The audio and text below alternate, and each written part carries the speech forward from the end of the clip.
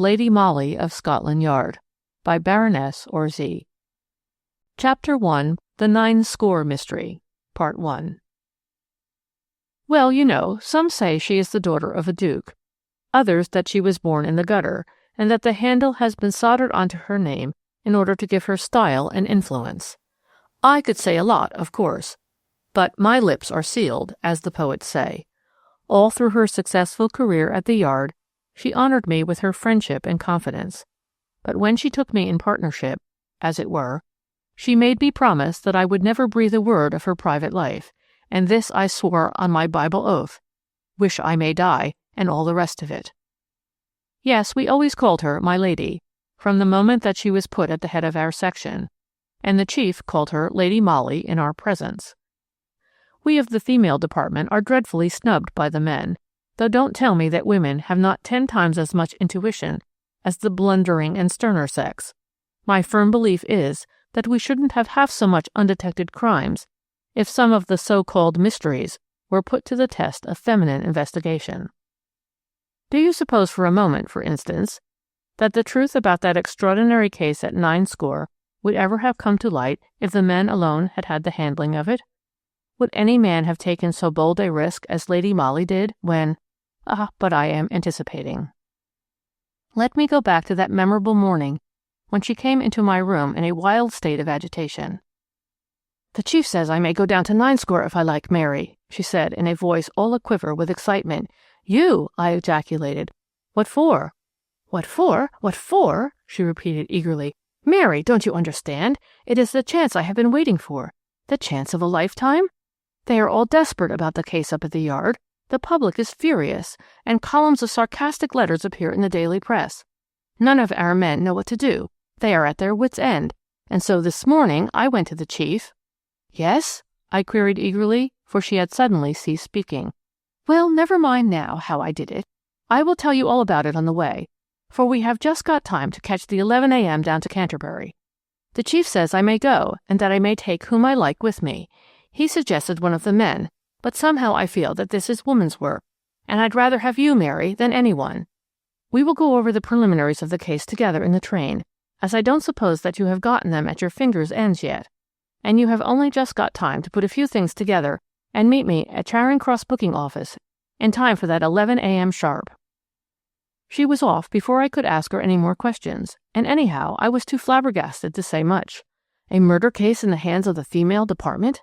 Such a thing had been unheard of until now, but I was all excitement too, and you may be sure I was at the station in good time. Fortunately, Lady Molly and I had a carriage to ourselves. It was a non-stop run to Canterbury, so we had plenty of time before us, and I was longing to know all about this case, you bet, since I was to have the honor of helping Lady Molly in it. The murder of Mary Nichols had actually been committed at Ash Court, a fine old mansion which stands in the village of 9. The court is surrounded by magnificently timbered grounds, the most fascinating portion of which is an island in the midst of a small pond, which is spanned by a tiny rustic bridge. The island is called the Wilderness, and it is at the furthermost end of the grounds, out of sight and earshot of the mansion itself.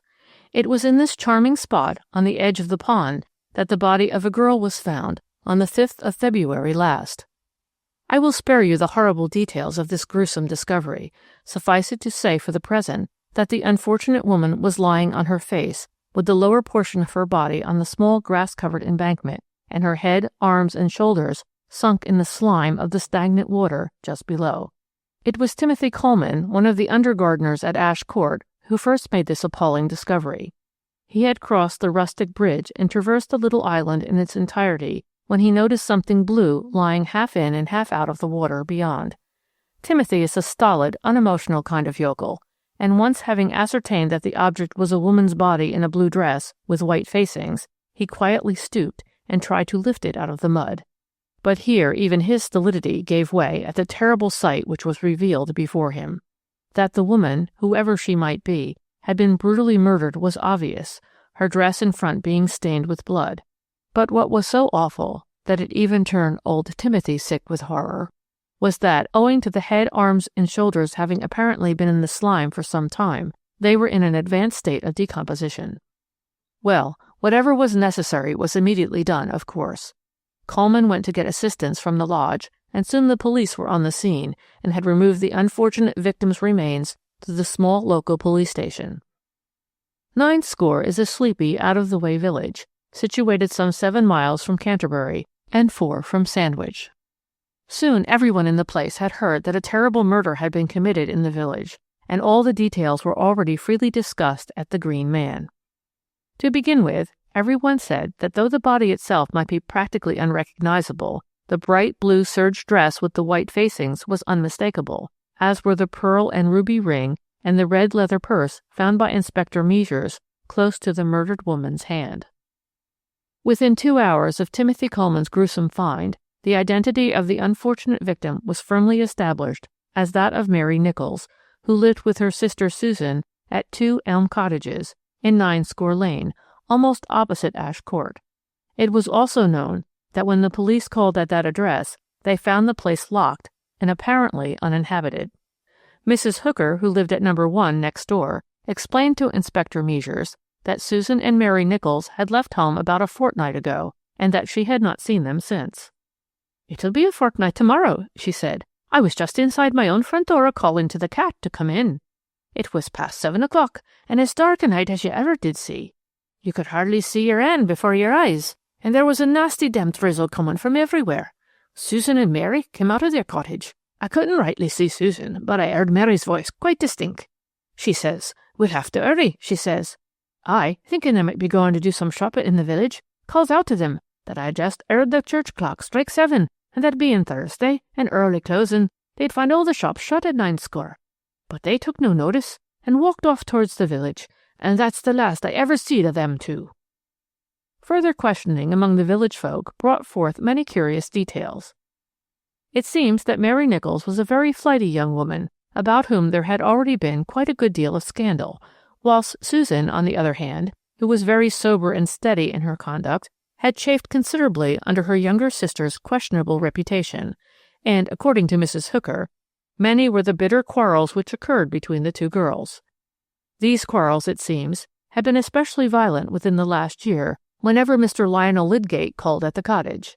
He was a London gentleman, it appears, a young man about town, it afterwards transpired, but he frequently stayed at Canterbury, where he had some friends, and on those occasions he would come over to 90 in his smart dog-cart and take Mary out for drives. Mr. Lydgate is brother to Lord Edbrook, the multimillionaire, who was the recipient of birthday honours last year. His lordship resides at Edbrook Castle, but he and his brother Lionel had rented Ash Court once or twice, as both were keen golfers, and Sandwich Links are very close by. Lord Edbrook, I may add, is a married man. Mr. Lionel Lydgate, on the other hand, is just engaged to Miss Marbury, daughter of one of the canons of Canterbury. No wonder, therefore, that Susan Nichols strongly objected to her sister's name being still coupled with that of a young man far above her in station, who, moreover, was about to marry a young lady in his own rank of life. But Mary seemed not to care. She was a young woman who only liked fun and pleasure, and she shrugged her shoulders at public opinion, even though there were ugly rumours anent the parentage of a little baby girl whom she herself has placed under the care of Mrs. Williams, a widow who lived in a somewhat isolated cottage on the Canterbury Road. Mary had told Mrs. Williams that the father of the child, who was her own brother, had died very suddenly, leaving the little one on her and Susan's hands, and as they couldn't look after it properly, they wished Mrs. Williams to have charge of it. To this the latter readily agreed. The sum for the keep of the infant was decided upon, and thereafter Mary Nichols had come every week to see the little girl, and always brought the money with her. Inspector Measures called on Mrs. Williams, and certainly the worthy widow had a very startling sequel to relate to the above story. "A fortnight tomorrow," explained Mrs. Williams to the inspector, "a little after 7 o'clock. Mary Nichols come a-running into my cottage. It was an awful night, pitch dark and a nasty drizzle. Mary says to me she's in a great hurry. She's gone up to London by a train from Canterbury and wants to say good-bye to the child. She seemed terribly excited, and her clothes were very wet. I brings baby to her, and she kisses it rather wild-like, and says to me, 'You'll take good care of her, Mrs. Williams,' she says. 'I may be gone some time.' Then she puts the baby down and gives me £2, the child's keep for 8 weeks. After which, it appears, Mary once more said good-bye and ran out of the cottage, Mrs. Williams going as far as the front door with her. The night was very dark, and she couldn't see if Mary was alone or not, until presently she heard her voice saying tearfully, "I had to kiss baby." Then the voice died out in the distance. "On the way to Canterbury," Mrs. Williams said most emphatically. So far, you see, Inspector Measures was able to fix the departure of the two sisters Nichols from Ninescore on the night of January 23rd. Obviously, they left their cottage about 7, went to Mrs. Williams, where Susan remained outside, while Mary went in to say goodbye to the child. After that, all traces of them seemed to have vanished. Whether they did go to Canterbury and caught the last up train, at what station they alighted, or when poor Mary came back, could not at present be discovered. According to the medical officer, the unfortunate girl must have been dead 12 or 13 days at the very least, as, though the stagnant water may have accelerated decomposition, the head could not have gotten to such an advanced state much under a fortnight. At Canterbury Station, neither the booking clerk nor the porters could throw any light upon the subject. Canterbury West is a busy station, and scores of passengers buy tickets and go through the barriers every day. It was impossible, therefore, to give any positive information about two young women who may or may not have traveled by the last up train on Saturday, January 23rd, that is, a fortnight before. One thing only was certain. Whether Susan went to Canterbury and traveled by that up train or not, alone or with her sister, Mary had undoubtedly come back to Ninescore, either the same night or the following day, since Timothy Coleman found her half-decomposed remains in the grounds of Ash Court a fortnight later. Had she come back to meet her lover, or what? And where was Susan now? From the first, therefore, you see, there was a great element of mystery about the whole case, and it was only natural that the local police should feel that, unless something more definite came out at the inquest, they would like to have the assistance of some of the fellows at the yard. So the preliminary notes were sent up to London, and some of them drifted into our hands. Lady Molly was deeply interested in it from the first, and my firm belief is that she simply worried the chief into allowing her to go down to Ninescore and see what she could do. Part 2. At first it was understood that Lady Molly should only go down to Canterbury after the inquest if the local police still felt that they were in want of assistance from London. But nothing was further from my lady's intentions than to wait until then. "I was not going to miss the first act of a romantic drama," she said to me, just as our train steamed into Canterbury Station. "Pick up your bag, Mary. We're going to tramp it to Ninescore. 2 lady artists on a sketching tour, remember, and we'll find lodgings in the village, I dare say." We had some lunch in Canterbury, and then we started to walk the 6.5 miles to Ninescore, carrying our bags. We put up at one of the cottages, where the legend, "Apartments for single respectable lady or gentleman," had hospitably invited us to enter, and at 8 o'clock the next morning we found our way to the local police station, where the inquest was to take place. Such a funny little place, you know, just a cottage converted for official use, and the small room packed to its utmost holding capacity. The entire able-bodied population of the neighborhood had, I verily believe, congregated in these 10 cubic yards of stuffy atmosphere. Inspector Measures, apprised by the chief of our arrival, had reserved 2 good places for us well in sight of witnesses, coroner and jury.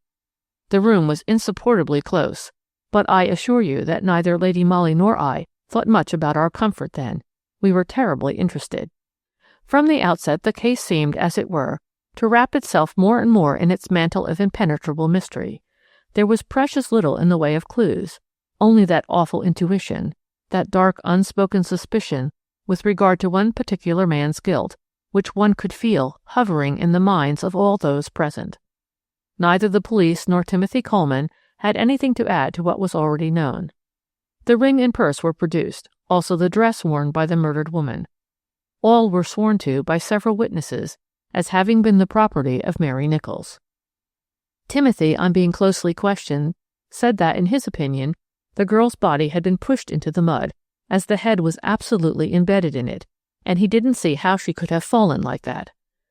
Medical evidence was repeated. It was uncertain, as vague as before. Owing to the state of the head and neck, it was impossible to ascertain by what means the death blow had been dealt. The doctor repeated his statement that the unfortunate girl must have been dead quite a fortnight. The body was discovered on February 5th. A fortnight before that would have been on or about January 23rd.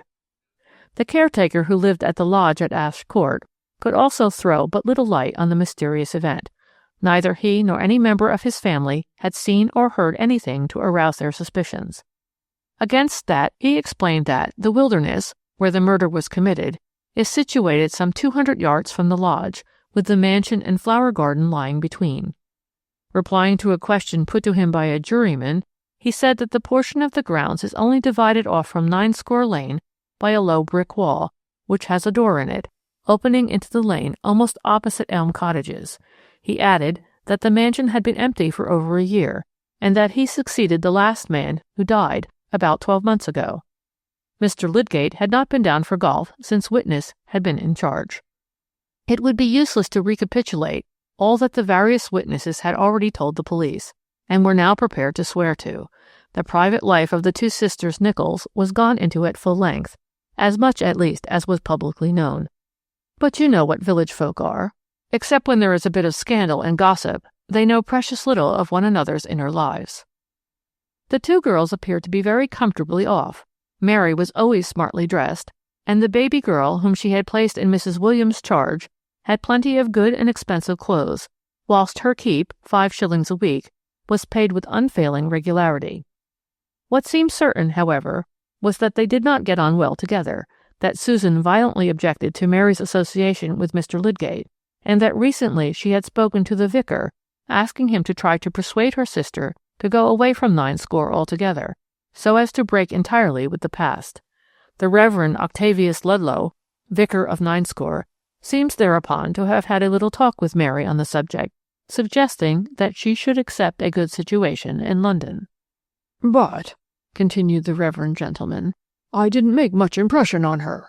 All she replied to me was that she certainly need never go into service, as she had a good income of her own, and could obtain £5,000 or more, quite easily, at any time if she chose."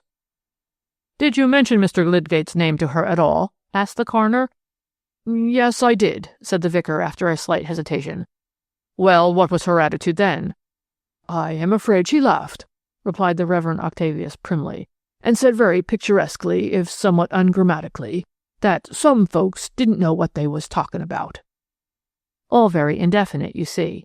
Nothing to get hold of, no motive suggested, beyond a very vague suspicion, perhaps, of blackmail, to account for a brutal crime. I must not, however, forget to tell you the 2 other facts which came to light in the course of this extraordinary inquest, though at the time these facts seemed of wonderful moment for the elucidation of the mystery. They only helped ultimately to plunge the whole case into darkness still more impenetrable than before. I am alluding firstly to the deposition of James Franklin, a carter in the employ of one of the local farmers. He stated that about 6:30 on the same Saturday night, January 23rd, he was walking along Ninescore Lane, leading his horse and cart, as the night was indeed pitch dark. Just as he came somewhere near Elm Cottages, he heard a man's voice saying in a kind of hoarse whisper, "Open the door, can't you? It's as dark as blazes." Then a pause, after which the same voice added, "Mary, where the dickens are you?" Whereupon a girl's voice replied, "All right, I'm coming." James Franklin heard nothing more after that, nor did he see anyone in the gloom. With the stolidity peculiar to the Kentish peasantry, he thought no more of this until the day when he heard that Mary Nichols had been murdered. Then he voluntarily came forward and told his story to the police. Now, when he was closely questioned, he was quite unable to say whether these voices proceeded from that side of the lane where stand Elm Cottages, or from the other side, which is edged by the low brick wall. Finally, Inspector Measures, who really showed an extraordinary sense of what was dramatic, here produced a document which he had reserved for the last. This was a piece of paper which he had found in the red leather purse already mentioned, and which at first had not been thought very important, as the writing was identified by several people as that of the deceased, and consisted merely of a series of dates and hours, scribbled in pencil on a scrap of notepaper. But suddenly these dates had assumed a weird and terrible significance. 2 of them at least, December 26th and January 1st, followed by 10 a.m., were days on which Mr. Lydgate came over to Ninescore and took Mary for drives. One or two witnesses swore to this positively. Both dates had been local meets of the harriers, to which other folk from the village had gone, and Mary had openly said afterwards how much she had enjoyed these. The other dates, there were 6 altogether, were more or less vague. One Mrs. Hooker remembered as being coincident with a day Mary Nicholls had spent away from home. But the last date, scribbled in the same handwriting, was January 23rd, and below it the hour, 6 p.m. The coroner now adjourned the inquest.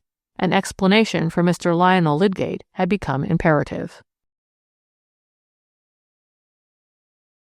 Part 3. Public excitement had by now reached a very high pitch. It was no longer a case of mere local interest. The country inns all round the immediate neighbourhood were packed with visitors from London, artists, journalists, dramatists, and actor-managers, while the hotels and fly proprietors of Canterbury were doing a roaring trade. Certain facts and one vivid picture stood out clearly before the thoughtful mind in the midst of a chaos of conflicting and irrelevant evidence. The picture was that of the 2 women tramping in the wet and pitch-dark night towards Canterbury. Beyond that, everything was a blur. When did Mary Nicholls come back to Ninescore, and why? To keep an appointment made with Lionel Lydgate, it was openly whispered. But that appointment, if the rough notes were interpreted rightly, was for the very day on which she and her sister went away from home. A man's voice called to her at 6:30, certainly, and she replied to it. Franklin, the carter, heard her, but half an hour afterwards Mrs. Hooker heard her voice when she left home with her sister, and she visited Mrs. Williams after that. The only theory compatible with all this was, of course, that Mary merely accompanied Susan part of the way to Canterbury, then went back to meet her lover, who enticed her into the deserted grounds of Ash Court, and there murdered her. The motive was not far to seek. Mr. Lionel Lydgate, about to marry, wished to silence forever a voice that threatened to be unpleasantly persistent in its demands for money and in its threats of scandal. But there was one great argument against that theory: the disappearance of Susan Nicholls. She had been extensively advertised for. The murder of her sister was published broadcast in every newspaper in the United Kingdom. She could not be ignorant of it. And above all, she hated Mr. Lydgate. Why did she not come and add the weight of her testimony against him, if, indeed, he was guilty? And if Mr. Lydgate was innocent, then where was the criminal? And why had Susan Nicholls disappeared? Why? Well, the next day would show. Mr. Lionel Lydgate had been cited by the police to give evidence at the adjourned inquest. Good-looking, very athletic, and obviously frightfully upset and nervous, he entered the little courtroom, accompanied by his solicitor, just before the coroner and jury took their seats. He looked keenly at Lady Molly as he sat down, and from the expression on his face I guessed that he was very much puzzled to know who she was. He was the first witness called. Manfully and clearly he gave a concise account of his association with the deceased. "She was pretty and amusing," he said. "I liked to take her out when I was in the neighborhood. It was no trouble to me. There was no harm in her, whatever the village gossips might say. I know she had been in trouble, as they say, but that had nothing to do with me. It wasn't for me to be hard on a girl, and I fancy that she has been very badly treated by some scoundrel." Here he was hard-pressed by the coroner, who wished him to explain what he meant. But Mr. Lydgate turned obstinate, and to every leading question he replied stolidly and very emphatically, "I don't know who it was. It had nothing to do with me, but I was sorry for the girl because of everyone turning against her, including her sister, and I tried to give her a little pleasure when I could." That was all right, very sympathetically told. The public quite liked this pleasing specimen of English cricket, golf, and football-loving manhood. Subsequently, Mr. Lydgate admitted meeting Mary on December 26th and January 1st, but he swore most emphatically that that was the last he ever saw of her. "But the 23rd of January," here insinuated the coroner. "You made an appointment with the deceased then?" "Certainly not," he replied. "But you met her on that day?" "Most emphatically no," he replied quietly. "I went down to Edbrook Castle, my brother's place in Lincolnshire, on the 20th of last month, and only got back to town about 3 days ago." "You swear to that, Mr. Lydgate?" asked the coroner. "I do indeed, and there are a score of witnesses to bear me out. The family, the house party, the servants." He tried to dominate his own excitement, I suppose, poor man. He had only just realized that certain horrible suspicions had been resting upon him. His solicitor pacified him, and presently he sat down, whilst I must say that everyone there present was relieved at the thought that the handsome young athlete was not a murderer after all. To look at him, it certainly seemed preposterous. But then, of course, there was the deadlock, and as there were no more witnesses to be heard, no new facts to elucidate, the jury returned the usual verdict against some person or persons unknown, and we, the keenly interested spectators, were left to face the problem: who murdered Mary Nichols, and where was her sister Susan? Part 4. After the verdict, we found our way back to our lodgings. Lady Molly tramped along silently, with that deep furrow between her brows, which I knew meant that she was deep in thought. "Now we'll have some tea," I said, with a sigh of relief, as soon as we entered the cottage door. "No, you won't," replied my lady dryly. "I am going to write out a telegram, and we'll go straight on to Canterbury and send it from there." "To Canterbury!" I gasped. 2 hours' walk at least, for I don't suppose we can get a trap, and it is past 3 o'clock. Why not send your telegram from Ninescore?" "Mary, you are stupid," was all the reply I got. She wrote out 2 telegrams, one of which was at least 3 dozen words long, and, once more calling me to come along, we set out for Canterbury. I was tealess, cross, and puzzled. Lady Molly was alert, cheerful, and irritatingly active. We reached the first telegraph office a little before 5. My lady sent the telegram without condescending to tell me anything of its destination or contents. Then she took me to the Castle Hotel and graciously offered me tea.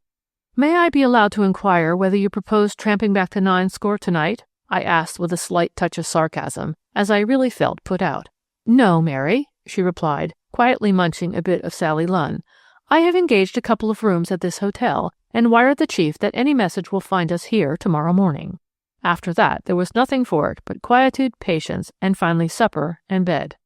The next morning, my lady walked into my room before I had finished dressing. She had a newspaper in her hand and threw it down on the bed as she said calmly, "It was in the evening paper, all right, last night. I think we shall be in time." No use asking her what it meant. It was easier to pick up the paper, which I did. It was a late edition of one of the leading London evening shockers, and at once the front page, with its startling headline, attracted my attention. "The Ninescore Mystery. Mary Nichols' baby dying." Then below that a short paragraph. "We regret to learn that the little baby daughter of the unfortunate girl who was murdered recently at Ash Court, Ninescore, Kent, under such terrible and mysterious circumstances, is very seriously ill at the cottage of Mrs. Williams, in whose charge she is. The local doctor who visited her today declares that she cannot last more than a few hours. At the time of going to press, the nature of the child's complaint was not known to our special representative at Ninescore." "What does this mean?" I gasped. But before she could reply, there was a knock at the door. "A telegram for Miss Granard," said the voice of the hall porter. "Quick, Mary," said Lady Molly eagerly. "I told the chief and also Measures to wire here and to you." The telegram turned out to have come from Ninescore and was signed Measures. Lady Molly read it aloud. "Mary Nichols arrived here this morning, detained her at station. Come at once." "Mary Nichols? I don't understand," was all I could contrive to say. But she only replied, "I knew it! I knew it! Oh, Mary, what a wonderful thing is human nature, and how I thank Heaven that gave me a knowledge of it." She made me get dressed all in a hurry, and then we swallowed some breakfast hastily whilst a fly was being got for us. I had perforce to satisfy my curiosity from my own inner consciousness. Lady Molly was too absorbed to take any notice of me. Evidently, the chief knew what she had done and approved of it. The telegram from Measures pointed to that. My lady had suddenly become a personality. Dressed very quietly and in a smart, close-fitting hat, she looked years older than her age, owing also to the seriousness of her mien. The fly took us to Ninescore fairly quickly. At the little police station we found Measures awaiting us. He had Elliot and Pegram from the yard with him. They had obviously got their orders, for all 3 of them were mighty deferential. "The woman is Mary Nichols right enough," said Measures, as Lady Molly brushed quickly past him. "The woman who was supposed to have been murdered. It's that silly bogus paragraph about the infant brought her out of her hiding place. I wonder how it got in," he added blandly. "The child is well enough." "I wonder," said Lady Molly, whilst a smile, the first I had seen that morning, lit up her pretty face. I suppose the other sister will turn up too presently, rejoined Elliot. Pretty lot of trouble we shall have now. If Mary Nichols is alive and kickin', who was murdered at Ash Court, say I? I wonder, said Lady Molly with the same charming smile. Then she went in to see Mary Nichols. The Reverend Octavius Ludlow was sitting beside the girl, who seemed in great distress, for she was crying bitterly. Lady Molly asked Elliot and the others to remain in the passage while she herself went into the room, I following behind her. When the door was shut, she went up to Mary Nichols, and assuming a hard and severe manner, she said, "Well, you have at last made up your mind, have you, Nichols? I suppose you know that we have applied for a warrant for your arrest?" The woman gave a shriek, which unmistakably was one of fear. "My arrest!" she gasped. "What for?" "The murder of your sister Susan." "'Twasn't me," she said quickly. "Then Susan is dead?" retorted Lady Molly quietly. Mary saw that she had betrayed herself. She gave Lady Molly a look of agonized horror, then turned as white as a sheet, and would have fallen had not the Reverend Octavius Ludlow gently led her to a chair. "It wasn't me," she repeated with a heartbroken sob. "That will be for you to prove," said Lady Molly dryly. "The child cannot now, of course, remain with Mrs. Williams. She will be removed to the workhouse and—" "No, it shan't be," said the mother excitedly. "She shan't be, I tell you. The workhouse, indeed!" she cried in a paroxysm of hysterical tears. "And her father, a lord!" The reverend gentleman and I gasped in astonishment. But Lady Molly had worked up to this climax so ingeniously that it was obvious she had guessed it all along, and had merely led Mary Nichols on in order to get this admission from her. How well she had known human nature in pitting the child against the sweetheart. Mary Nichols was ready enough to hide herself, to part from her child even for a while, in order to save the man she had once loved from the consequences of his crime. But when she heard that her child was dying, she no longer could bear to leave it among strangers. And when Lady Molly taunted her with the workhouse, she exclaimed in her maternal pride, "The workhouse, and her father a lord!" Driven into a corner, she confessed the whole truth. Lord Edbrook, then Mr. Lydgate, was the father of her child. Knowing this, her sister Susan had, for over a year now, systematically blackmailed the unfortunate man, not altogether, it seems, without Mary's connivance. In January last she got him to come down to Ninescore under the distinct promise that Mary would meet him and hand over to him the letters she had received from him, as well as the ring he had given her, in exchange for the sum of £5,000. The meeting place was arranged, but at the last moment Mary was afraid to go in the dark. Susan, nothing daunted, but anxious about her own reputation, in case she should be seen talking to a man so late at night, put on Mary's dress, took the ring and the letters, also her sister's purse, and went to meet Lord Edbrook. What happened at that interview no one will ever know. It ended with the murder of the blackmailer. I suppose the fact that Susan had, in measure, begun by impersonating her sister, gave the murderer the first thought of confusing the identity of his victim by the horrible device of burying the body in the slimy mud. Anyway, he almost did succeed in hoodwinking the police, and would have done so entirely but for Lady Molly's strange intuition in the matter. After his crime he ran instinctively to Mary's cottage. He had to make a clean breast of it to her, as, without her help, he was a doomed man. So he persuaded her to go away from home, and to leave no clue or trace of herself or her sister in Ninescore. With the help of money which he would give her, she could begin life anew somewhere else, and no doubt he deluded the unfortunate girl with promises that her child would be restored to her very soon. Thus he enticed Mary Nichols away, who would have been the great and all-important witness against him the moment his crime was discovered. A girl of Mary's type and class instinctively obeys the man she has once loved, the man who is the father of her child. She consented to disappear and to allow all the world to believe that she had been murdered by some unknown miscreant. Then the murderer quietly returned to his luxurious home at Edbrook Castle, unsuspected. No one had thought of mentioning his name in connection with that of Mary Nichols. In the days when he used to come down to Ash Court, he was Mr. Lydgate, and when he became a peer, sleepy, out-of-the-way Ninescore ceased to think of him. Perhaps Mr. Lionel Lydgate knew all about his brother's association with the village girl. From his attitude at the inquest, I should say he did. But, of course, he would not betray his own brother unless forced to do so. Now, of course, the whole aspect of the case was changed. The veil of mystery had been torn asunder, owing to the insight, the marvelous intuition of a woman who, in my opinion, is the most wonderful psychologist of her time. You know the sequel.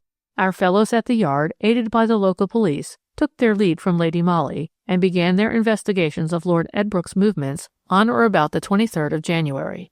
Even their preliminary inquiries revealed the fact that his lordship had left Edbrooke Castle on the 21st. He went up to town, saying to his wife and household that he was called away on business, and not even taking his valet with him. He put up at the Langham Hotel. But here police investigations came to an abrupt ending. Lord Edbrooke evidently got wind of them.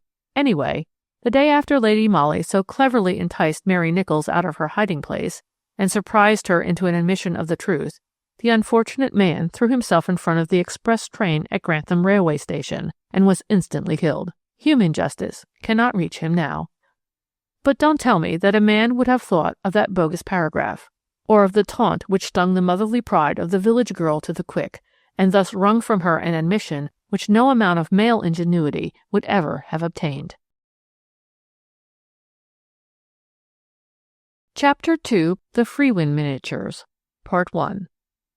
Although, mind you, Lady Molly's methods in connection with the Nine-Score mystery were not altogether approved of at the Yard, nevertheless, her shrewdness and ingenuity in the matter were so undoubted that they earned for her a reputation, then and there, which placed her in the foremost rank of the force. And presently, when everyone, public and police alike, were set by the ears over the Frewen miniatures, and a reward of 1,000 guineas was offered for information that would lead to the apprehension of the thief, the chief, of his own accord and without any hesitation, offered the job to her.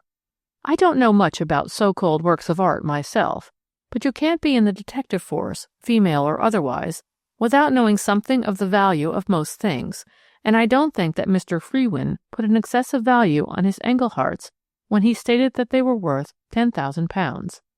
There were 8 of them, all on ivory, about 3 to 4 inches high, and they were said to be the most perfect specimens of their kind. Mr. Frewen himself had had an offer for them, less than 2 years ago, of 200,000 francs from the trustees of the Louvre, which offer, mind you, he had refused. I dare say you know that he was an immensely wealthy man, a great collector himself, as well as dealer, and that several of the most unique and most highly priced works of art found their way into his private collection. Among them, of course, the Englehart miniatures were the most noteworthy. For some time before his death, Mr. Frewen had been a great invalid, and for over 2 years he had not been able to go beyond the boundary of his charming property, Blatchley House, near Brighton. There is a sad story in connection with the serious illness of Mr. Frewen, an illness which, if you remember, has since resulted in the poor old gentleman's death. He had an only son, a young man on whom the old art dealer had lavished all the education and subsequently all the social advantages which money could give. The boy was exceptionally good-looking and had inherited from his mother a great charm of manner which made him very popular. The Honourable Mrs. Frewen is the daughter of an English peer, more endowed with physical attributes than with worldly goods. Besides that, she is an exceptionally beautiful woman, has a glorious voice, is a fine violinist, and is no mean watercolour artist, having more than once exhibited at the Royal Academy. Unfortunately, at one time, young Frewen had got into very bad company, made many debts, some of which were quite unavowable, and there were rumours current at the time to the effect that had the police got wind of certain transactions in connection with a brother officer's cheque, a very unpleasant prosecution would have followed. Be that as it may, young Lionel Frewen had to quit his regiment, and presently he went off to Canada, where he is supposed to have gone in for farming. According to the story related by some of the servants at Blatchley House, there were violent scenes between father and son before the former consented to pay some of the young spendthrift's most pressing debts, and then find the further sum of money which was to enable young Frewen to commence a new life in the colonies. Mrs. Frewen, of course, took the matter very much to heart. She was a dainty, refined, artistic creature who idolized her only son, but she had evidently no influence whatever over her husband, who, in common with certain English families of Jewish extraction, had an extraordinary hardness of character where the integrity of his own business fame was concerned.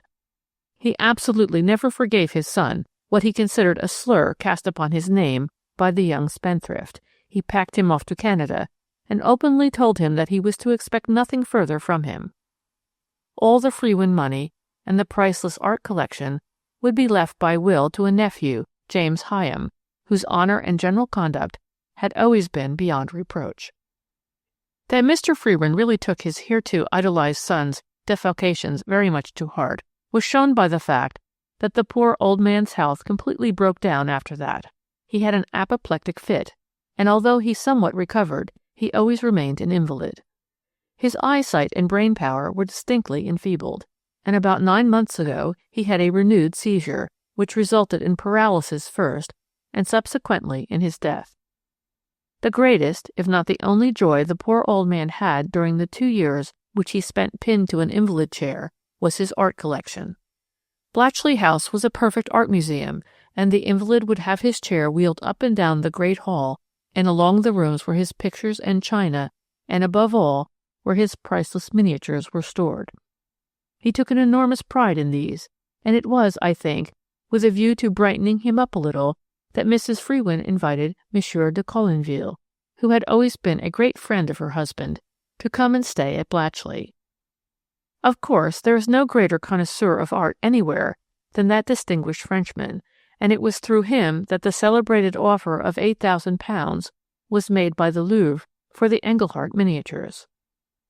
Though, of course, the invalid declined the offer, he took a great pleasure and pride in the fact that it had been made, as, in addition to Monsieur de Colinville himself, several members of the Committee of Art Advisers to the Louvre came over from Paris in order to try and persuade Mr. Frewin to sell his unique treasures. However, the invalid was obdurate about that. He was not in want of money, and the celebrated Frewin art collection would go intact to his widow for her life, and then to his heir, Mr. James Hyam, a great connoisseur himself, an art dealer of St. Petersburg and London. It was really a merciful dispensation of Providence that the old man never knew of the disappearance of his valued miniatures.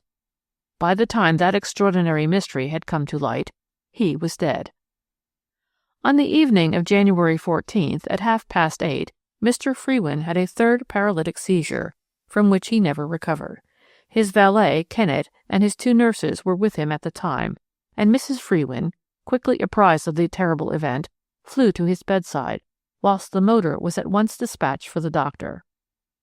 About an hour or 2 later, the dying man seemed to rally somewhat, but he appeared very restless and agitated, and his eyes were roaming anxiously about the room. "I expect it is his precious miniatures he wants," said Nurse Dawson. "He is always quiet when he can play with them." She reached for the large leather case which contained the priceless art treasures, and, opening it, placed it on the bed beside the patient. Mr. Frewin, however, was obviously too near death to care even for his favorite toy. He fingered the miniatures with trembling hands for a few moments, and then sank back exhausted on the pillows. "He is dying," said the doctor quietly, turning to Mrs. Frewin. "I have something to say to him," she then said. "Can I remain alone with him for a few minutes?" "Certainly," said the doctor, as he himself discreetly retired. "But I think one of the nurses had better remain within earshot." Nurse Dawson, it appeared, remained within earshot to some purpose, for she overheard what Mrs. Frewin was saying to her dying husband. "It is about Lionel, your only son," she said. "Can you understand what I say?" The sick man nodded. "You remember that he is in Brighton, staying with Alicia. I could go and fetch him in the motor if you will consent to see him." Again the dying man nodded. I suppose Mrs. Frewin took this to mean acquiescence, for the next moment she rang for John Chipps, the butler, and gave him instructions to order her motor at once. She then kissed the patient on the forehead and prepared to leave the room. But just before she did so, her eyes lighted on the case of miniatures, and she said to Kennett, the valet, "Give these to Chipps and tell him to put them in the library." She then went to put on her furs preparatory to going out. When she was quite ready, she met Chipps on the landing, who had just come up to tell her that the motor was at the door. He had in his hand the case of miniatures which Kennett had given him. "Put the case on the library table, Chipps, when you go down," she said. "Yes, madam," he replied. He followed her downstairs, then slipped into the library, put the case on the table as he had been directed, after which he saw his mistress into the motor, and finally closed the front door. Part 2. About an hour later, Mrs. Frewen came back, but without her son. It transpired afterwards that the young man was more vindictive than his father. He refused to go to the latter's bedside in order to be reconciled at the 11th hour to a man who then had no longer either his wits or his physical senses about him. However, the dying man was spared the knowledge of his son's irreconcilable conduct, for, after a long and wearisome night passed in a state of coma, he died at about 6 a.m. It was quite late the following afternoon when Mrs. Frewen suddenly recollected the case of miniatures, which should have been locked in their accustomed cabinet. She strolled leisurely into the library. She was very fatigued and worn out with the long vigil and the sorrow and anxiety she had just gone through. A quarter of an hour later, John Chipps found her in the same room, sitting dazed and almost fainting in an armchair. In response to the old butler's anxious query, she murmured, "The miniatures, where are they?"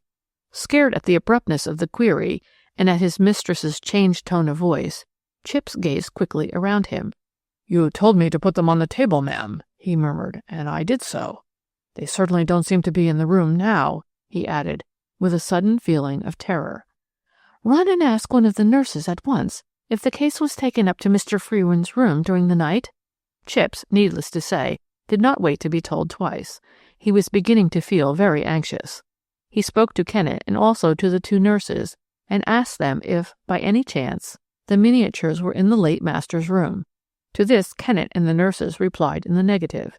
The last they had seen of the miniatures was when Chipps took them from the valet and followed his mistress downstairs with the case in his hands. The poor old butler was in despair, the cook was in hysterics, and consternation reigned throughout the house. The disappearance of the miniatures caused almost a greater excitement than the death of the master, who had been a dying man so long that he was almost a stranger to the servants at Blatchley. Mrs. Frewen was the first to recover her presence of mind. "Send a motor at once to the police station at Brighton," she said very calmly, as soon as she completely realized that the miniatures were nowhere to be found. "It is my duty to see that this matter is thoroughly gone into at once." Within half an hour of the discovery of the theft, Detective Inspector Hankin and Police Constable MacLeod had both arrived from Brighton, having availed themselves of Mrs. Frewen's motor. They are shrewd men, both of them, and it did not take them many minutes before they had made up their minds how the robbery had taken place. By whom it was done was quite another matter, and would take some time and some ingenuity to find out. What Detective Inspector Hankin had gathered was this. While John Chipps saw his mistress into the motor, the front door of the house had, of necessity, been left wide open. The motor then made a start, but after a few paces it stopped, and Mrs. Frewen put her head out of the window and shouted to Chipps some instructions with regard to the nurse's evening collation, which, in view of Mr. Frewen's state, she feared might be forgotten. Chipps, being an elderly man and a little deaf, did not hear her voice distinctly, so he ran up to the motor, and she repeated her instructions to him. In Inspector Hankin's mind there was no doubt that the thief, who must have been hanging about the shrubbery that evening, took that opportunity to sneak into the house, then to hide himself in a convenient spot until he could find an opportunity for the robbery which he had in view. The butler declared that, when he returned, he saw nothing unusual. He had only been gone a little over a minute. He then fastened and bolted the front door, and according to his usual custom, he put up all the shutters of the ground-floor windows, including, of course, those in the library. He had no light with him when he did this accustomed round, for, of course, he knew his way well enough in the dark, and the electric chandelier in the hall gave him what light he wanted. While he was putting up the shutters, Chipps was giving no particular thought to the miniatures, but strangely enough he seems to have thought of them about an hour later, when most of the servants had gone to bed, and he was waiting up for his mistress. He then, quite casually and almost absent-mindedly, when crossing the hall, turned the key of the library door, thus locking it from the outside. Of course, throughout all this we must remember that Blatchley House was not in its normal state that night, since its master was actually dying in a room on the floor above the library. The two nurses and Kennett the valet were all awake, and with him during the whole of that night. Kennett certainly was in and out of the room several times, having to run down and fetch various things required by the doctor or the nurses. In order to do this, he did not use the principal staircase, nor did he have to cross the hall, but as far as the upper landing and the secondary stairs were concerned, he certainly had not noticed anything unusual or suspicious, whilst when Mrs. Frewen came home, she went straight up to the first floor, and certainly noticed nothing in any way to arouse her suspicions. But, of course, this meant very little, as she certainly must have been too upset and agitated to see anything. The servants were not apprised of the death of their master until after their breakfast. In the meanwhile, Emily, the housemaid, had been in, as usual, to do the library. She distinctly noticed, when she first went in, that none of the shutters were up, and that one of the windows was open. She thought at the time that someone must have been in the room before her, and meant to ask Chips about it, when the news of the master's death drove all thoughts of open windows from her mind. Strangely enough, when Hankin questioned her more closely about it, and she had had time to recollect everything more clearly, she made the extraordinary statement that she certainly had noticed that the door of the library was locked on the outside when she first went into the room, the key being in the lock. "Then didn't it strike you as very funny," asked Hankin, "that the door was locked on the outside, and yet the shutters were unbarred and one of the windows was open?" "Yes, I did seem to think of that," replied Emily, with that pleasant vagueness peculiar to her class. "But then the room did not look like burglars. It was quite tidy, just as it had been last night. And burglars always seem to leave a great mess behind, else I should have noticed," she added, with offended dignity. "But did you not see that the miniatures were not in their usual place?" "Oh, they often wasn't in the cabinet, as the master used to ask for them sometimes to be brought to his room." That was, of course, indisputable. It was clearly evident that the burglar had had plenty of chances to make good his escape. You see, the actual time when the miscreant must have sneaked into the room had now been narrowed down to about an hour and a half, between the time when Mrs. Frewen finally left in her motor to about an hour later, when Chips turned the key in the door of the library, and thus undoubtedly locked the thief in. At what precise time of the night he effected his escape could not anyhow be ascertained. It must have been after Mrs. Frewen came back again, as Hankin held that she or her chauffeur would have noticed that one of the library windows was open. This opinion was not shared by Elliot from the yard, who helped in the investigation of this mysterious crime, as Mrs. Frewen was certainly very agitated and upset that evening, and her powers of perception would necessarily be blunted. As for the chauffeur, we all know that the strong headlights on a motor are so dazzling that nothing can be seen outside their blinding circle of light. Be that as it may, it remained doubtful when the thief made good his escape. It was easy enough to effect, and as there is a square of flagstones in front of the main door, and just below the library windows, the thief left not the slightest trace of footprints, whilst the drop from the window is less than 8 feet. What was strange in the whole case, and struck Detective Hankin immediately, was the fact that the burglar, whoever he was, must have known a great deal about the house and its ways. He also must have had a definite purpose in his mind, not usually to be found in the brain of a common housebreaker. He must have meant to steal the miniatures and nothing else, since he made his way straight to the library, and having secured the booty, at once made good his escape without trying to get any other article which could more easily be disposed of than works of art. You may imagine, therefore, how delicate a task now confronted Inspector Hankin. You see, he had questioned everyone in the house, including Mr. Frewen's valet and nurses, and from them he casually heard of Mrs. Frewen's parting words to her dying husband, and of her mention of the scapegrace's son, who was evidently in the immediate neighborhood, and whom she wished to come and see his father. Mrs. Frewen, closely questioned by the detective, admitted that her son was staying in Brighton, and that she saw him that very evening. "Mr. Lionel Frewen is staying at the Metropole Hotel," she said coldly, "and he was dining with my sister, Lady Stein, last night. He was in the house at Sussex Square when I arrived in my motor," she added hastily, guessing perhaps the unavowed suspicion which had arisen in Hankin's mind, "and he was still there when I left. I drove home very fast, naturally, as my husband's condition was known to me to be quite hopeless, and that he was not expected to live more than perhaps a few hours. We covered the 7 miles between this house and that of my sister in less than a quarter of an hour." This statement of Mrs. Frewen's was, if you remember, fully confirmed both by her sister and her brother-in-law, Lady Stein and Sir Michael. there was no doubt that young Lionel Frewen was staying at the Hotel Metropole in Brighton, that he was that evening dining with the Steins at Sussex Square when his mother arrived in her motor. Mrs. Frewen stayed about an hour, during which time she presumably tried to influence her son to go back to Blatchley with her in order to see his dying father. Of course, what exactly happened at that family interview none of the 4 people present was inclined to reveal. Against that, both Sir Michael and Lady Stein were prepared to swear that Mr. Lionel Frewen was in the house when his mother arrived, and that he did not leave them until long after she had driven away. There lay the hitch, you see, for already the public jumped to conclusions, and terribly prejudiced as it is in a case of this sort, it had made up its mind that Mr. Lionel Frewen, once more pressed for money, had stolen his father's precious miniatures in order to sell them in America for a high sum. Everyone's sympathy was dead against the young son, who refused to be reconciled to his father, although the latter was dying. According to one of the footmen in Lady Stein's employ, who had taken whiskies and sodas in while the interview between Mrs. Frewen and her son was taking place, Mr. Lionel had said very testily, "It's all very well, mother, but that is sheer sentimentality.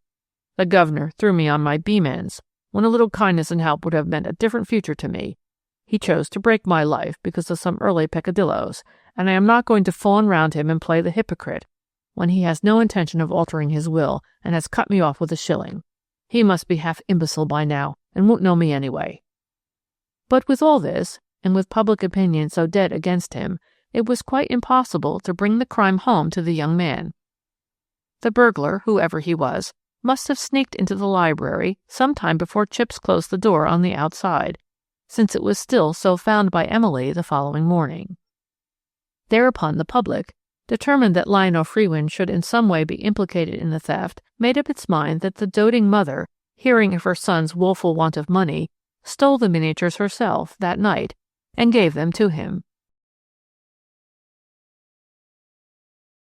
Part 3. When Lady Molly heard this theory, she laughed and shrugged her pretty shoulders. "Old Mr. Frewen was dying, was he not, at the time of the burglary?" she said. "Why should his wife, soon to become his widow, take the trouble to go through a laboured and daring comedy of a burglary in order to possess herself of things which would become hers within the next few hours, even if, after Mr. Frewen's death, she could not actually dispose of the miniatures? The old man left her a large sum of money and a big income by his will, with which she could help her spendthrift son as much as she pleased." This was, of course, why the mystery in this strange case was so deep. At the Yard they did all that they could. Within 48 hours they had notices printed in every European language, which contained rough sketches of the stolen miniatures, hastily supplied by Mrs. Frewen herself. These were sent to as many of the great museums and art collectors abroad as possible, and of course to the principal American cities and to American millionaires. There is no doubt that the thief would find it very difficult to dispose of the miniatures, and until he could sell them his booty would, of course, not benefit him in any way. Works of art cannot be tampered with, or melted down or taken to pieces, like silver or jewelry, and so far as could be ascertained, the thief did not appear to make the slightest attempt to dispose of the booty, and the mystery became more dark, more impenetrable than ever. "Will you undertake the job?" said the chief one day to Lady Molly. "Yes," she replied, "on 2 distinct conditions." "What are they?" "That you will not bother me with useless questions, and that you will send out fresh notices to all the museums and art collectors you can think of, and request them to let you know of any art purchases they have made within the last 2 years." "The last 2 years!" ejaculated the chief. "Why, the miniatures were only stolen 3 months ago." "Did I not say that you were not to ask me useless questions?" This to the chief, mind you, and he only smiled, whilst I nearly fell backwards at her daring. But he did send out the notices, and it was generally understood that Lady Molly now had charge of the case. Part 4. It was about 7 weeks later when, one morning, I found her at breakfast, looking wonderfully bright and excited. "The Yard has had sheaves of replies, Mary," she said gaily, "and the chief still thinks I am a complete fool." "Why, what has happened?" "Only this, that the Art Museum at Budapest has now in its possession a set of 8 miniatures by Engelhardt, but the authorities did not think that the first notices from Scotland Yard could possibly refer to these, as they had been purchased from a private source a little over 2 years ago. But 2 years ago the Frewin miniatures were still at Blatchley House, and Mr. Frewin was fingering them daily, I said, not understanding, and wondering what she was driving at. I know that, she said gaily. So does the chief. That is why he thinks that I am a first-class idiot. But what do you wish to do now? Go to Brighton, Mary. Take you with me, and try to elucidate the mystery of the Frewin miniatures. I don't understand, I gasped, bewildered. No, and you won't until we get there, she replied, running up to me and kissing me in her pretty, engaging way. That same afternoon we went to Brighton and took up our abode at the Hotel Metropole. Now, you know, I always believed from the very first that she was a born lady, and all the rest of it, but even I was taken aback at the number of acquaintances and smart friends she had all over the place. It was, "Hello, Lady Molly, whoever would have thought of meeting you here?" And, "Upon my word, this is good luck," all the time. She smiled and chatted gaily with all the folk as if she had known them all her life, but I could easily see that none of these people knew that she had anything to do with the yard. Brighton is not such a very big place as one would suppose, and most of the fashionable residents of the gay city find their way sooner or later to the luxurious dining room of the Hotel Metropole, if only for a quiet little dinner given when the cook is out.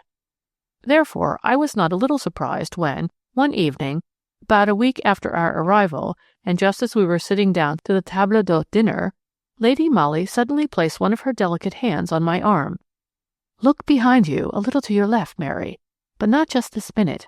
When you do, you will see 2 ladies and 2 gentlemen sitting at a small table quite close to us. They are Sir Michael and Lady Stein, the Honourable Mrs. Frewin in deep black, and her son, Mr. Lionel Frewin." I looked round as soon as I could, and gazed with some interest at the hero and heroine of the Blatchley House drama. We had a quiet little dinner, and Lady Molly having all of a sudden become very silent and self-possessed, altogether different from her gay, excited self of the past few days, I scented that something important was in the air, and tried to look as unconcerned as my lady herself. After dinner we ordered coffee, and as Lady Molly strolled into the lounge, I noticed that she ordered our tray to be placed at a table which was in very close proximity to the one already occupied by Lady Stein and her party. Lady Stein, I noticed, gave Lady Molly a pleasant nod when we first came in, and Sir Michael got up and bowed, saying, "How do you do?" We sat down and began a desultory conversation together. Soon, as usual, we were joined by various friends and acquaintances, who all gathered around our table and set themselves to entertaining us right pleasantly. Presently the conversation drifted to art matter, Sir Anthony Truscott being there, who is, as you know, one of the keepers of the art department at South Kensington Museum. "I'm crazy about miniatures just now," said Lady Molly, in response to a remark from Sir Anthony. I tried not to look astonished. "And Miss Granard and I," continued my lady quite unblushingly, "have been travelling all over the continent in order to try and secure some rare specimens." "Indeed," said Sir Anthony. "Have you found anything very wonderful?" "We certainly have discovered some rare works of art," replied Lady Molly. "Have we not, Mary? Now, the 2 Engleharts we bought at Budapest are undoubtedly quite unique." "Englehart? And at Budapest?" remarked Sir Anthony. "I thought I knew the collections at most of the great continental cities, but I certainly have no recollection of such treasures in the Hungarian capital." "Oh, but they were only purchased 2 years ago, and have only been shown to the public recently," remarked Lady Molly. "There was originally a set of 8. So the controller, Mr. Polsky, informed me. He bought them from an English collector, whose name I have now forgotten, and he is very proud of them. But they cost the country a great deal more money than it could afford, and in order somewhat to recoup himself, Mr. Polsky sold 2 out of the 8, at, I must say, a very stiff price." While she was talking, I could not help noticing the strange glitter in her eyes. Then a curious, smothered sound broke upon my ear. I turned and saw Mrs. Frewin looking with glowing and dilated eyes at the charming picture presented by Lady Molly. "I should like to show you my purchases," said the latter to Sir Anthony. "1 or 2 foreign connoisseurs have seen the 2 miniatures, and declare them to be the finest in existence. Mary," she added, turning to me, "would you be so kind as to run up to my room and get me the small sealed packet which is at the bottom of my dressing-case? Here are the keys." A little bewildered, yet guessing by her manner that I had a part to play, I took the keys from her and went up to her room. In her dressing case I certainly found a small, square, flat packet, and with that in my hand I prepared to go downstairs again. I had just locked the bedroom door when I was suddenly confronted by a tall, graceful woman dressed in deep black, whom I at once recognized as the Honorable Mrs. Frewin. "You are Miss Granard?" she said quickly and excitedly. Her voice was tremulous, and she seemed a prey to the greatest possible excitement. Without waiting for my reply, she continued eagerly, "Miss Granard, there is no time to be more explicit, but I give you my word, the word of a very wretched, heartbroken woman, that my very life depends upon my catching a glimpse of the contents of the parcel that you now have in your hand." "But," I murmured, hopelessly bewildered. "There is no but," she replied. "It is a matter of life and death. Here are £200, Miss Granard, if you will let me handle that packet." And with trembling hands she drew a bundle of banknotes from her reticule. I hesitated, not because I had any notion of acceding to Mrs. Frewin's request, but because I did not quite know how I ought to act at this strange juncture, when a pleasant, mellow voice broke in suddenly. "You may take the money, Mary, if you wish. You have my permission to hand the packet over to this lady." And Lady Molly, charming, graceful, and elegant in her beautiful directoire gown, stood smiling some few feet away, with Hankin just visible in the gloom of the corridor. She advanced towards us, took the small packet from my hand, and held it out towards Mrs. Frewin. "Will you open it," she said, "or shall I?" Mrs. Frewin did not move. She stood as if turned to stone. Then, with dexterous fingers, my lady broke the seals of the packet and drew from it a few sheets of plain white cardboard and a thin piece of matching boarding. "There," said Lady Molly, fingering the bits of cardboard while she kept her fine, large eyes fixed on Mrs. Frewin. £200 is a big price to pay for a sight of these worthless things." "Then this was a vulgar trick," said Mrs. Frewin, drawing herself up with an air which did not affect Lady Molly in the least. "A trick, certainly," she replied with her winning smile. "Vulgar, if you will call it so. Pleasant to us all, Mrs. Frewin, since you so readily fell into it." "Well, and what are you going to do next?" "Report the matter to my chief," said Lady Molly quietly. "We have all been very severely blamed for not discovering sooner the truth about the disappearance of the Frewin miniatures." "You don't know the truth now," retorted Mrs. Frewin. "Oh, yes, I do," replied Lady Molly, still smiling. "I know that 2 years ago your son, Lionel Frewin, was in terrible monetary difficulties. There was something unavowable which he dared not tell his father. You had to set to work to find money somehow. You had no capital at your own disposal, and you wished to save your son from the terrible consequences of his own folly. It was soon after Monsieur de Colinville's visit. Your husband had had his first apoplectic seizure. His mind and eyesight were somewhat impaired. You are a very clever artist yourself, and you schemed out a plan whereby you carefully copied the priceless miniatures, and then entrusted them to your son for sale to the Art Museum at Budapest, where there was but little likelihood of their being seen by anyone who knew they had belonged to your husband. English people do not stay more than one night there, at the Hotel Hungaria. Your copies were works of art in themselves, and you had no difficulty in deceiving your husband in the state of mind he then was.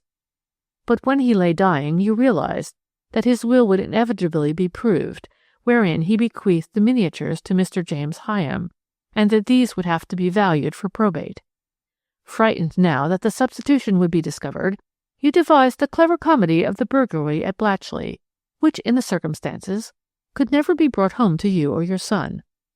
I don't know where you subsequently concealed the spurious Engelhart miniatures, which you calmly took out of the library and hid away during the night of your husband's death, but no doubt our men will find that out, she added quietly, now that they are on the track. With a frightened shriek, Mrs. Frewin turned as if she would fly, but Lady Molly was too quick for her and barred the way. Then, with that wonderful charm of manner and that innate kindliness which always characterized her, she took hold of the unfortunate woman's wrist. "Let me give you a word of advice," she said gently. "We at the Yard will be quite content with a confession from you, which will clear us of negligence and satisfy us that the crime has been brought home to its perpetrator.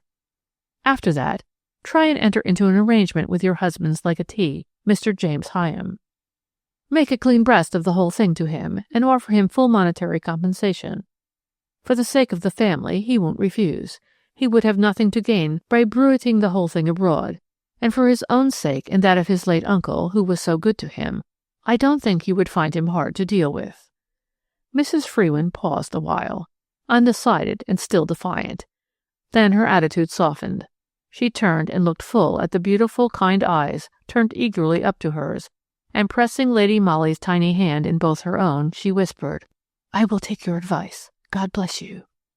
She was gone, and Lady Molly called Hankin to her side. "Until we have that confession, Hankin," she said, with the quiet manner she always adopted where matters connected with her work were concerned, "mum's the word." "Aye, and after that too, my lady," replied Hankin earnestly. You see, she could do anything she liked with the men, and I, of course, was her slave.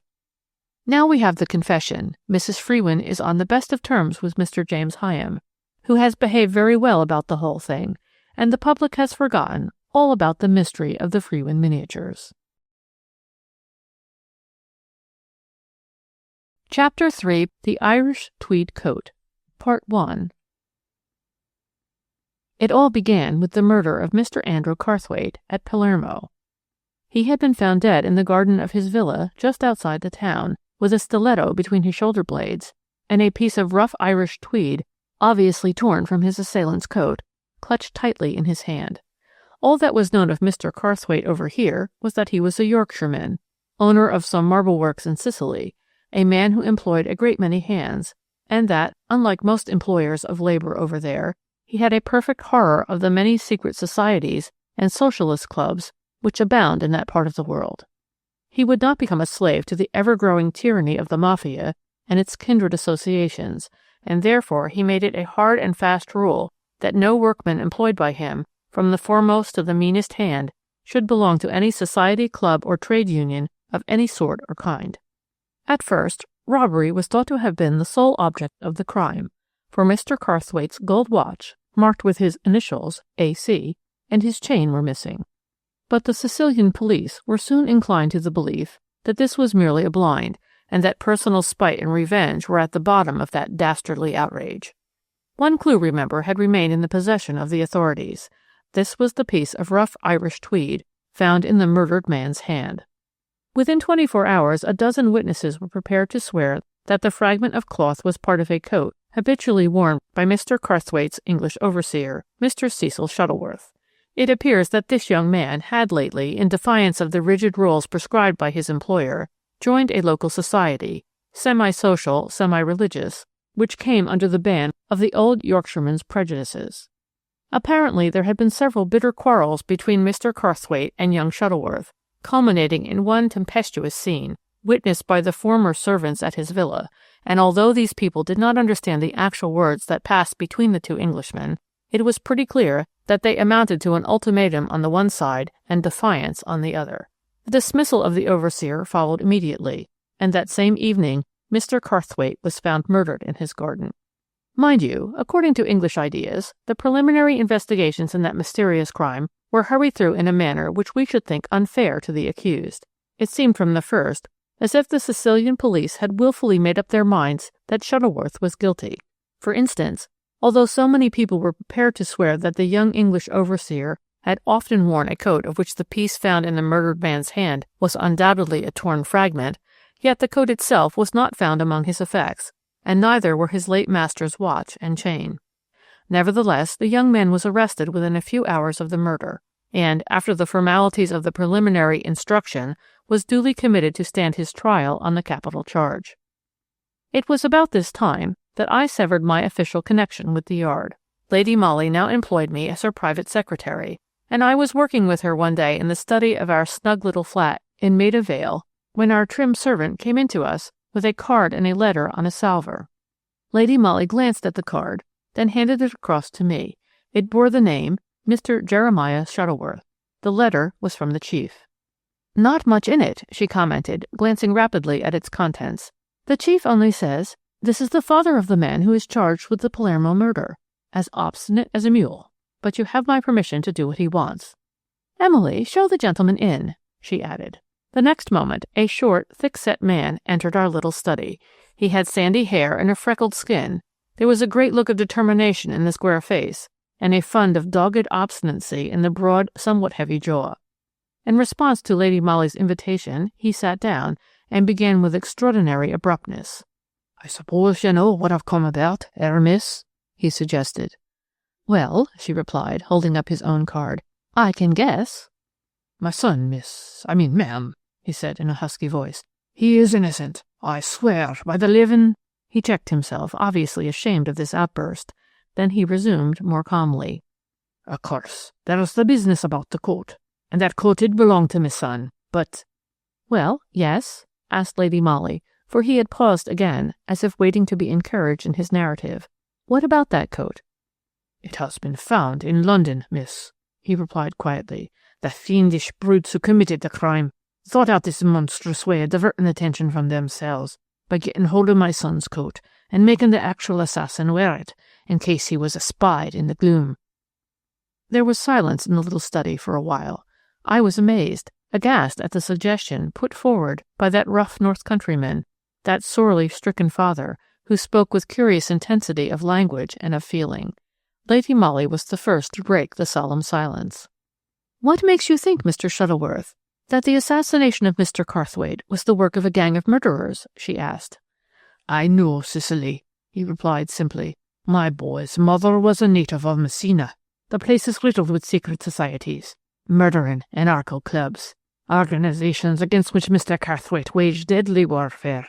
It was one of these, the Mafia probably, that decreed that Mr. Carrthwaite should be done away with. They could not do with such a powerful and hard-headed enemy." "You may be right, Mr. Shuttleworth, but tell me more about the coat." "Well, that'll be damning proof against the blackguards anyway. I am on the eve of a second marriage, ma'am," continued the man with seeming irrelevance. "The lady is a widder. Mrs. Tadworth is her name, but her father was an Italian named Badini, a connection of my first wife's, and that's why I came to know him and his daughter. You know Leather Lane, don't you? It might be in Italy, for Italian's the only language one hears about there. Badini owned a house in Bread Street, Leather Lane, and let lodgings to his fellow countrymen there. This business my future wife still carries on. About a week ago, 2 men arrived at the house, father and son, so they said, who wanted a cheap bedroom. All their meals, including breakfast, they would take outside, and would be out, moreover, most of the day. It seems that they had often lodged at Badini's before. The old reprobate, no doubt, was one of their gang, and when they understood that Mrs. Tadworth was their former friend's daughter, they were quite satisfied. They gave their name as Piatti, and told Mrs. Tadworth that they came from Turin, but I happened to hear them talking on the stairs, and I knew they were Sicilians, both of them. You might imagine that just now everything hailing from Sicily is of vital importance to me, and somehow I suspected those 2 men from the very first. Mrs. Tadworth is quite at one with me, and wanting to move heaven and earth to prove the innocence of my boy. She watched those people for me as a cat would watch a mouse. The older man professed to be very fond of gardening, and presently obtained Mrs. Tadworth's permission to busy himself in the little strip of barren ground at the back of the house. This she told me last night, whilst we were having supper together in her little parlour. Somehow I seemed to get an inspiration, like. The Piattis had gone out together as usual for their evening meal. I got a spade and went out into the strip of garden. I worked for about an hour, and then my heart gave one big leap. My spade had met a certain curious, soft resistance. The next moment I was working away with hands and nails, and soon unearthed a coat. The coat, miss, he continued, unable now to control his excitement, with a bit torn out of the back, and in the pocket the watch and chain belonging to the murdered man, for they bear the initials A.C. The fiendish brutes! I knew it, and now I can prove the innocence of my boy. Again there was a pause. I was too much absorbed in the palpitating narrative to attempt to breathe a word, and I knew that Lady Molly was placidly waiting until the man had somewhat recovered from his vehement outburst. "Of course you can prove your boy's innocence now," she said, smiling encouragingly into his flushed face. "But what have you done with the coat?" "Left it buried where I found it," he replied more calmly. "They must not suspect that I am on their track." She nodded approvingly. "No doubt, then, my chief has told you that the best course to pursue now will be to place the whole matter in the hands of the English police. Our people at Scotland Yard will then immediately communicate with the Sicilian authorities, and in the meanwhile we can keep the two men in Leather Lane well under surveillance." "Yes, he told me all that," said Mr. Shuttleworth quietly. "Well?" "And I told him that his communicating with the Sicilian police authorities would result in my boy's trial being summarily concluded, and his being sent to the gallows, whilst every proof of his innocence would be destroyed, or at any rate, kept back until too late." "You are mad, Mr. Shuttleworth," she ejaculated. "Maybe I am," he rejoined quietly. "You see, you do not know Sicily, and I do. You do not know its many clubs and bands of assassins, beside whom the so-called Russian nihilists are simple, blundering children. The Mafia, which is the parent of all such murderous organizations, has members and agents in every town, village, and hamlet in Italy, in every post office and barracks, in every trade and profession, from the highest to the lowest in the land. The Sicilian police force is infested with it. So are the Italian customs. I would not trust either with what means my boy's life and more to me. But the police would suppress the evidence connected with the proofs which I hold. At the frontier, the coat, the watch, and the chain would disappear.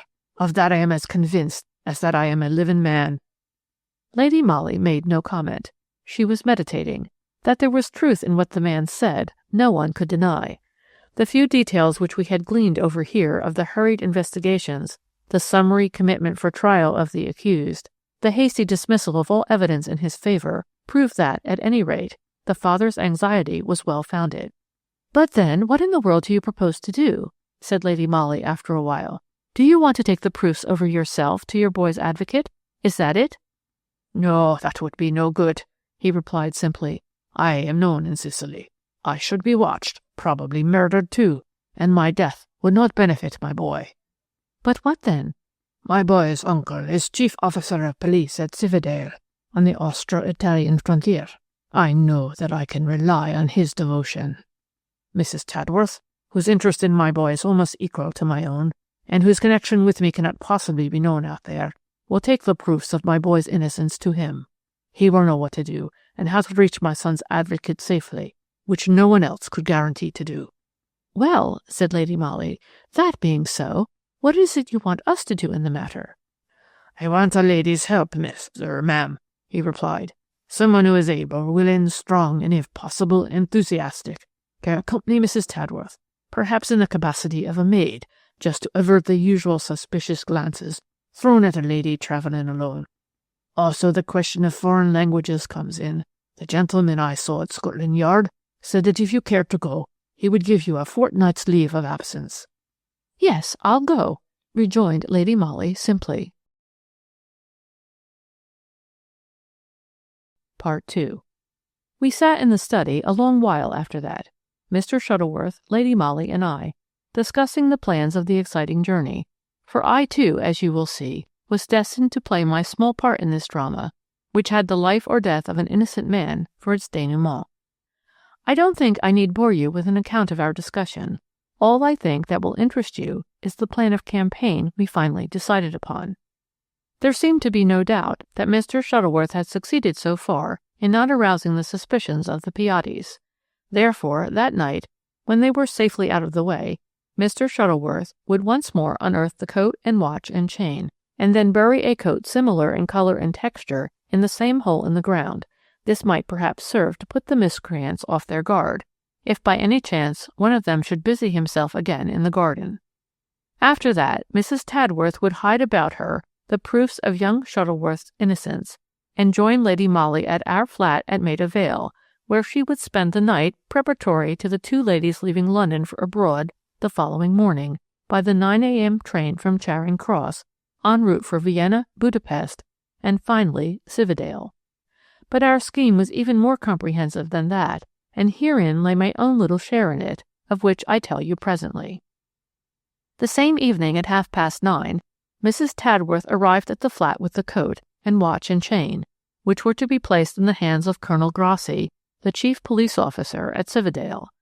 I took a keen look at the lady, you may be sure of that. It was a pretty little face enough, and she herself could not have been more than 7 or 8 and 20. but to me the whole appearance and manner of the woman suggested weakness of character, rather than that devotion on which poor Mr. Shuttleworth so implicitly relied. I suppose that it was on that account that I felt unaccountably downhearted and anxious when I bade farewell to my own dear lady, a feeling in which she obviously did not share. Then I began to enact the role which had been assigned to me. I dressed up in Mrs. Tadworth's clothes. We were about the same height, and putting on her hat and closely fitting veil, I set out for Leather Lane. For as many hours as I could possibly contrive to keep up the deception, I was to impersonate Mrs. Tadworth in her own house. As I dare say you have guessed by now, that lady was not in affluent circumstances, and the house in a small by-street off Leather Lane did not boast of a staff of servants. In fact, Mrs. Tadworth did all the domestic work herself, with the help of a charwoman for a couple of hours in the mornings. That charwoman had, in accordance with Lady Molly's plan, been given a week's wages in lieu of notice. I, as Mrs. Tadworth, would be supposed the next day to be confined to my room with a cold, and Emily, our own little maid, a bright girl, who would go through fire and water for Lady Molly or for me, would represent a new charwoman. As soon as anything occurred to arouse my suspicions that our secret had been discovered, I was to wire Lady Molly at the various points which she gave me. Thus provided with an important and comprehensive part, I duly installed myself at Bread Street, Leather Lane. Emily, who had been told just enough of the story and no more to make her eager, excited, and satisfied, entered into the spirit of her role as eagerly as I did myself. That first night was quite uneventful.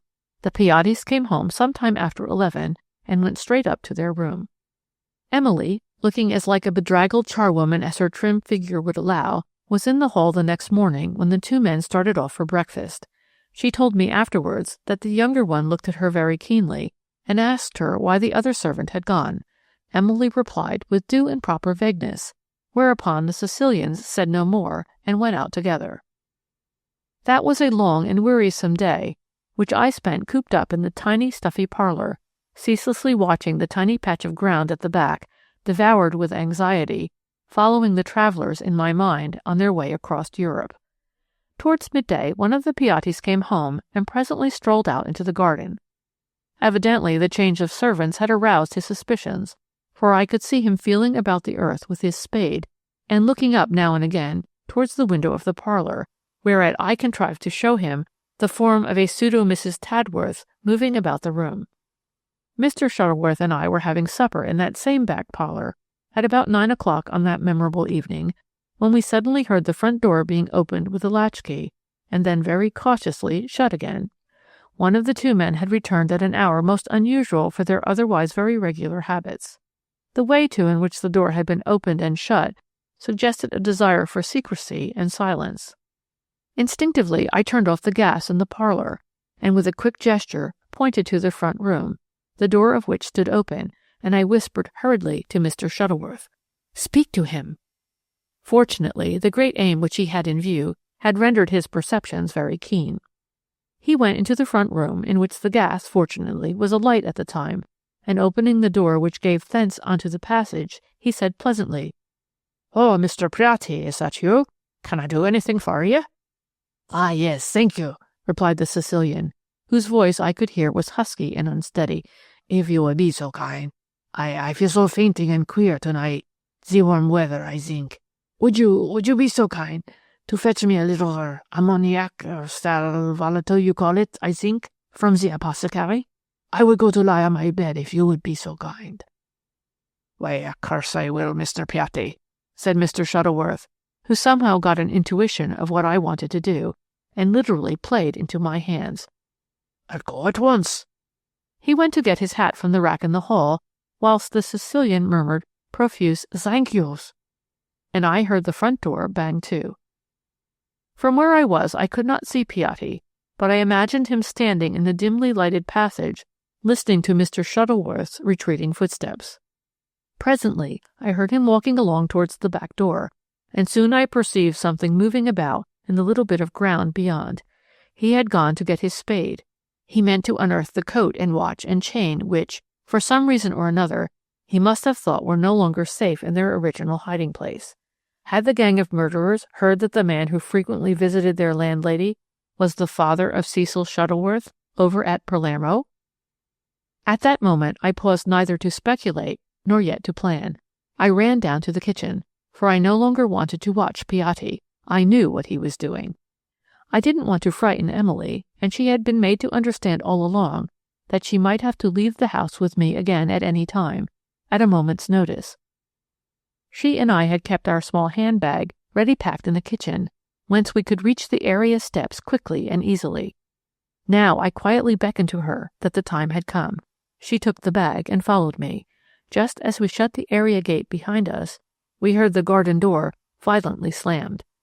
Piatti had got the coat, and by now was examining the pockets in order to find the watch and chain.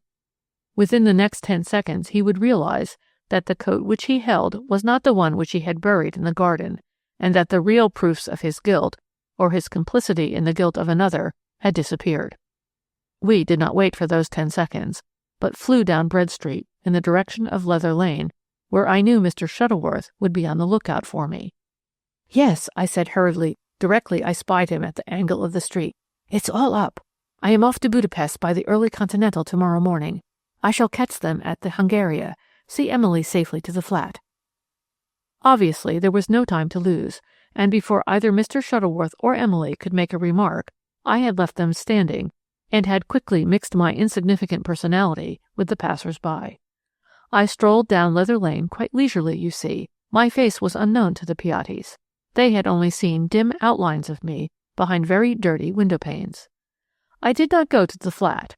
I knew Mr. Shuttleworth would take care of Emily, so that night I slept at the Grand Hotel, Charing Cross, leaving the next morning by the 9 a.m., having booked my berth on the Orient Express as far as Budapest. Part 3. Well, you know the saying, it is easy to be wise after the event. Of course, when I saw the older Piatti standing in the hall of the Hotel Hungaria at Budapest, I realized that I had been followed from the moment that Emily and I ran out of the house at Bread Street. The son had obviously kept me in view whilst I was still in London, and the father had travelled across Europe, unperceived by me, in the same train as myself, had seen me step into the fiacre at Budapest, and heard me tell the smart coachman to drive to the Hungaria.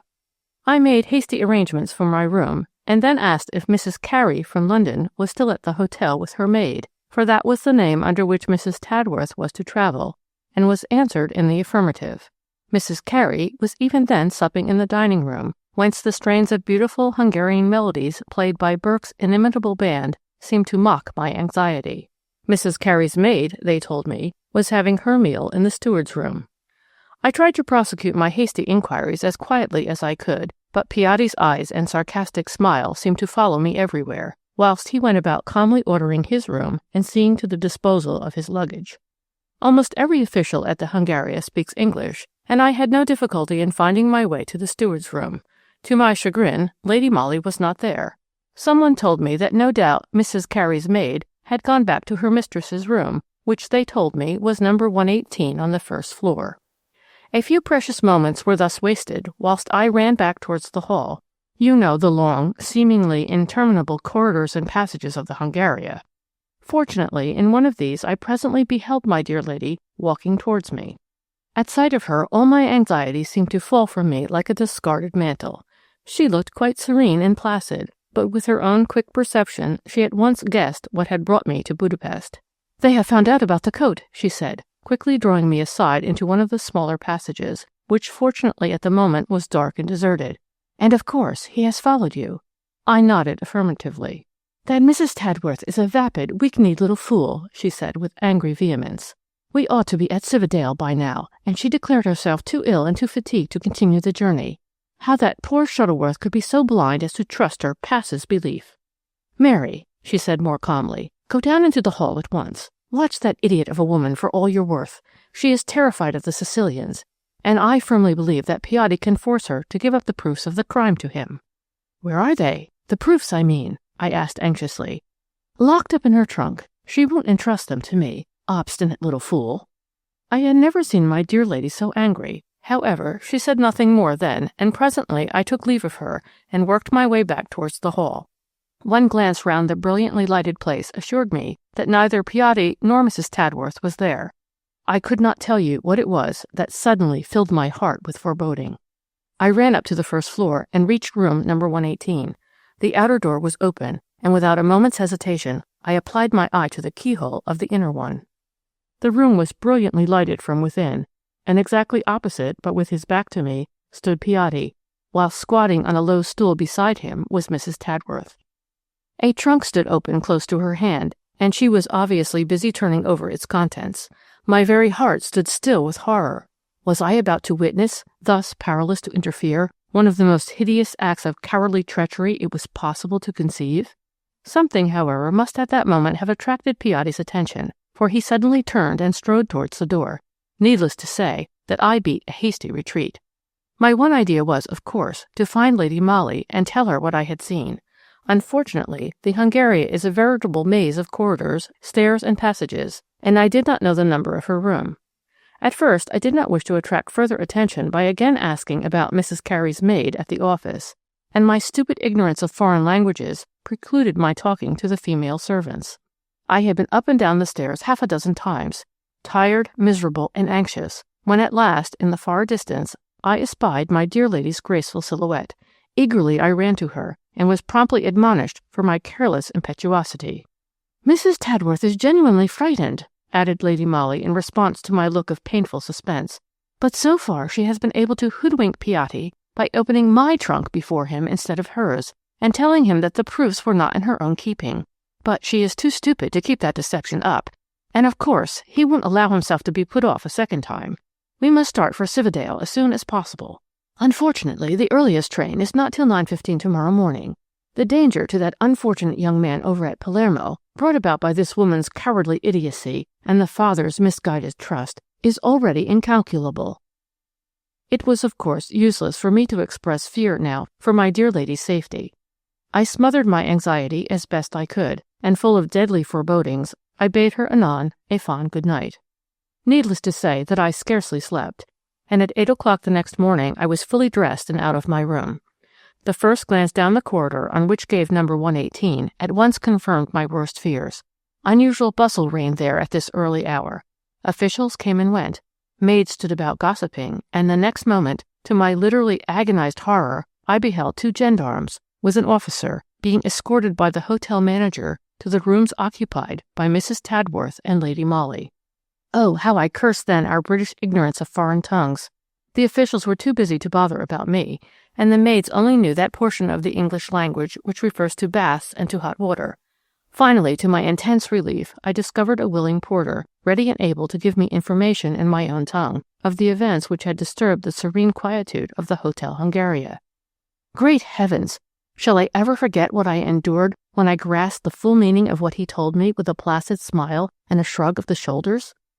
"The affair is most mysterious," he explained. "Not robbery. Oh, no, no, for it is Mrs. Carey who has gone, disappeared, and it is Mrs. Carey's maid who was found, stunned, gagged, and unconscious, tied to one of the bedposts in room number 118. Part 4. Well, why should I bore you by recounting the agonized suspense, the mortal anxiety, which I endured for all those subsequent weary days, which at the time seemed like so many centuries?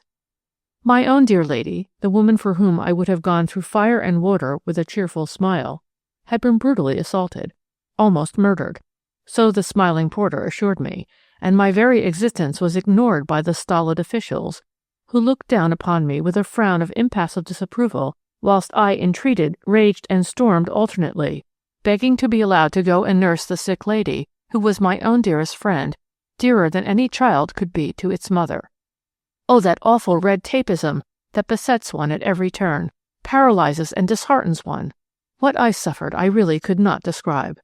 But if I was not allowed to see Lady Molly, at least I was able to wreak vengeance upon her cowardly assailants.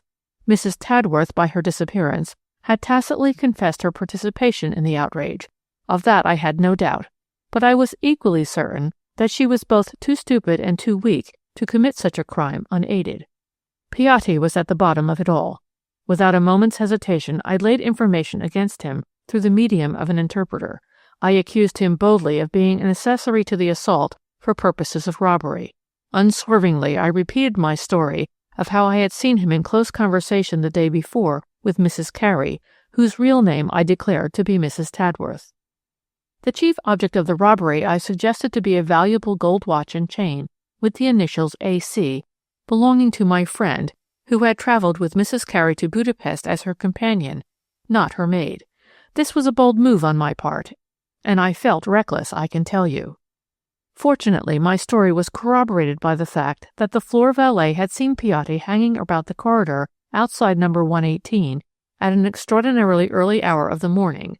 My firm belief was that the wretch had been admitted into the room by that horrid Mrs. Tadworth. He had terrorized her, probably had threatened her life. She had then agreed out of sheer cowardice to deliver to him the proofs of his own guilt in the Palermo murder case, and when Lady Molly, hearing the voices, came out of her own room, Piatti knocked her down lest she should intervene. Mrs. Tadworth thereupon, weak and silly little fool, was seized with panic, and succeeded, no doubt with his help, in leaving the hotel, and probably Budapest, before the outrage was discovered. Why Piatti had not done likewise, I could not conjecture.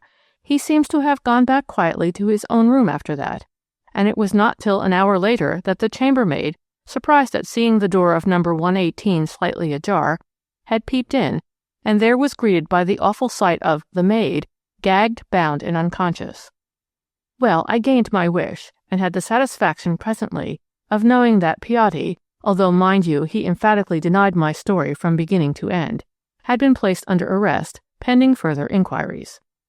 The British consul was very kind to me, though I was not allowed to see my dear lady, who had been removed to the hospital. I heard that the Hungarian police were moving heaven and earth to find Mrs. Carey and bring her to justice. Her disappearance told severely against her, and after 3 days of such intense anxiety as I never wish to live through again, I received a message from the consulate informing me that Mrs. Carey had been arrested at Alsarev, on the Austro-Hungarian frontier, and was even now on her way to Budapest under escort. You may imagine how I quivered with anxiety and with rage when, on the morning after that welcome news, I was told that Mrs. Carey was detained at the gendarmerie, and had asked to see Miss Mary Granard from London, at present residing at the Hotel Hungaria. The impudent wretch! Wanting to see me, indeed! Well, I too wanted to see her, the woman whom I despise as a coward and a traitor, who had betrayed the fond and foolish trust of a stricken father, who had dashed the last hopes of an innocent man in danger of his life, and who, finally, had been the cause of an assault that had all but killed, perhaps, the woman I loved best in the world. I felt like the embodiment of hate and contempt. I loathed the woman, and I hied me in a fiacre to the gendarmerie, escorted by one of the clerks from the consulate, simply thirsting with the desire to tell an ignoble female exactly what I thought of her. I had to wait some 2 or 3 minutes in the bare, barrack-like room of the gendarmerie. Then the door opened, there was a rustle of silk, followed by the sound of measured footsteps of soldiery, and the next moment Lady Molly, serene and placid and, as usual, exquisitely dressed, stood smiling before me. "You have gotten me into this plight, Mary," she said with her merry laugh. "You'll have to get me out of it again." "But I don't understand," was all that I could gasp. "It is very simple, and I'll explain it all fully when we are on our way home to Maida Vale," she said. "For the moment, you and Mrs. Tadworth will have to make sundry affidavits that I did not assault my maid, nor rob her of a watch and chain. The British consul will help you, and it is only a question of days, and in the meanwhile I may tell you that Budapest prison life is quite interesting, and not so uncomfortable as one would imagine." Of course, the moment she spoke, I got an intuition of what had really occurred, and I can assure you that I was heartily ashamed that I should ever have doubted Lady Molly's cleverness in carrying through successfully so important, so vital a business as the righting of an innocent man. Mrs. Tadworth was pusillanimous and stupid. At Budapest she cried a halt, for she really felt unstrung and ill after the hurried journey, the change of air and food and what not. Lady Molly, however, had no difficulty in persuading her that during the enforced stay of 24 hours at the Hungaria, their 2 roles should be reversed. Lady Molly would be Mrs. Carey, coming from England, while Mrs. Tadworth would be the maid.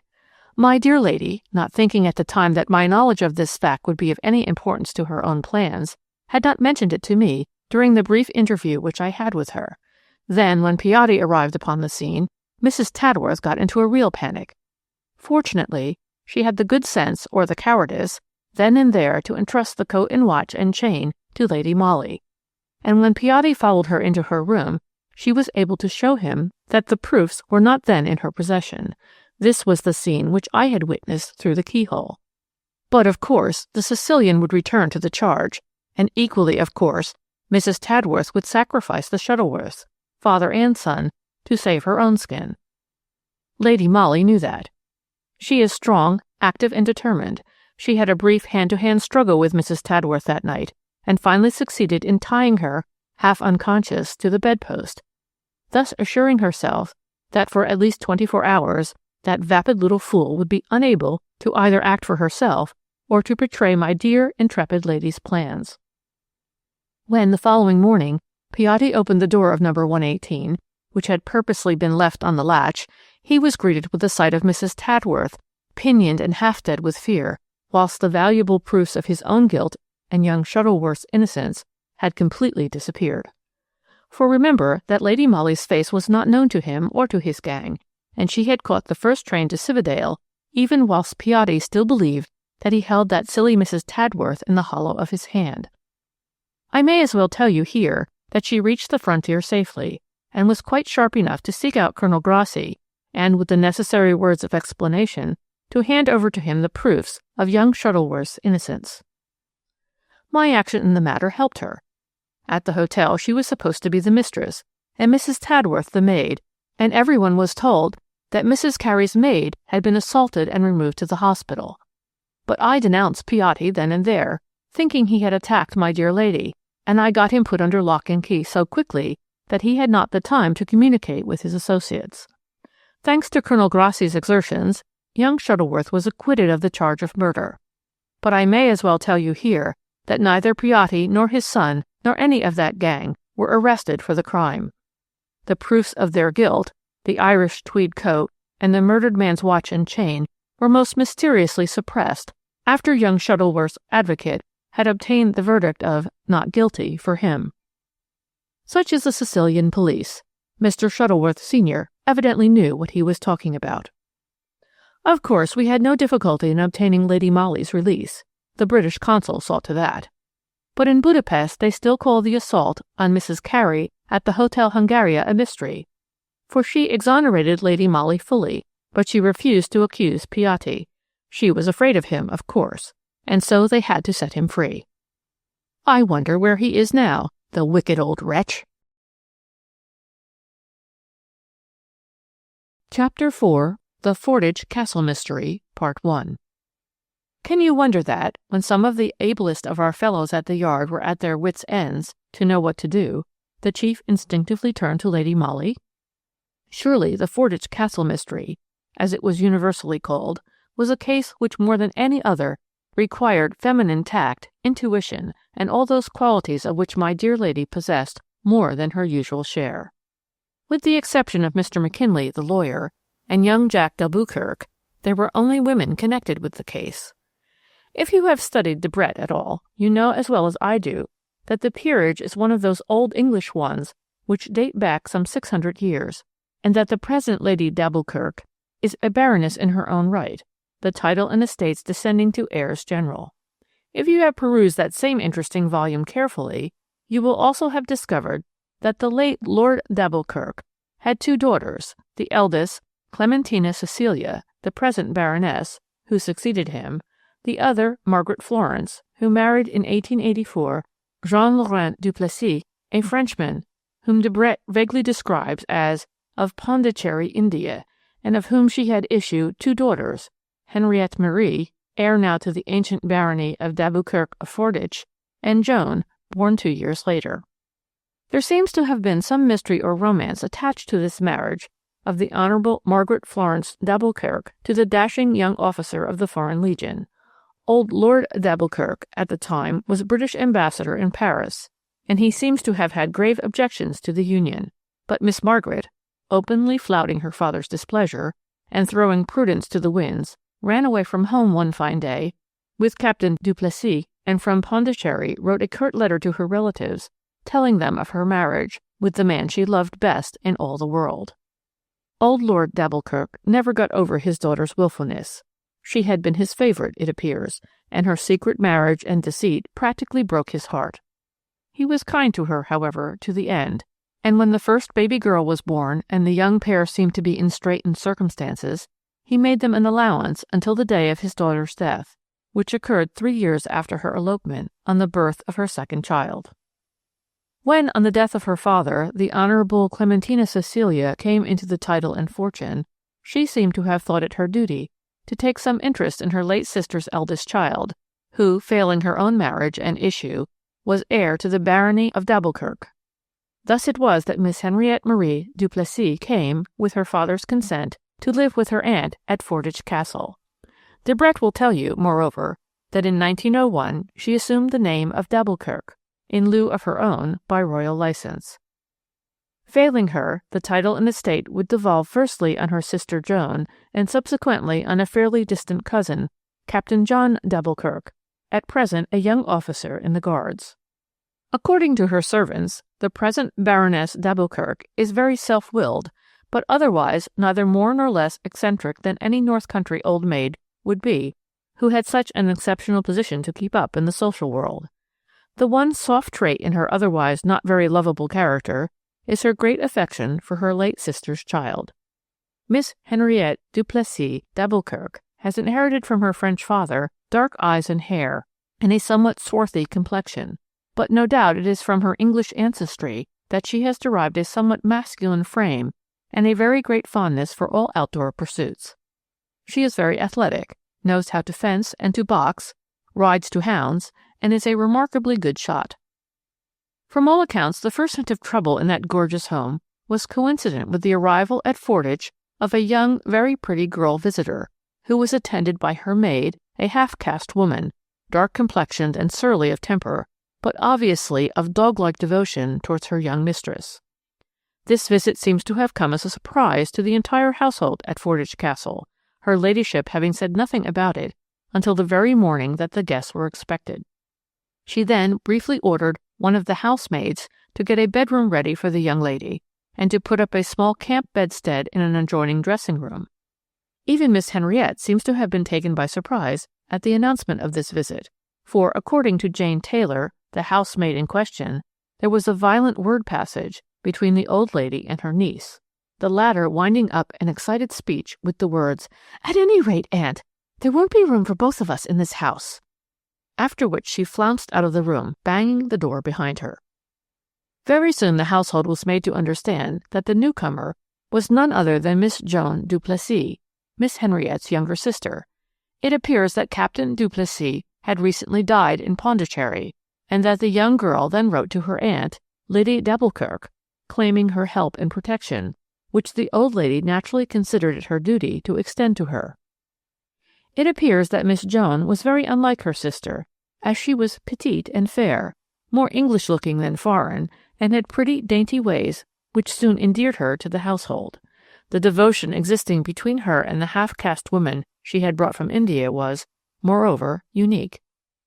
It seems, however, that from the moment these newcomers came into the house, dissensions, often degenerating into violent quarrels, became the order of the day. Henriette seemed to have taken a strong dislike to her younger sister, and most particularly to the latter's dark attendant, who was vaguely known in the house as Runa. That some events of serious import were looming ahead, the servants at Fordwych were pretty sure. The butler and footman at dinner heard scraps of conversation which sounded very ominous. There was talk of lawyers, of proofs, of marriage and birth certificates, quickly suppressed when the servants happened to be about. Her ladyship looked terribly anxious and worried, and she and Miss Henriette spent long hours closeted together in a small boudoir, whence proceeded ominous sounds of heart-rending weeping on her ladyship's part, and angry and violent words from Miss Henriette. Mr. McKinley, the eminent lawyer from London, came down 2 or 3 times to Fordwych, and had long conversations with her ladyship, after which the latter's eyes were very swollen and red. The household thought it more than strange that Runa, the Indian servant, was almost invariably present at these interviews between Mr. McKinley, her ladyship, and Miss Joan. Otherwise the woman kept herself very much aloof. She spoke very little, hardly took any notice of anyone save her ladyship and her young mistress, and the outbursts of Miss Henriette's temper seemed to leave her quite unmoved. A strange fact was that she had taken a sudden and great fancy for frequenting a small Roman Catholic convent chapel, which was distant about half a mile from the castle, and presently it was understood that Runa, who had been a Parsee, had been converted by the attendant priest to the Roman Catholic faith. All this happened, mind you, within the last 2 or 3 months. In fact, Miss Joan had been in the castle exactly 12 weeks when Captain Jack d'Alboukirk came to pay his cousin one of his periodical visits. From the first, he seems to have taken a great fancy to his cousin Joan, and soon everyone noticed that this fancy was rapidly ripening into love. It was equally certain that from that moment dissensions between the two sisters became more frequent and more violent, the generally accepted opinion being that Miss Henriette was jealous of Joan, whilst Lady Alboukirk herself, for some unexplainable reason, seems to have regarded this love-making with marked disfavor. Then came the tragedy. One morning Joan ran downstairs, pale and trembling from head to foot, moaning and sobbing as she ran. "Runa! My poor Runa! I knew it! I knew it!" Captain Jack happened to meet her at the foot of the stairs. He pressed her with questions, but the girl was unable to speak. She merely pointed mutely to the floor above. The young man, genuinely alarmed, ran quickly upstairs. He threw open the door leading to Runa's room, and there, to his horror, he saw the unfortunate woman lying across the small camp bedstead, with a handkerchief over her nose and mouth, her throat cut. The sight was horrible. Poor Runa was obviously dead. Without losing his presence of mind, Captain Jack quietly shut the door again, after urgently begging Joan to compose herself and try to keep up, at any rate, until the local doctor could be sent for and the terrible news gently broken to Lady d'Alboukirk. The doctor, hastily summoned, arrived some 20 minutes later. He could but confirm Joan's and Captain Jack's fears. Runa was indeed dead. In fact, she had been dead some hours. Part 2. From the very first, mind you, the public took a more than usually keen interest in this mysterious occurrence. The evening papers on the very day of the murder were ablaze with flaming headlines such as "The Tragedy at Fordwych Castle," "Mysterious Murder of an Important Witness," "Grave Charges Against Persons in High Life," and so forth. As time went on, the mystery deepened more and more, and I suppose Lady Molly must have had an inkling that sooner or later the chief would have to rely on her help and advice, for she sent me down to attend the inquest, and gave me strict orders to keep eyes and ears open for every detail in connection with the crime, however trivial it might seem. She herself remained in town, awaiting a summons from the chief. The inquest was held in the dining room of Fordwych Castle, and the noble hall was crowded to its utmost when the coroner and jury finally took their seats, after having viewed the body of the poor murdered woman upstairs. The scene was dramatic enough to please any novelist, and an awed hush descended over the crowd when, just before the proceedings began, a door was thrown open, and in walked, stiff and erect, the Baroness d'Alboukirk, escorted by her niece, Miss Henriette, and closely followed by her cousin, Captain Jack of the Guards. The old lady's face was as indifferent and haughty as usual, and so was that of her athletic niece. Captain Jack, on the other hand, looked troubled and flushed. Everyone noted that, directly he entered the room, his eye sought a small, dark figure that sat silent and immovable beside the portly figure of the great lawyer, Mr. Hubert McKinley. This was Miss Joan du Plessis, in a plain black stuff gown, her young face pale and tear-stained. Dr. Walker, the local practitioner, was of course the first witness called. His evidence was purely medical.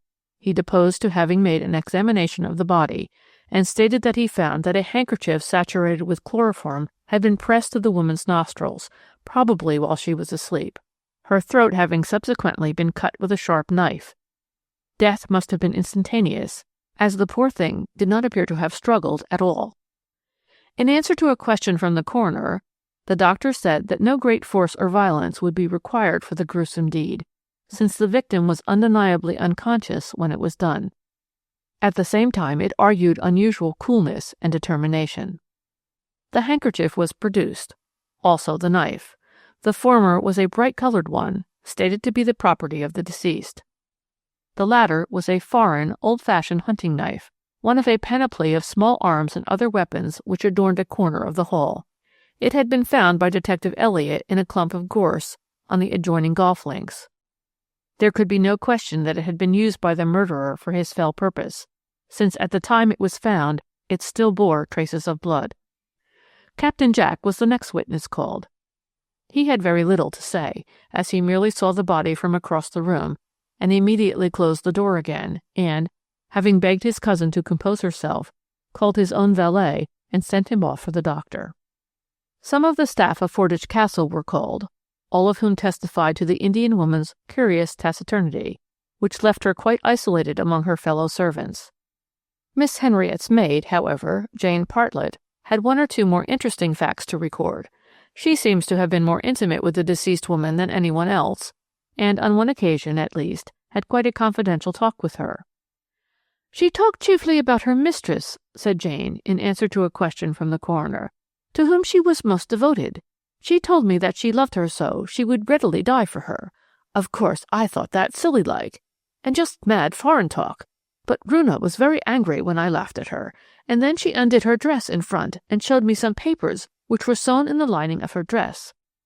'All these papers, my little Missy's fortune,' she said to me. 'Runa guard these with her life. Someone must kill Runa before taking them from her.' This was about 6 weeks ago," continued Jane, whilst a strange feeling of awe seemed to descend upon all those present whilst the girl spoke. "Lately she had become much more silent, and on my once referring to the papers, she turned on me savage-like and told me to hold my tongue." Asked if she had mentioned the incident of the papers to anyone, Jane replied in the negative. "Except to Miss Henriette, of course," she added, after a slight moment of hesitation. Throughout all these preliminary examinations, Lady D'Alboukirk, sitting between her cousin Captain Jack and her niece Henriette, had remained quite silent, in an erect attitude expressive of haughty indifference. Henriette, on the other hand, looked distinctly bored. Once or twice she had yawned audibly, which caused quite a feeling of anger against her among the spectators. Such callousness in the midst of so mysterious a tragedy, and when her own sister was obviously in such deep sorrow, impressed everyone very unfavourably. It was well known that the young lady had had a fencing lesson just before the inquest, in the room immediately below that where Runa lay dead, and that within an hour of the discovery of the tragedy she was calmly playing golf. Then Miss Joan du Plessis was called. When the young girl stepped forward, there was that odd hush in the room which usually falls upon an attentive audience when the curtain is about to rise on the crucial act of a dramatic play. But she was calm and self-possessed, and wonderfully pathetic-looking in her deep black, and with the obvious lines of sorrow which the sad death of a faithful friend had traced on her young face. In answer to the coroner, she gave her name as Joan Clarissa du Plessis, and briefly stated that until the day of her servant's death she had been a resident at Fordwych Castle, but that since then she had left that temporary home and had taken up her abode at the D'Alboukirk Arms, a quiet little hostelry on the outskirts of the town. There was a distinct feeling of astonishment on the part of those who were not aware of this fact, and then the coroner said kindly, "You were born, I think, in Pondicherry in India, and are the younger daughter of Captain and Mrs. du Plessis, who was own sister to her ladyship?" "I was born in Pondicherry," replied the young girl quietly, "and I am the only legitimate child of the late Captain and Mrs. du Plessis, own sister to her ladyship." A wave of sensation, quickly suppressed by the coroner, went through the crowd at these words. The emphasis which the witness had put on the word legitimate could not be mistaken, and everyone felt that here must lie the clue to the so far impenetrable mystery of the Indian woman's death. All eyes were now turned on old Lady D'Alboukirk and on her niece Henriette, but the two ladies were carrying on a whispered conversation together, and had apparently ceased to take any further interest in the proceedings. "The deceased was your confidential maid, was she not?" asked the coroner after a slight pause. "Yes." She came over to England with you recently? Yes, she had to accompany me in order to help me make good my claim to being my late mother's only legitimate child, and therefore the heir to the barony of d'Alboukirk. Her voice had trembled a little as she said this, but now, as breathless silence reigned in the room, she seemed to make a visible effort to control herself, and replying to the coroner's question, she gave a clear and satisfactory account of her terrible discovery of her faithful servant's death. Her evidence had lasted about a quarter of an hour or so, when suddenly the coroner put the momentous question to her. Do you know anything about the papers which the deceased woman carried about her person, and reference to which has already been made? Yes, she replied quietly. They were the proofs relating to my claim.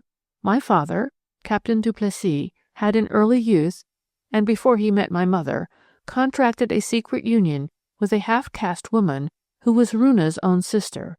Being tired of her, he chose to repudiate her. She had no children, but the legality of the marriage was never for a moment in question. After that, he married my mother, and his first wife subsequently died, chiefly of a broken heart, but her death only occurred 2 months after the birth of my sister Henriette. My father, I think, had been led to believe that his first wife had died some 2 years previously, and he was no doubt very much shocked when he realized what a grievous wrong he had done our mother. In order to mend matters somewhat, he and she went through a new form of marriage, a legal one this time, and my father paid a lot of money to Runa's relatives to have the matter hushed up. Less than a year after this second, and only legal, marriage, I was born, and my mother died. Then these papers, of which so much has been said, what did they consist of? There were the marriage certificates of my father's first wife, and 2 sworn statements as to her death, 2 months after the birth of my sister Henriette, one by Dr. Renaud, who was at the time a well-known medical man in Pondicherry, and the other by Runa herself, who had held her dying sister in her arms. Dr. Renaud is dead, and now Runa has been murdered, and all the proofs have gone with her. Her voice broke in a passion of sobs, which with manifest self-control she quickly suppressed. In that crowded court you could have heard a pin drop, so great was the tension of intense excitement and attention. Then those papers remained in your maid's possession? Why was that? Asked the coroner. I did not dare to carry the papers about with me, said the witness, while a curious look of terror crept into her young face as she looked across at her aunt and sister. Runa would not part with them. She carried them in the lining of her dress, and at night they were all under her pillow. After her death, and when Dr. Walker had left, I thought it my duty to take possession of the papers which meant my whole future to me, and which I desired then to place in Mr. McKinley's charge. But though I carefully searched the bed and all the clothing by my poor Runa's side, I did not find the papers. They were gone. I won't attempt to describe to you the sensation caused by the deposition of this witness.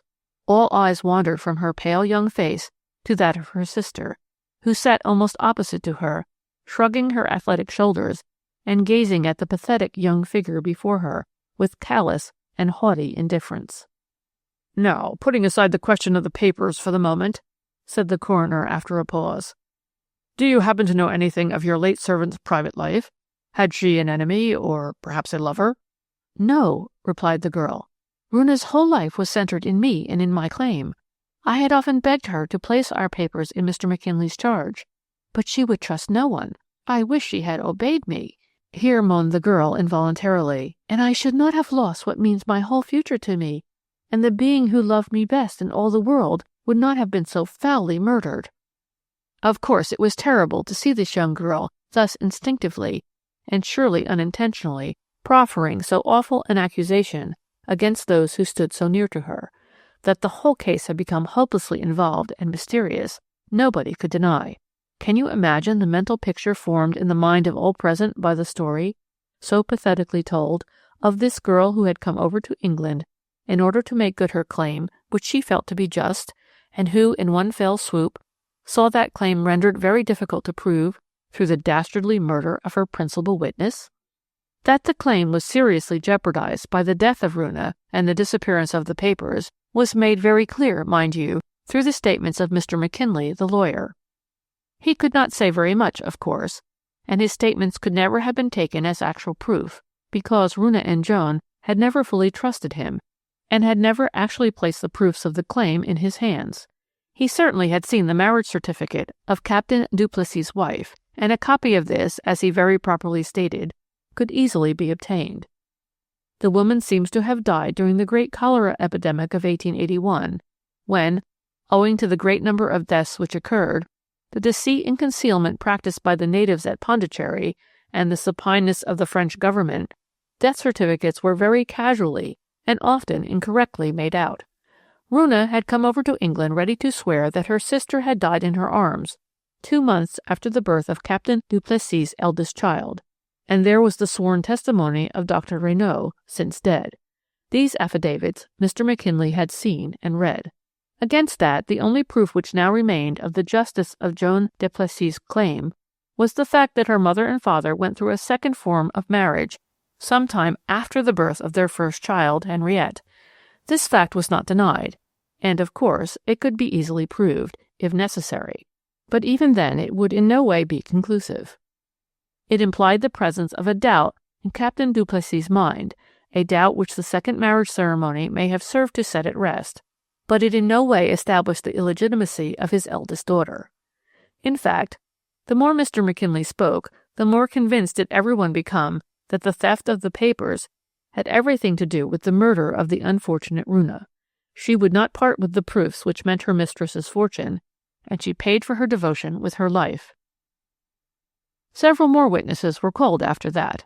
The servants were closely questioned, the doctor was recalled, but in spite of long and arduous efforts, the coroner and jury could not bring a single real fact to light beyond those already stated. The Indian woman had been murdered. The papers which she always carried about her body had disappeared. Beyond that, nothing. An impenetrable wall of silence and mystery. The butler at Fordwych Castle had certainly missed the knife with which Runa had been killed from its accustomed place on the morning after the murder had been committed, but not before, and the mystery further gained in intensity from the fact that the only purchase of chloroform in the district had been traced to the murdered woman herself. She had gone down to the local chemist one day, some 2 or 3 weeks previously, and shown him a prescription for cleansing the hair which required some chloroform in it. He gave her a very small quantity in a tiny bottle, which was subsequently found empty on her own dressing table. No one at Fordwych Castle could swear to having heard any unaccustomed noise during that memorable night. Even Joan, who slept in the room adjoining that where the unfortunate Runa lay, said she had heard nothing unusual. But then the door of communication between the 2 rooms was shut, and the murderer had been quick and silent. Thus this extraordinary inquest drew to a close, leaving in its train an air of dark suspicion and of unexplainable horror. The jury returned a verdict of wilful murder against some person or persons unknown, and the next moment Lady d'Alboukirk rose, and leaning on her niece's arm, quietly walked out of the room. Part 3. 2 of our best men from the yard, Pegram and Elliot, were left in charge of the case. They remained at Fordwych, the little town close by, as did Miss Joan, who had taken up her permanent abode at the d'Alboukirk Arms, whilst I returned to town immediately after the inquest. Captain Jack had rejoined his regiment, and apparently the ladies of the castle had resumed their quiet, luxurious life, just the same as heretofore. The old lady led her own somewhat isolated, semi-regal life. Miss Henriette fenced and boxed, played hockey and golf, and over the fine castle and its haughty inmates there hovered like an ugly bird of prey the threatening presence of a nameless suspicion. The 2 ladies might choose to flout public opinion, but public opinion was dead against them. No one dared formulate a charge, but everyone remembered that Miss Henriette had, on the very morning of the murder, been playing golf in the field where the knife was discovered, and that if Miss Joan Duplessis ever failed to make good on her claim to the barony of d'Alboukirk, Miss Henriette would remain in undisputed possession. So now, when the ladies drove past in the village street, no one doffed a cap to salute them, and when at church the parson read out the 6th commandment, "Thou shalt do no murder," all eyes gazed with fearsome awe at the old Baroness and her niece. Splendid isolation reigned at Fordwych Castle. The daily papers grew more and more sarcastic at the expense of the Scotland Yard authorities, and the public more and more impatient. Then it was that the chief grew desperate and sent for Lady Molly, the result of the interview being that I once more made the journey down to Fordwych, but this time in the company of my dear lady, who had received carte blanche from headquarters to do whatever she thought right in the investigation of the mysterious crime. She and I arrived at Fordwych at 8 p.m., after the usual long wait at Newcastle. We put up at the D'Albrecourt Arms, and over a hasty and very bad supper, Lady Molly allowed me a brief insight into her plans. "I can see every detail of that murder, Mary," she said earnestly, "just as if I had lived at the castle all the time.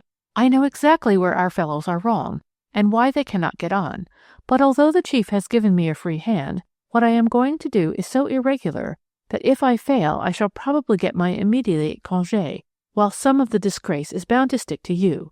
It is not too late. You may yet draw back, and leave me to act alone." I looked her straight in the face.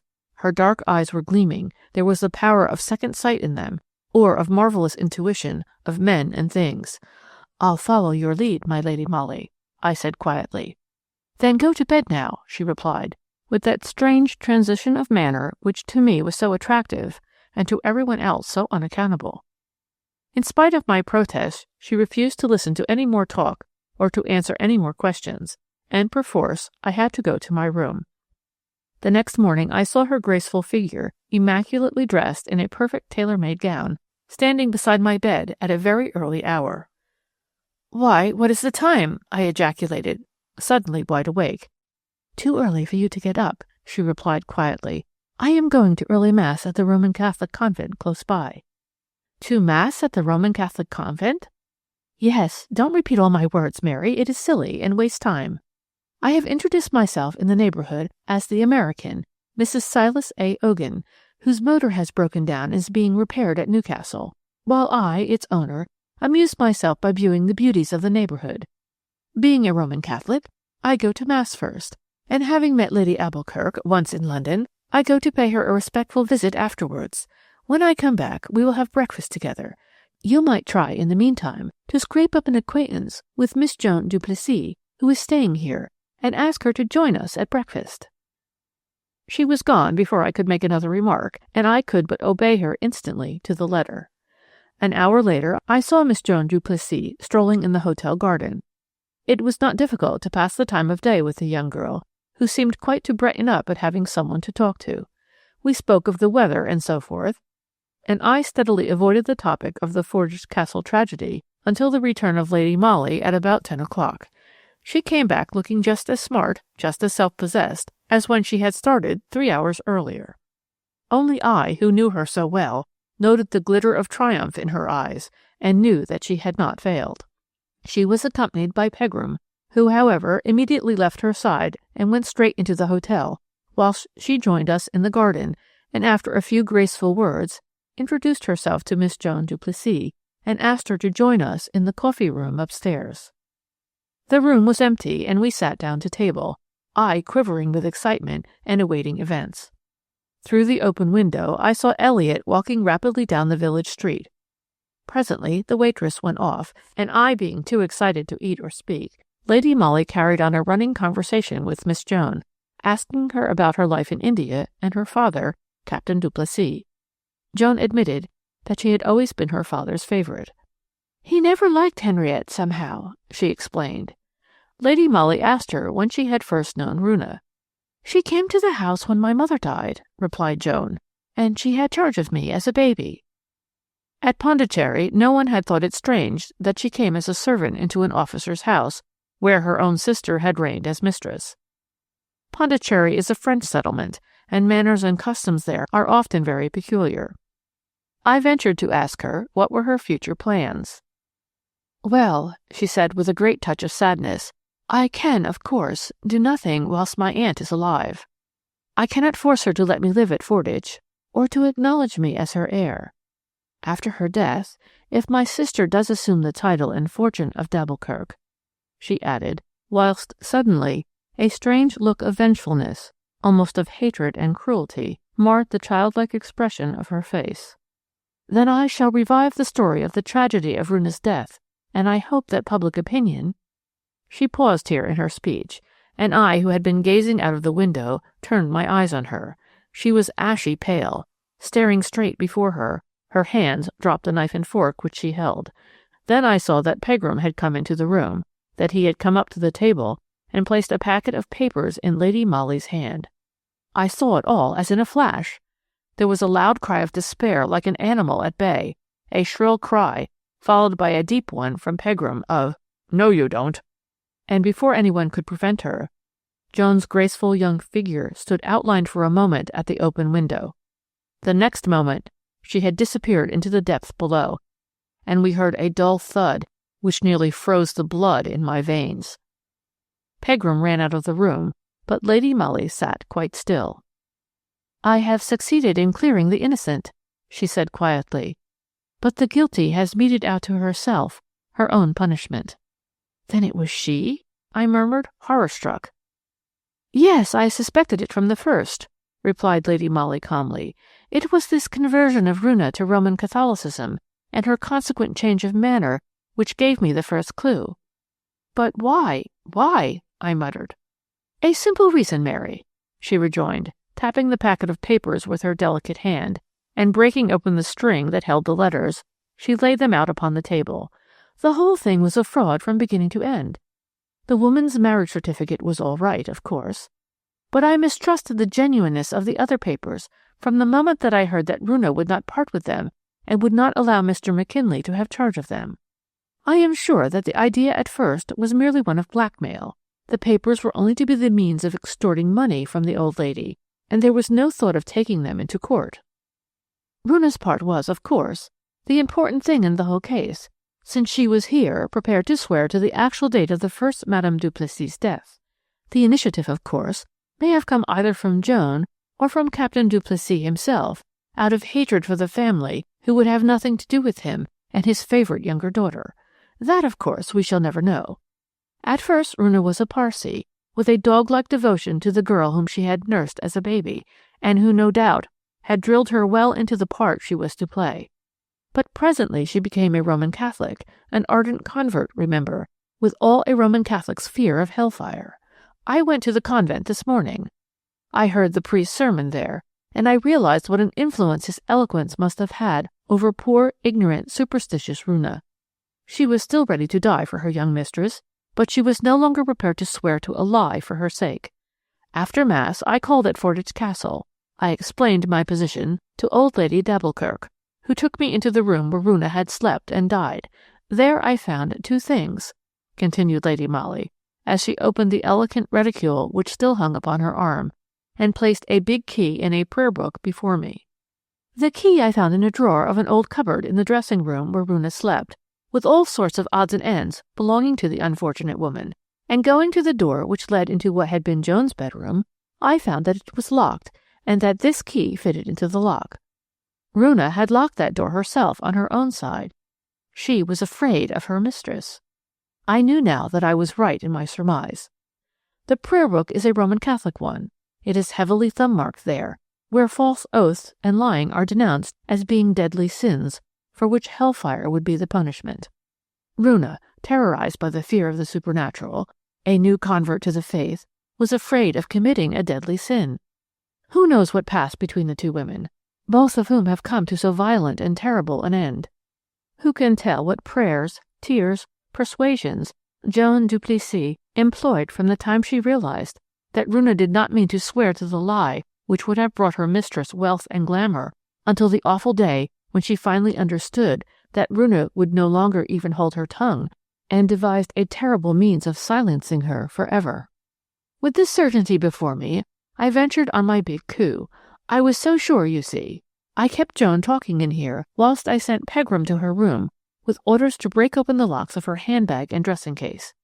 There, I told you that if I was wrong, I would probably be dismissed from the force for irregularity, as of course I had no right to do that. But if Pegram found the papers there where I felt sure they would be, we could bring the murderer to justice. I know my own sex pretty well, don't I, Mary? I knew that Joan Duplessis had not destroyed, never would destroy, those papers. Even as Lady Molly spoke, we could hear heavy tramping outside the passage. I ran to the door, and there was met by Pegram. "She is quite dead, miss," he said. "It was a drop of 40 feet, and a stone pavement down below." The guilty had indeed meted out her own punishment to herself. Lady Albuquerque sent Lady Molly a cheque for £5,000 the day the whole affair was made known to the public. I think you will say that it had been well earned. With her own dainty hands, my dear lady had lifted the veil which hung over the tragedy of Fordwych Castle, and with the finding of the papers in Joan Duplessis' dressing bag, and the unfortunate girl's suicide, the murder of the Indian woman was no longer a mystery. Chapter 5. A Day's Folly, Part 1. I don't think that anyone ever knew that the real elucidation of the extraordinary mystery known to the newspaper-reading public as the Somersetshire outrage was evolved in my own dear lady's quick, intuitive brain. As a matter of fact, to this day, as far as the public is concerned, the Somersetshire outrage never was properly explained, and it is a very usual thing for those busybodies who are so fond of criticizing the police to point to that case as an instance of remarkable incompetence on the part of our detective department.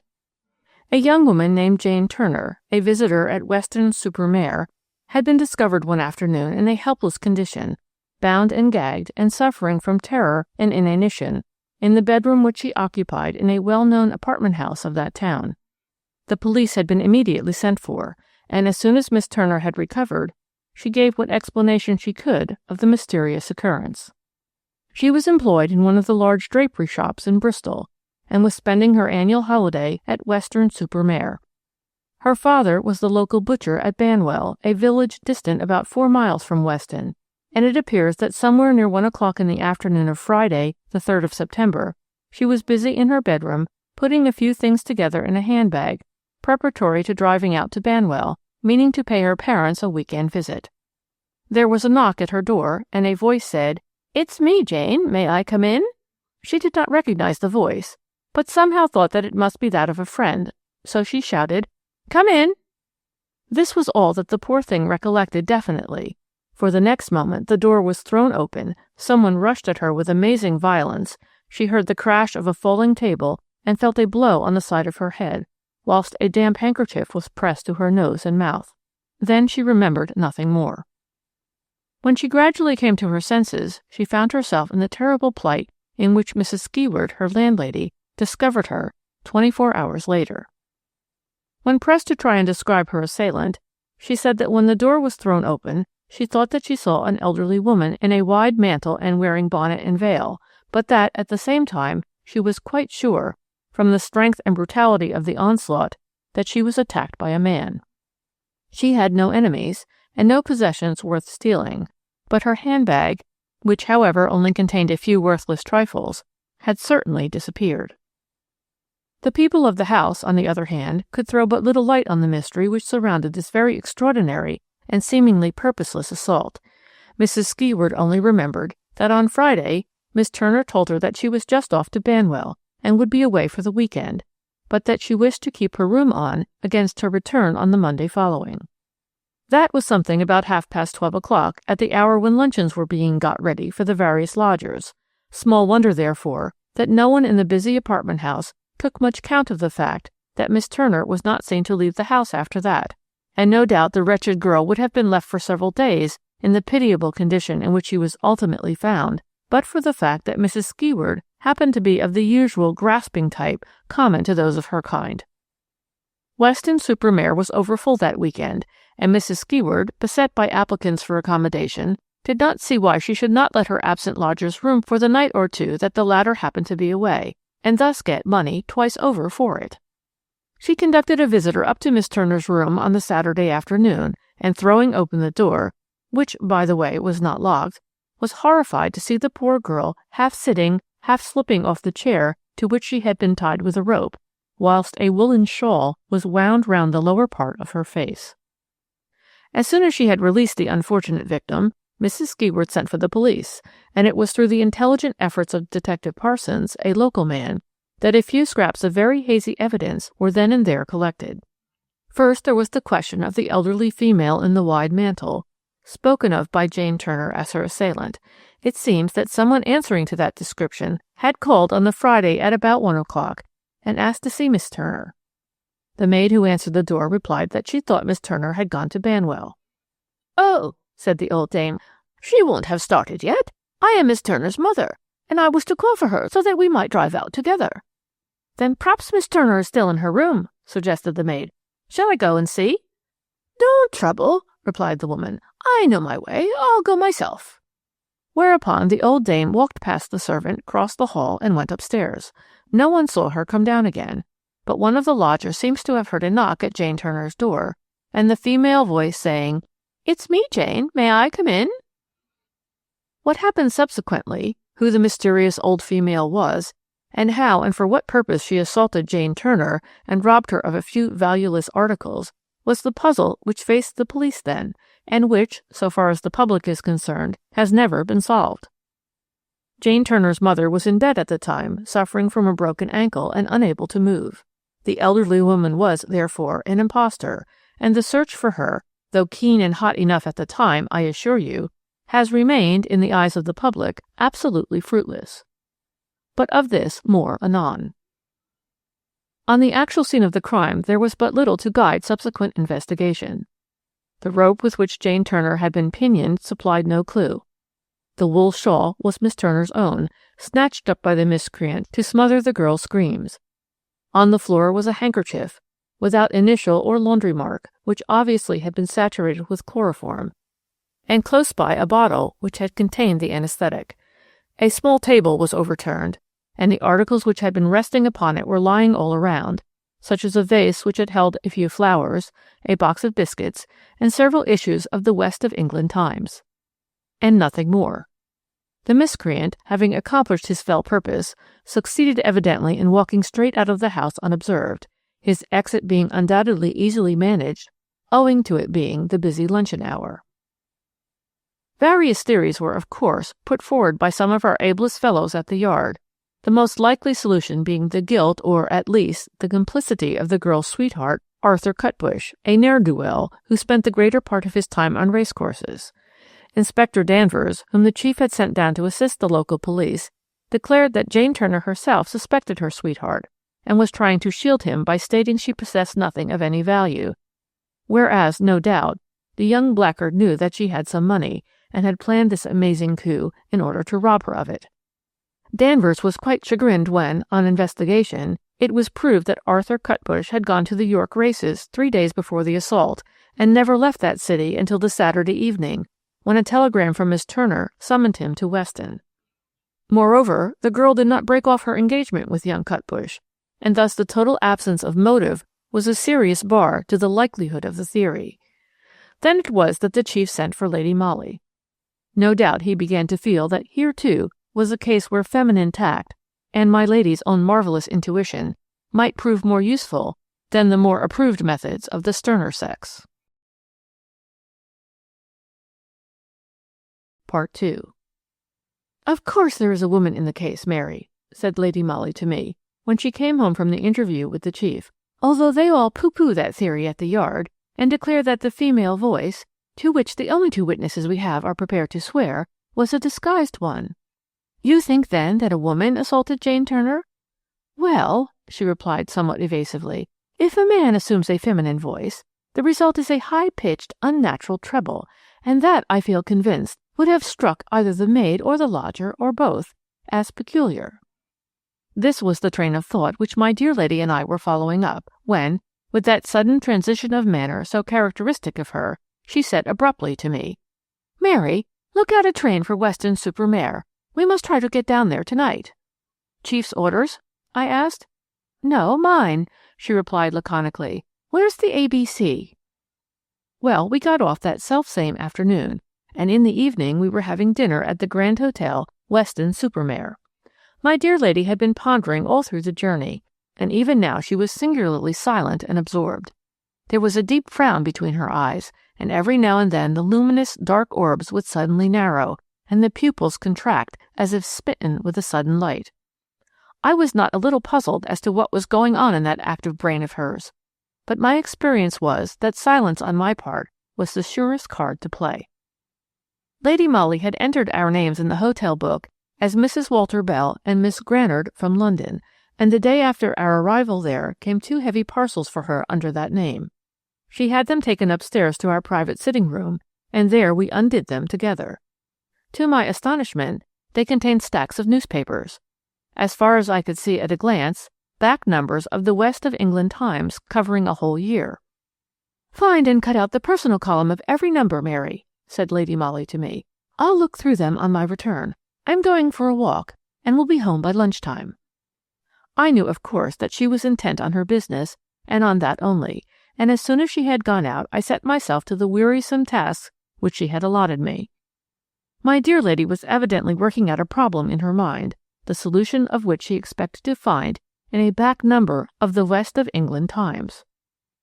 By the time she returned, I had the personal column of some 300 numbers of the paper neatly filed and docketed for her perusal. She thanked me for my promptitude with one of her charming looks, but said little, if anything, all through luncheon. After that meal she set to work.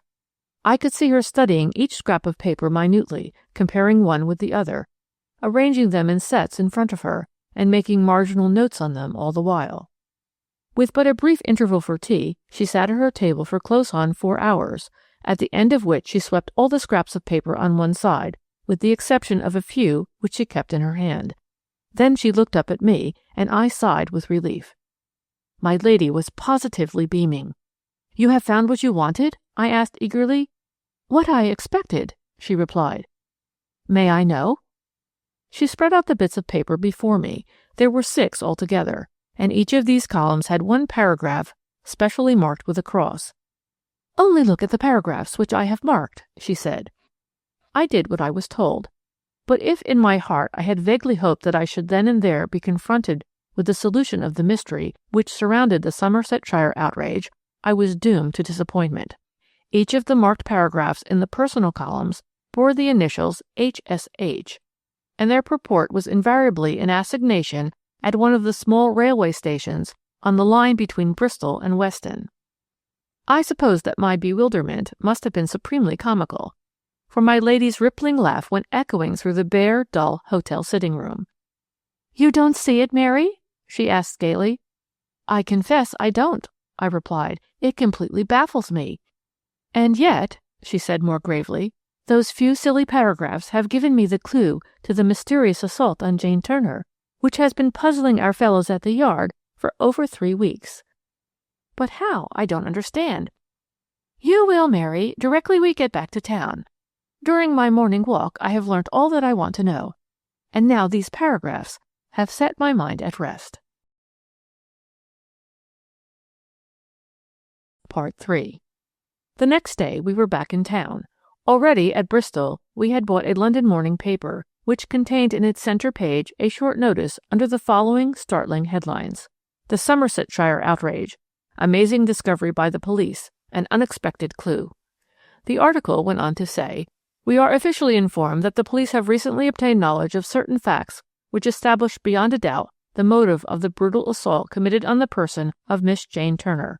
We are not authorized to say more at present than that certain startling developments are imminent." On the way up, my dear lady had initiated me into some of her views with regard to the case itself, which, at the chief's desire, she had now taken entirely in hand, and also into her immediate plans, of which the above article was merely the preface. She it was who had officially informed the Press Association, and, needless to say, the news duly appeared in most of the London and provincial dailies. How unerring was her intuition, and how well thought out her scheme, was proved within the next 24 hours in our own little flat, when our Emily, looking somewhat important and awed, announced, "Her Serene Highness, the Countess of Hohengebirg." HSH, the conspicuous initials in the personal columns of the West of England Times.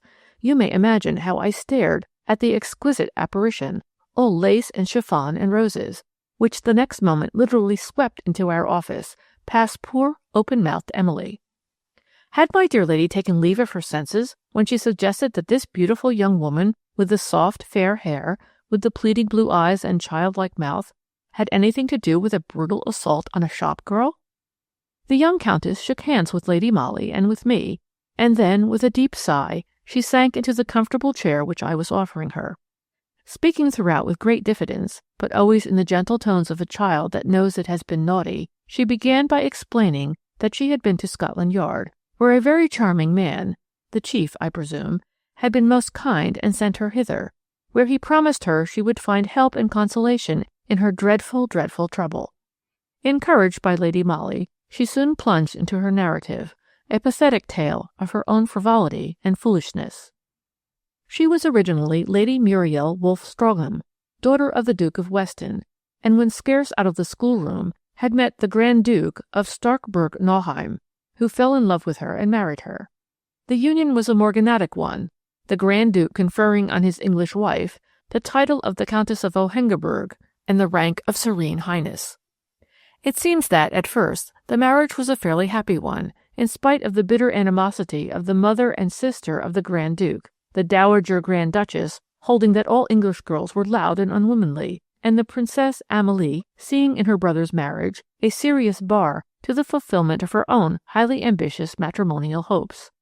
"They can't bear me, because I don't knit socks, and I don't know how to bake almond cakes," said her dear little Serene Highness, looking up with tender appeal at Lady Molly's grave and beautiful face, "and they will be so happy to see a real estrangement between my husband and myself." It appears that last year, while the Grand Duke was doing his annual cure at Marienbad, the Countess of Hohengebirg went to Folkestone for the benefit of her little boy's health. She stayed at one of the hotels there, merely as any English lady of wealth might do, with nurses and her own maid, of course, but without the paraphernalia and nuisance of her usual German retinue. Whilst there, she met an old acquaintance of her father's, a Mr. Rumbold, who is a rich financier, it seems, and who at one time moved in the best society, but whose reputation had greatly suffered recently, owing to a much-talked-of divorce case which brought his name into unenviable notoriety. Her Serene Highness, with more mopping of her blue eyes, assured Lady Molly that over at Schloss Starkburg she did not read the English papers, and was therefore quite unaware that Mr. Rumbold, who used to be a persona grata in her father's house, was no longer a fit and proper acquaintance for her. "It was a very fine morning," she continued with genuine pathos, "and I was deadly dull at Folkestone. Mr. Rumbold persuaded me to go with him on a short trip on his yacht. We were to cross over to Bologna, have lunch there, and come home in the cool of the evening. And, of course, something occurred to disable the yacht," concluded Lady Molly gravely, as the lady herself had paused in her narrative. "Of course," whispered the little Countess through her tears. "And, of course, it was too late to get back by the ordinary afternoon mail boat?" "That boat had gone an hour before, and the next did not leave until the middle of the night." "So you perforce had to wait then, and in the meanwhile you were seen by a girl named Jane Turner, who knew you by sight, and who has been blackmailing you ever since." "How did you guess that?" ejaculated Her Highness, with a look of such comical bewilderment in her large blue eyes that Lady Molly and I had perforce to laugh. "Well," replied my dear lady after a while, resuming her gravity, "we have a way in our profession of putting two and two together, haven't we? And in this case it was not very difficult. The assignations for secret meetings at out-of-the-way railway stations, which were addressed to H.S.H. in the columns of the West of England Times recently, gave me one clue, shall we say? The mysterious assault on a young woman whose home was close to those very railway stations, as well as to Bristol Castle, your parents' residence, where you have frequently been staying of late, was another piece that fitted in the puzzle, whilst the number of copies of the West of England Times that were found in that same young woman's room helped to draw my thoughts to her. Then your visit to me today. It is very simple, you see." "I suppose so," said H.S.H. with a sigh. "Only it is worse even than you suggest, for that horrid Jane Turner, to whom I had been ever so kind when I was a girl, took a snapshot of me and Mr. Rumbold standing on the steps of Hôtel des Bains at Boulogne. I saw her doing it, and rushed down the steps to stop her.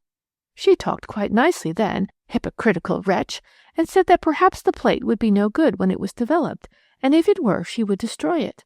I was not to worry.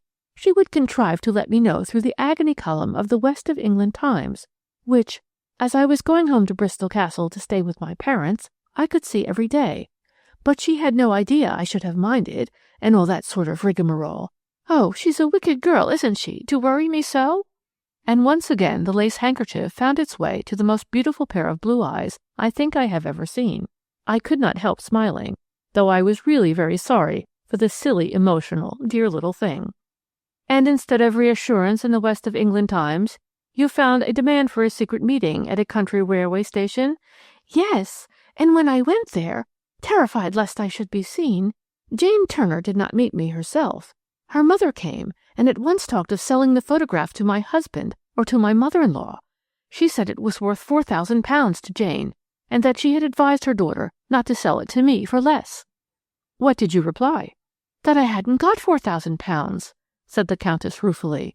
So after a lot of argument it was agreed that I was to pay Jane £250 a year out of my dress allowance. She would keep the negative as security, but promised never to let anyone see it so long as she got her money regularly. It was also arranged that whenever I stayed with my parents at Bristol Castle, Jane would make appointments to meet me through the columns of the West of England Times, and I was to pay up the installments then just as she directed. I could have laughed if the whole thing had not been so tragic, for truly the way this silly, harmless little woman had allowed herself to be bullied and blackmailed by a pair of grasping females was beyond belief. And this has been going on for over a year? Commented Lady Molly gravely. Yes, but I never met Jane Turner again. It was always her mother who came. You knew her mother before that, I presume? Oh, no. I only knew Jane because she had been sewing maid at the castle some few years ago. I see, said Lady Molly slowly. What was the woman like whom you used to meet at the railway stations, and to whom you paid over Miss Turner's money? Oh, I couldn't tell you what she was like. I never saw her properly. Never saw her properly? Ejaculated Lady Molly, and it seemed to my well-trained ears as if there was a ring of exultation in my dear lady's voice. No, replied the little Countess ruefully. She always appointed a late hour of the evening, and those little stations on that line are very badly lighted. I had difficulties getting away from home without exciting comment, and used to beg her to let me meet her at a more convenient hour, but she always refused. Lady Molly remained thoughtful for a while, then she asked abruptly, "Why don't you prosecute Jane Turner for blackmail?" "Oh, I dare not! I dare not!" ejaculated the little Countess, in genuine terror. "My husband would never forgive me, and his female relations would do their best afterwards to widen the breach between us. It was because of the article in the London newspaper about the assault on Jane Turner, the talk of a clue and of startling developments, that I got terrified and went to Scotland Yard. Oh, no, no, no! Promise me that my name won't be dragged into this case. It would ruin me forever." She was sobbing now. Her grief and fear were very pathetic to witness, and she moaned through her sobs, "Those wicked people know that I daren't risk an exposure, and simply prey on me like vampires because of that. The last time I saw the old woman, I told her that I would confess everything to my husband. I couldn't bear to go on like this. But she only laughed. She knew I should never dare." "When was this?" asked Lady Molly. "About 3 weeks ago, just before Jane Turner was assaulted and robbed of the photographs." "How do you know she was robbed of the photographs?" "She wrote and told me so," replied the young Countess, who seemed strangely awed now by my dear lady's earnest question, and from a dainty reticule she took a piece of paper, which bore traces of many bitter tears on its crumpled surface. This she handed to Lady Molly, who took it from her. It was a typewritten letter, which bore no signature. Lady Molly perused it in silence first, then read its contents out aloud to me. "To H.S.H., the Countess of Hohengemberg. You think I have been worrying you the past 12 months about your adventure with Mr. Rumbold in Bologna. But it was not me. It was one who has power over me, and who knew about the photograph. He made me act as I did. But whilst I kept the photo, you were safe.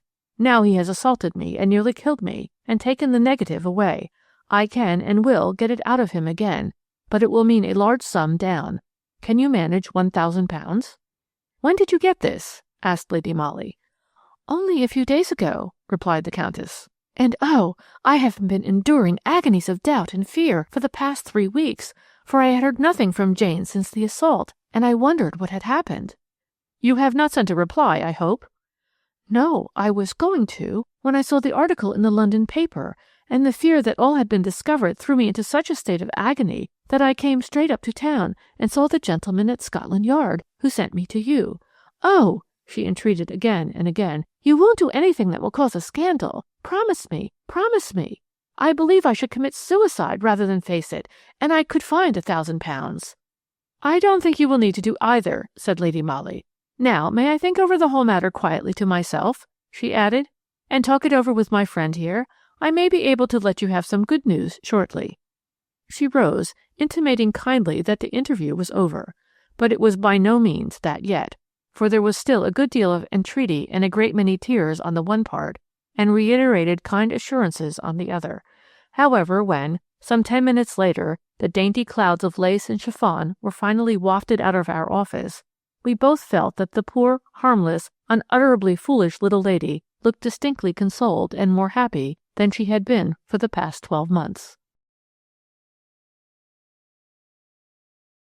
Part 4. Yes, she has been an utter little goose, Lady Molly was saying to me an hour later when we were having luncheon. But that Jane Turner is a remarkably clever girl. I suppose you think, as I do, that the mysterious elderly female who seems to have impersonated the mother all through was an accomplice of Jane Turner's, and that the assault was a put-up job between them, I said. Inspector Danvers will be delighted, for this theory is a near approach to his own. Was all the comment vouchsafed on my remark. I am sure it was Arthur Cutbush, the girl's sweetheart, after all, I retorted hotly. And you'll see that, put to the test of sworn evidence, his alibi at the time of the assault itself won't hold good. Moreover, now, I added triumphantly, we have knowledge which has been lacking all along, the motive. Ah, said my lady, smiling at my enthusiasm, that's how you argue, Mary, is it? Yes, and in my opinion, the only question in doubt is whether Arthur Cutbush acted in collusion with Jane Turner or against her. Well, suppose we go and elucidate that point, and some others at once, concluded Lady Molly, as she rose from the table. She decided to return to Bristol that same evening. We were going by the 8:50 p.m., and I was just getting ready, the cab being already at the door, when I was somewhat startled by the sudden appearance into my room of an old lady, very beautifully dressed, with snow-white hair dressed high above a severe, interesting face. A merry, rippling laugh issuing from the wrinkled mouth, and a closer scrutiny on my part, soon revealed the identity of my dear lady, dressed up to look like an extremely dignified grande dame of the old school, whilst a pair of long, old-fashioned earrings gave a curious, foreign look to her whole appearance. I didn't quite see why she chose to arrive at the Grand Hotel Bristol in that particular disguise, nor why she entered our names in the hotel book as Grand Duchess and Princess Amalie von Starkburg from Germany, nor did she tell me anything that evening. But by the next afternoon, when we drove out together in the fly, I was well up in the role which I had to play. My lady had made me dress in a very rich black silk dress of her own, and ordered me to do my hair in a somewhat frumpish fashion, with a parting and a bun at the back. She herself looked more like royalty travelling incognito than ever, and no wonder small children and tradesmen's boys stared open-mouthed when we alighted from our fly outside one of the mean-looking little houses in Bread Street. In answer to our ring, a smutty little servant opened the door, and my lady asked her if Miss Jane Turner lived here, and if she were in. Yes, Miss Turner lives here, and it being Thursday and early closing, she's home from business. Then please tell her, said Lady Molly in her grandest manner, that the Dowager Grand Duchess of Starkburg-Nauheim and the Princess Amalie desire to see her. The poor little maid nearly fell backwards with astonishment. She gasped an agitated "Lor!" and then flew down the narrow passage and up the steep staircase, closely followed by my dear lady and myself. On the first-floor landing, the girl, with nervous haste, knocked at a door, opened it, and muttered half-audibly, "Ladies, to see you, miss." Then she fled incontinently upstairs. I have never been able to decide whether that little girl thought that we were lunatics, ghosts, or criminals. But already Lady Molly had sailed into the room, where Miss Jane Turner apparently had been sitting reading a novel. She jumped up when we entered and stared open-eyed at the gorgeous apparitions. She was not a bad-looking girl, but for the provoking, bold look in her black eyes, and the general slatternly appearance of her person. "Pray do not disturb yourself, Miss Turner," said Lady Molly in broken English, as she sank into a chair, and beckoned me to do likewise. "Pray sit down. I will be brief. You have a compromising photograph, is it not, of my daughter-in-law, the Countess of Hohengebirg? I am the Grand Duchess of Starkburg-Nauheim. This is my daughter. the Princess Amelie. We are here incognito. You understand? Not?" And with inimitable elegance of gesture, my dear lady raised a pair of starers to her eyes and fixed them on Jane Turner's quaking figure. Never had I seen suspicion, nay terror, depicted so plainly on a young face, but I will do the girl the justice to state that she pulled herself together with marvelous strength of will. She fought down her awed respect of this great lady, or rather, shall I say, that the British middle-class want of respect for social superiority, especially if it be foreign, now stood her in good stead. "I don't know what you're talking about," she said with an arrogant toss of the head. "That is a lie, is it not?" rejoined Lady Molly calmly, as she drew from her reticule the typewritten letter which Jane Turner had sent to the Countess of Hohengebirg. "This you wrote to my daughter-in-law. The letter reached me instead of her. It interests me much. I will give you £2,000 for the photograph of her and Mr. Rumbold. You will sell it to me for that, is it not?" The production of the letter had somewhat cowed Jane's bold spirit, but she was still defiant. "I haven't got the photograph here," she said. "Ah, no, but you will get it, yes?" said my lady, quietly replacing the letter in her reticule. "In the letter you offer to get it for £1,000. I will give you 2,000. Today is a holiday for you. You will get the photograph from the gentleman, not? And I will wait here till you come back." Whereupon she arranged her skirts round her and folded her hands placidly, like one prepared to wait. "I haven't got the photograph," said Jane Turner doggedly, "and I can't get it today. The person who has it doesn't live in Bristol." "No? Ah, but quite close, isn't it?" rejoined my lady placidly. "I can wait all the day." "No, you shan't," returned Jane Turner, whose voice now shook with obvious rage or fear, I knew not which. "I can't get the photograph today, so there. And I won't sell it to you. I won't. I don't want your £2,000. How do I know you're not an impostor?" "From this, my good girl," said Lady Molly quietly, "that if I leave this room without the photograph, I go straight to the police with this letter, and you shall be prosecuted by the Grand Duke, my son, for blackmailing his wife. You see, I am not like my daughter-in-law. I am not afraid of a scandal, so you will fetch the photograph, isn't it? I and the Princess Amelie will wait for it here. That is your bedroom, not?" she added, pointing to a door which obviously gave on an inner room. "Will you put on your hat and go at once, please? £2,000 or 2 years in prison. You have the choice, isn't it?" Jane Turner tried to keep up her air of defiance, looking Lady Molly full in the face, but I who watched her could see the boldness in her eyes gradually giving place to fear, and then to terror, and even despair. The girl's face seemed literally to grow old as I looked at it, pale, haggard, and drawn, whilst Lady Molly kept her stern, luminous eyes fixed steadily upon her. Then, with a curious, wild gesture, which somehow filled me with a nameless fear, Jane Turner turned on her heel and ran into the inner room. There followed a moment of silence. To me it was tense and agonizing. I was straining my ears to hear what was going on in that inner room. That my dear lady was not as callous as she wished to appear was shown by the strange look of expectancy in her beautiful eyes. The minutes sped on. How many I could not afterwards have said. I was conscious of a clock ticking monotonously over the shabby mantelpiece, of an errand boy outside shouting at the top of his voice, of the measured step of the cab horse, which had brought us hither, being walked up and down the street. Then suddenly there was a violent crash, as of heavy furniture being thrown down.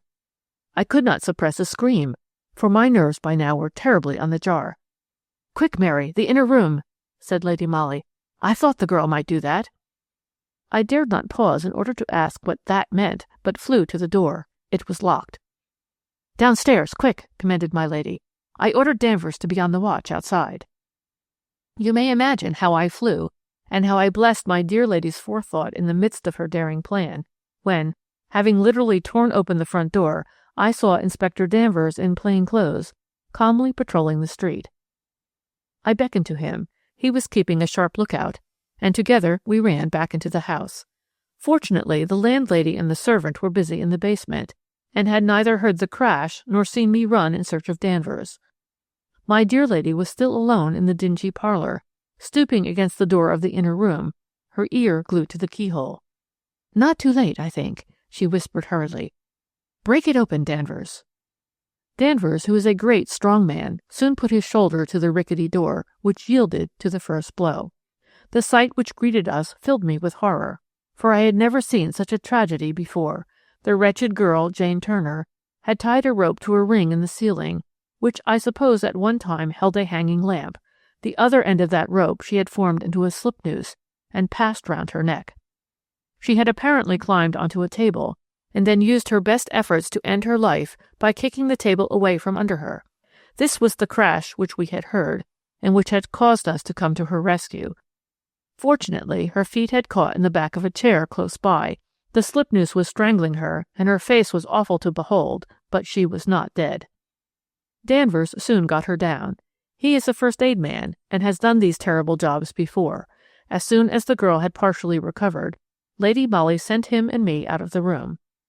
In the dark and dusty parlour, where but a few moments ago I had played my small part in a grim comedy, I now waited to hear what the sequel to it would be.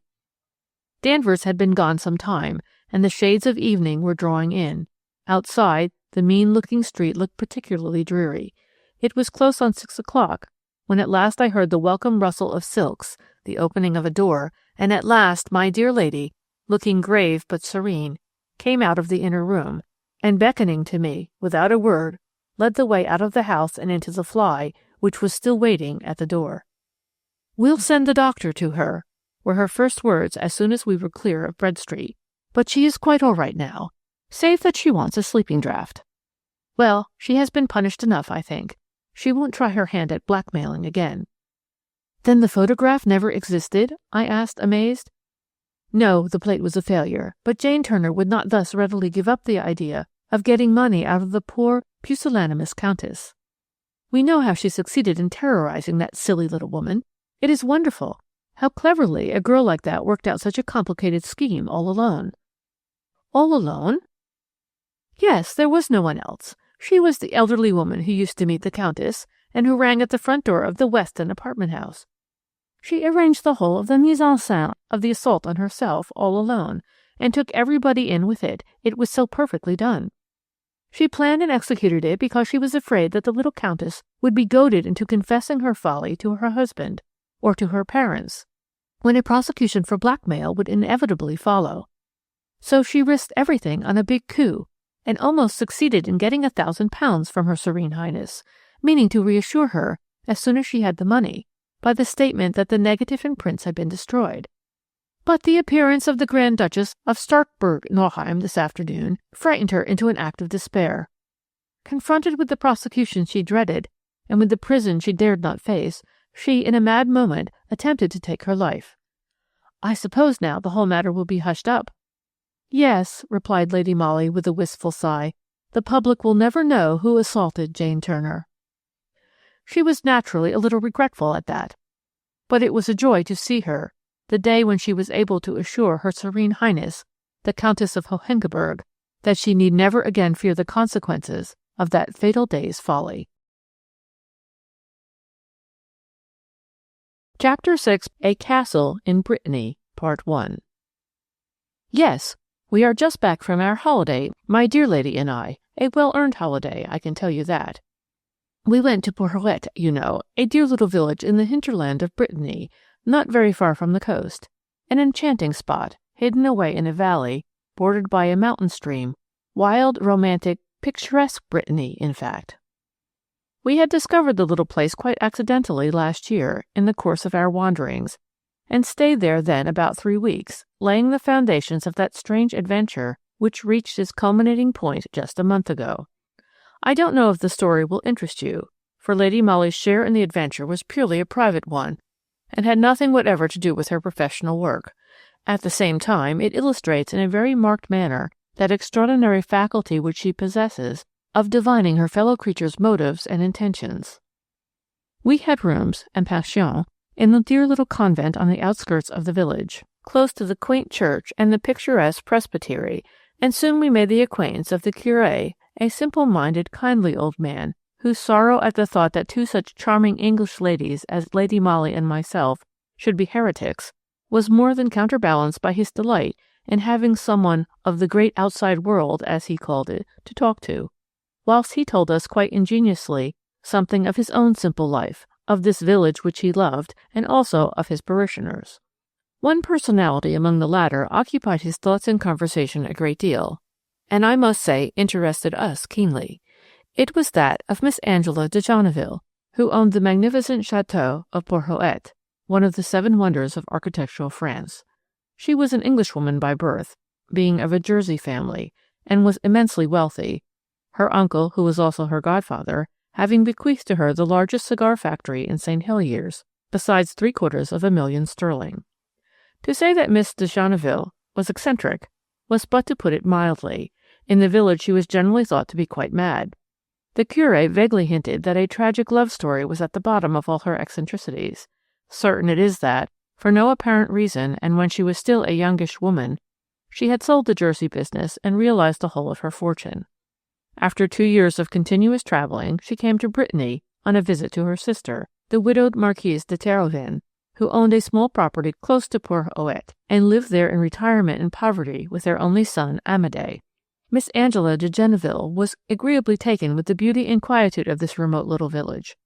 The beautiful chateau of Port-Hoët being for sale at the time, she bought it, took out letters of naturalization, became a French subject, and from that moment never went outside the precincts of her newly acquired domain. She never returned to England, and, with the exception of the curé and her own sister and nephew, saw no one beyond her small retinue of servants. But the dear old curé thought all the world of her, for she was supremely charitable to him and to the poor, and scarcely a day passed but he told us something either of her kindness or of her eccentric ways. One day he arrived at the convent at an unaccustomed hour. We had just finished our simple déjeuner of steaming coffee and rolls when we saw him coming towards us across the garden. That he was excited and perturbed was at once apparent by his hurried gait and by the flush on his kindly face. He bade us a very hasty "Good morning, my daughters," and plunged abruptly into his subject.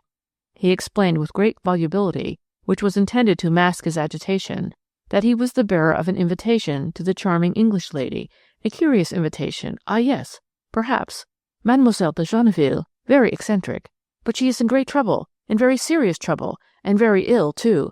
Now, poor lady, half paralyzed and feeble, yes, feeble in the brain, and then her nephew, the Marquis Amédée de Terhoven, such a misguided young man, who has got into bad company in that den of wickedness called Paris. Since then it has been debts, always debts. His mother is so indulgent, too indulgent, but an only son. The charming English ladies would understand. It was very sad, very, very sad, and no wonder Mademoiselle de Genneville was very angry. She had paid Monsieur le Marquis' debts once, twice, 3 times, but now she will not pay any more, but she is in great trouble and wants a friend, a female friend, one of her own country, she declares, for he himself, alas, was only a poor curé de village, and did not understand great ladies and their curious ways. It would be true Christian charity if the charming English lady would come and see mademoiselle. But her own sister, the Marquise, suggested Lady Molly, breaking in on the old man's volubility. Ah, her sister, of course, he replied with a sigh, Madame la Marquise. But then she is Monsieur le Marquis' mother, and the charming English lady would understand. A mother's heart, of course. But I am a complete stranger to Miss de Genneville, protested Lady Molly. Ah, but mademoiselle has always remained an Englishwoman at heart, replied the curé. She said to me today, I seem to long for an Englishwoman's handshake. A sober-minded, sensible Englishwoman to help me in this difficulty. Bring your English friend to me, Monsieur le curé, if she will come to the assistance of an old woman who has no one to turn to in her distress. Of course, after that, I knew that my dear lady would yield. Moreover, she was keenly interested in Miss de Genneville, and without further discussion, she told Monsieur le curé that she was quite ready to accompany him to the chateau of Port-Hoët. Part 2. Of course, I was not present at the interview, but Lady Molly has so often told me all that happened and how it happened, and with such a wealth of picturesque and minute detail that sometimes I find it difficult to realize that I myself was not there in person. It seems that Monsieur le curé himself ushered my lady into the presence of Miss Angela de Genneville. The old lady was not alone when they entered.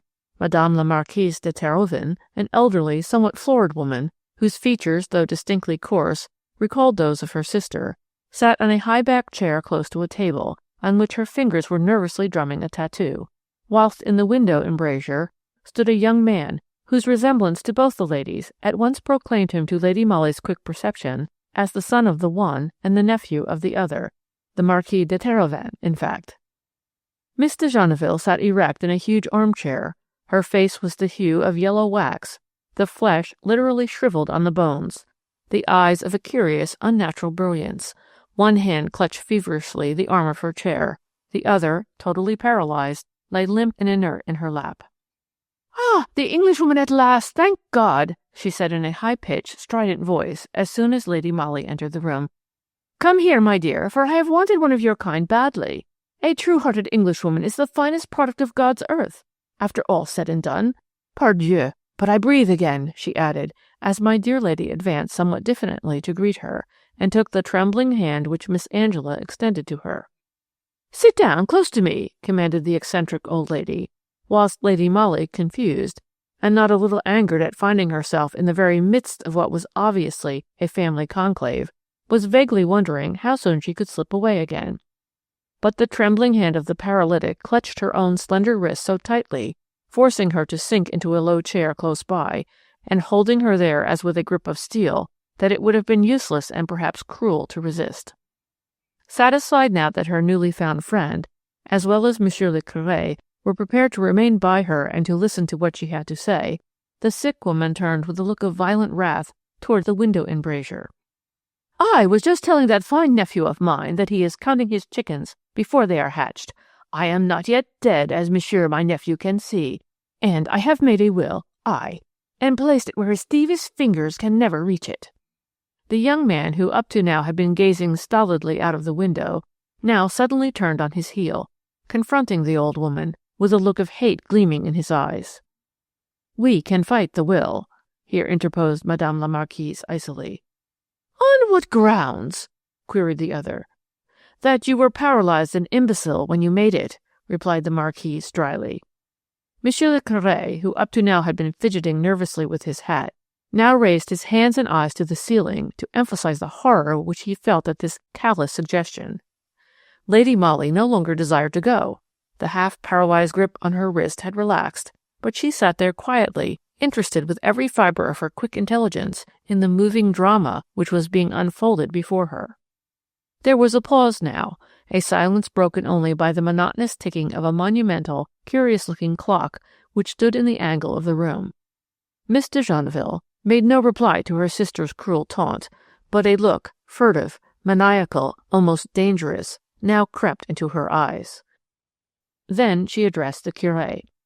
"I pray you, pen, ink, and paper, here on this table," she requested.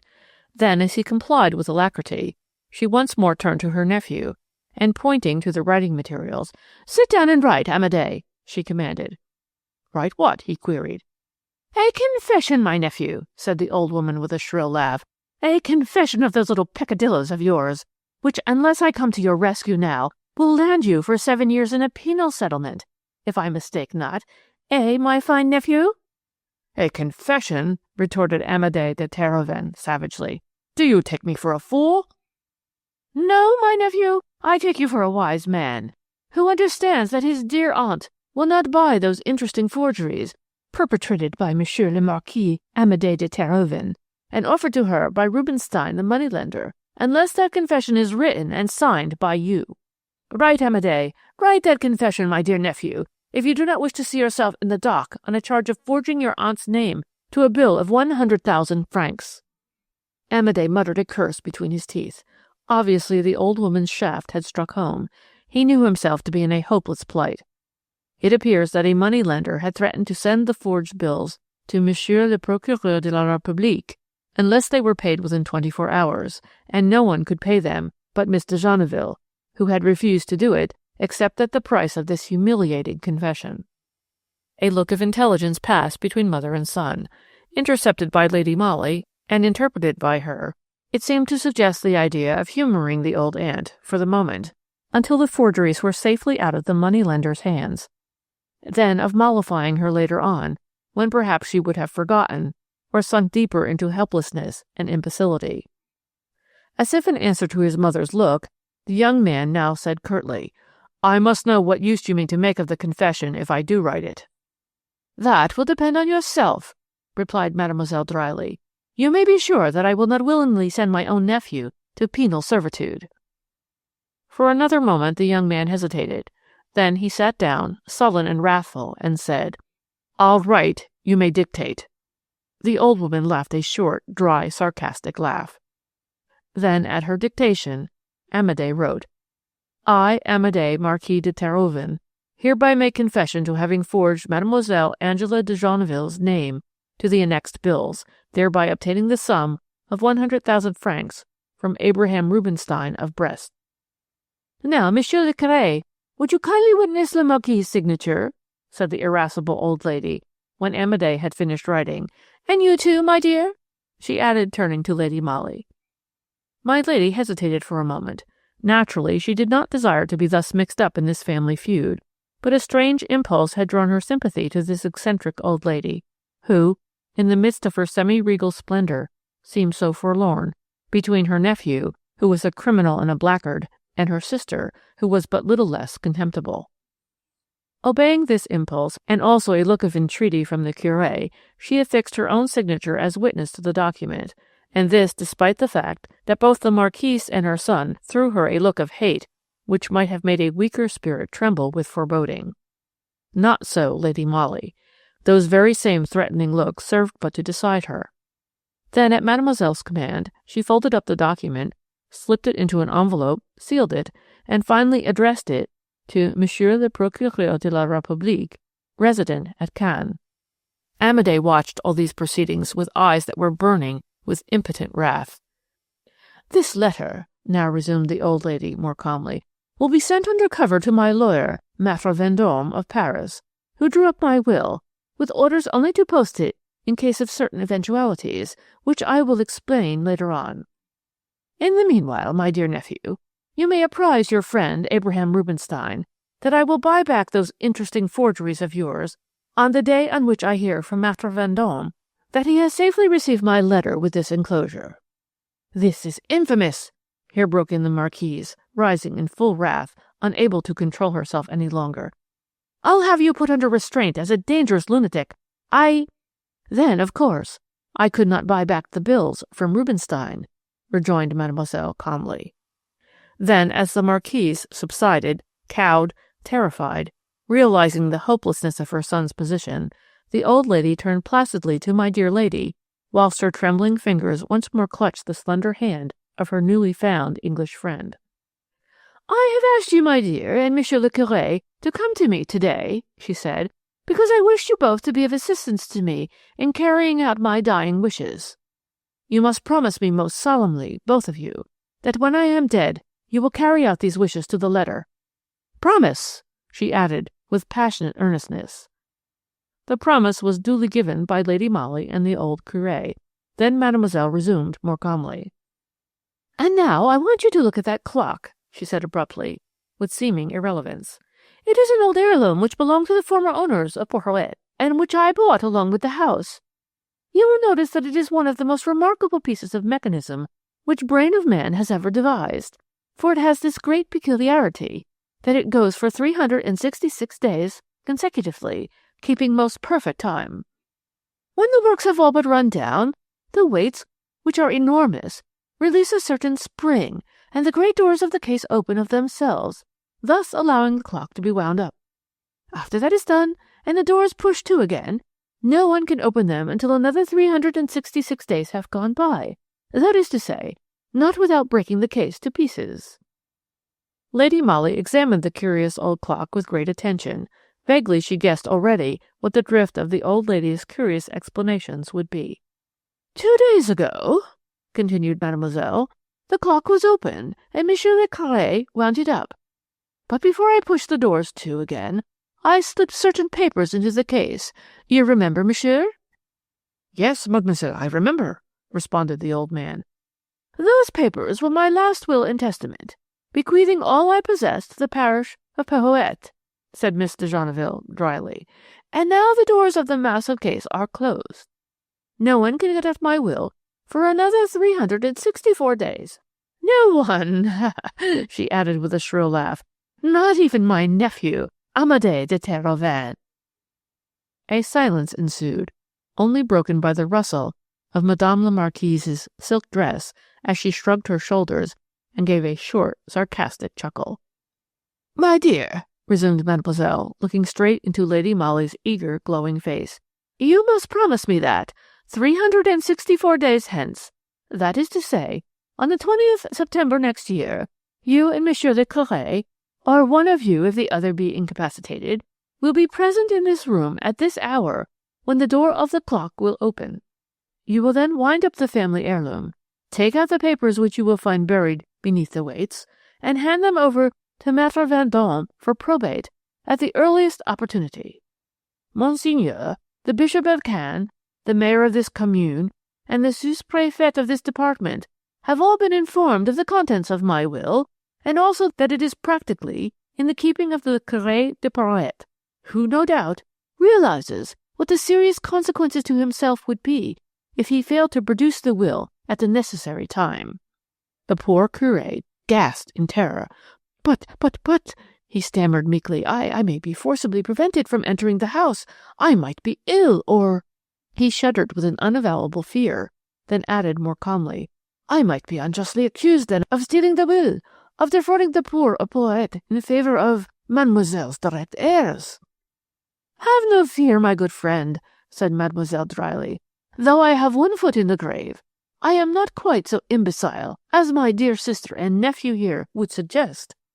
And I have provided for every eventuality. If you are ill, or otherwise prevented by outside causes from being present here on the day and hour named, this charming English lady will be able to replace you. But if either of you is forcibly prevented from entering this house, or if having entered this room the slightest violence or even pressure is put upon you, or if you should find the clock broken, damaged, and stripped of its contents, all you need to do is apprise Maître Vendôme of the fact. He will know how to act. What would he do? Send a certain confession we all know of to Monsieur le Procureur de la République, replied the old lady, fixing the young Marquis Amédée with her irascible eye.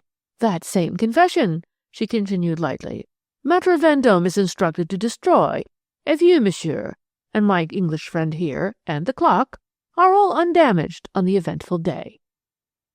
There was silence in the great dark room for a while, broken only by the sarcastic chuckle of the enfeebled invalid, tired out after this harrowing scene, wherein she had pitted her half-maniacal ingenuity against the greed and rapacity of a conscienceless roué. That she had hemmed her nephew and sister in on every side could not be denied.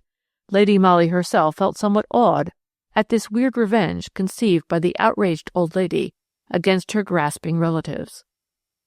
She was far too interested in the whole drama to give up her own part in it, and as she subsequently explained to me, she felt it her duty to remain the partner and co-worker of the poor curé in this dangerous task of securing to the poor of Porhoët the fortune which otherwise would be squandered away on gaming tables and racecourses.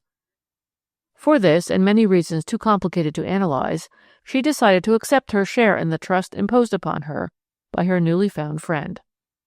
Neither the Marquise nor her son took any notice of Lady Molly, as she presently took leave of Mademoiselle de Genneville, who, at the last, made her take a solemn oath that she would stand by the curé and fulfill the wishes of a dying and much wronged woman. Much perturbed, Monsieur le Curé went away. Lady Molly went several times after that to the Château of Porhoët to see the invalid, who had taken a violent fancy to her. In October we had, perforce, to return to England and to work, and the following spring we had news from the curé that Mademoiselle de Genneville was dead. Part 3. Lady Molly had certainly been working too hard, and was in a feeble state of health when we reached Porhoët the following 19th of September, less than 24 hours before the eventful moment when the old clock would reveal the will and testament of Mademoiselle de Genneville. We walked straight from the station to the presbytery, anxious to see the curé and to make all arrangements for tomorrow's business. To our terrible sorrow and distress, we were informed by the housekeeper that the Curé was very seriously ill at the hospital at Brest, whither he had been removed by the doctor's orders. This was the first inkling I had that things would not go as smoothly as I had anticipated. Miss de Genneville's dispositions with regard to the sensational disclosure of her will had, to my mind, been so ably taken that it had never struck me until now that the Marquise de Terhoven and her precious son would make a desperate fight before they gave up all thoughts of the coveted fortune. I imagined the Marquis hemmed in on every side, any violence offered against the Curé or Lady Molly when they entered the chateau in order to accomplish the task allotted to them being visited by the sending of the confession to Monsieur le Procureur de la République, when prosecution for forgery would immediately follow. Damage to the clock itself would be punished in the same way. But I had never thought of sudden illness, of heaven help us, poison or unaccountable accidents, to either the Curé or to the woman I loved best in all the world. No wonder Lady Molly looked pale and fragile as, having thanked the housekeeper, we found our way in silence to the convent where we had once again engaged rooms. Somehow the hospitality shown us last year had lost something of its cordiality. Moreover, our bedrooms this time did not communicate with one another, but opened out independently onto a stone passage. The sister who showed us upstairs explained, somewhat shamefacedly, that as the Mother Superior had not expected us, she had let the room which was between our two bedrooms to a lady visitor who, however, was ill in bed at the present moment. That sixth sense, of which so much has been said and written, but which I will not attempt to explain, told me plainly enough that we were no longer amidst friends in the convent. Had bribery been at work? Was the lady visitor a spy set upon our movements by the Terhovens? It was impossible to say. I could no longer chase away the many gloomy forebodings which assailed me the rest of that day and drove away sleep during the night. I can assure you that in my heart I wished all eccentric old ladies and their hidden wills at the bottom of the sea. My dear lady was apparently also very deeply perturbed. Any attempt on my part to broach the subject of Miss de Genneville's will was promptly and authoritatively checked by her. At the same time, I knew her well enough to guess that all these nameless dangers which seemed to have crept up round her only served to enhance her determination to carry out her old friend's dying wishes to the letter. We went to bed quite early, for the first time without that delightful final gossip, when events, plans, surmises, and work were freely discussed between us. The unseen lady visitor in the room which separated us acted as a wet blanket on our intimacy.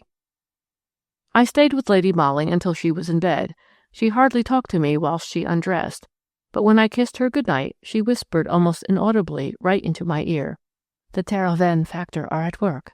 They may waylay you and offer you a bribe to keep me out of the chateau tomorrow. Pretend to fall in with their views. Accept all bribes and place yourself at their disposal. I must not say more now. We are being spied upon." That my lady was, as usual, right in her surmises was proved within the next 5 minutes. I had slipped out of her room and was just going into mine when I heard my name spoken hardly above a whisper, whilst I felt my arm gently squeezed from behind. An elderly, somewhat florid woman stood before me attired in a dingy-colored dressing-gown. She was pointing towards my own bedroom door, implying her desire to accompany me to my room. Remembering my dear lady's parting injunctions, I nodded in acquiescence. She followed me, after having peered cautiously up and down the passage. Then, when the door was duly closed, and she was satisfied that we were alone, she said very abruptly, "Miss Granard, tell me, you are poor, eh? A paid companion to your rich friend, what?" Still thinking of Lady Molly's commands, I replied with a pathetic sigh. "Then," said the old lady eagerly, "would you like to earn 50,000 francs? The eagerness with which I responded "rather" apparently pleased her, for she gave a sigh of satisfaction. "You know the story of my sister's will, of the clock?" she asked eagerly. "Of your friend's role in this shameless business?" Once more I nodded. I knew that my lady had guessed rightly. This was the Marquise de Terhoven, planted here in the convent to gain my confidence, to spy on Lady Molly, and to offer me a bribe. Now for some clever tactics on my part. "Can you prevent your friend from being at the chateau tomorrow, before 1 o'clock?" asked the Marquise. "Easily," I replied calmly. "How?" "She is ill, as you know. The doctor has ordered her a sleeping draught. I administer it. I can arrange that she has a strong dose in the morning instead of her other medicine. She will sleep till the late afternoon." I rattled this off glibly in my best French. Madame la Marquise heaved a deep sigh of relief. "Ah, that is good," she said. "Then listen to me. Do as I tell you, and tomorrow you will be richer by 50,000 francs. Come to the chateau in the morning, dressed in your friend's clothes. My son will be there. Together you will assist in the opening of the secret doors, and when my son has wound up the old clock himself, he will place 50,000 francs in your hands." "But Monsieur le Curé?" I suggested tentatively. "He is ill," she replied curtly. But as she spoke these 3 words, there was such an evil sneer in her face, such a look of cruel triumph in her eyes, that all my worst suspicions were at once confirmed. Had these people's unscrupulous rapacity indeed bribed some needy country practitioner to put the Curé temporarily out of the way? It was too awful to think of. And I can tell you that I needed all my presence of mind, all my desire to act my part bravely and intelligently to the end, not to fly from this woman in horror. She gave me a few more instructions with regard to the services which she and her precious son would expect of me on the morrow. It seems that, some time before her death, Miss de Genneville had laid strict injunctions on 2 of her most trusted men-servants to remain in the chateau and to be on the watch on the eventful 20th day of September of this year, lest any serious violence be done to the English lady or to the Curé. It was with a view to allay any suspicion which might arise in the minds of these 2 men that the Marquis desired me to impersonate Lady Molly tomorrow, and to enter with him, on seemingly friendly terms, the room where stood the monumental clock. For these services, together with those whereby Lady Molly was to be sent into a drugged sleep whilst the theft of the will was being carried through, I, Mary Granard, was to receive from Monsieur le Marquis de Terhoven the sum of 50,000 francs. All these matters being settled to this wicked woman's apparent satisfaction, she presently took hold of both my hands, shook them warmly, and called me her dearest friend, assured me of everlasting gratitude, and finally, to my intense relief, slipped noiselessly out of my room. Part 4. I surmised, I think correctly, that Madame la Marquise would spend most of the night with her ear glued to the thin partition which separated her room from that of Lady Molly. So I did not dare to go and report myself and the monumentous conversation which I had just had, and vaguely wondered when I should have an opportunity of talking matters over with my dear lady, without feeling that a spy was at my heels. The next morning when I went into her room, to my boundless amazement, and before I had time to utter a word, she moaned audibly, as if in great pain, and said feebly, but very distinctly, "Oh, Mary, I'm so glad you've come. I feel terribly ill. I haven't had a wink of sleep all night, and I am too weak to attempt to get up." Fortunately, my perceptions had not been dulled by the excitement of the past few hours, and I could see that she was not so ill as she made out. Her eyes sought mine, and as I approached her bed, and her lips alone framed the words, which I believe I interpreted correctly, "Do as they want. I stay in bed. We'll explain later." Evidently she had reason to think that we were being closely watched, but what I could not understand was, what did she expect would happen if she herself were not present when the opening of the clock door would disclose the will? Did she want me to snatch the document, to bear the brunt of the Terhovens' wrath and disappointment? It was not like her to be afraid of fulfilling a duty, however dangerous that fulfillment might prove, and it certainly was not like her to break a promise given to a dying person. But of course my business was to obey. Assuming that our movements were being watched, I poured out a dose of medicine for my dear lady, which she took, and then fell back on her pillows as if exhausted. "I think I could sleep now, Mary," she said, "but wake me later on. I must be at the chateau by 12 o'clock, you know." As one of Lady Molly's boxes was in my room, I had no difficulty in arraying myself in some of her clothes. Thus equipped and closely veiled, still ignorant of my lady's plans, anxious but determined to obey like a soldier, blindly and unquestioningly, I made my way to the chateau a little before noon. An old butler opened the door in answer to my ring, and in the inner hall sat the Marquise de Terhoven, whilst her son was walking agitatedly up and down. "Ah, here comes my lady," said the Marquise with easy unconcern. "You have come, my lady," she added, rising and taking my hand, "to perform a duty which will rob my son of a fortune which by right should have been his. We can put no hindrance in your way, under penalty of an appalling disgrace, which would then fall on my son. Moreover, my late sister has filled this house with guards and spies, so believe me, you need have no fear. You can perform your duty undisturbed. Perhaps you will not object to my son keeping you company? My precious sister had the door of her room removed before her death, and a curtain put in its stead." She concluded with what was intended to be a sneer of a disappointed fortune hunter. "So the least call from you will bring her spies to your assistance." Without a word, the Marquis and I bowed to one another. Then, preceded by the old family butler, we went up the monumental staircase to what I suppose had been the eccentric old lady's room. The butler drew the portière curtain aside, and he remained in the corridor whilst we went within. There stood the massive clock, exactly as my lady had often described it to me. It was ticking with slow and deep-toned majesty. Monsieur le Marquis pointed to an armchair for me. He was obviously in a state of terrible nerve tension. He could not sit still, and his fingers were incessantly clasped and unclasped with a curious febrile movement, which betrayed his intense agitation. I was about to make a remark when he abruptly seized my wrist, placed one finger to his lips, and pointed in the direction of the portière. Apparently he thought that someone was on the watch outside, but the clock itself was so placed that it could not be seen by anyone who was not actually in the room. After that we were both silent, whilst the old piece of mechanism ticked on relentlessly, still hiding the secret which it contained. I would have given 2 years' salary to know what Lady Molly would have wished me to do. Frankly, I fully expected to see her walk in at any moment.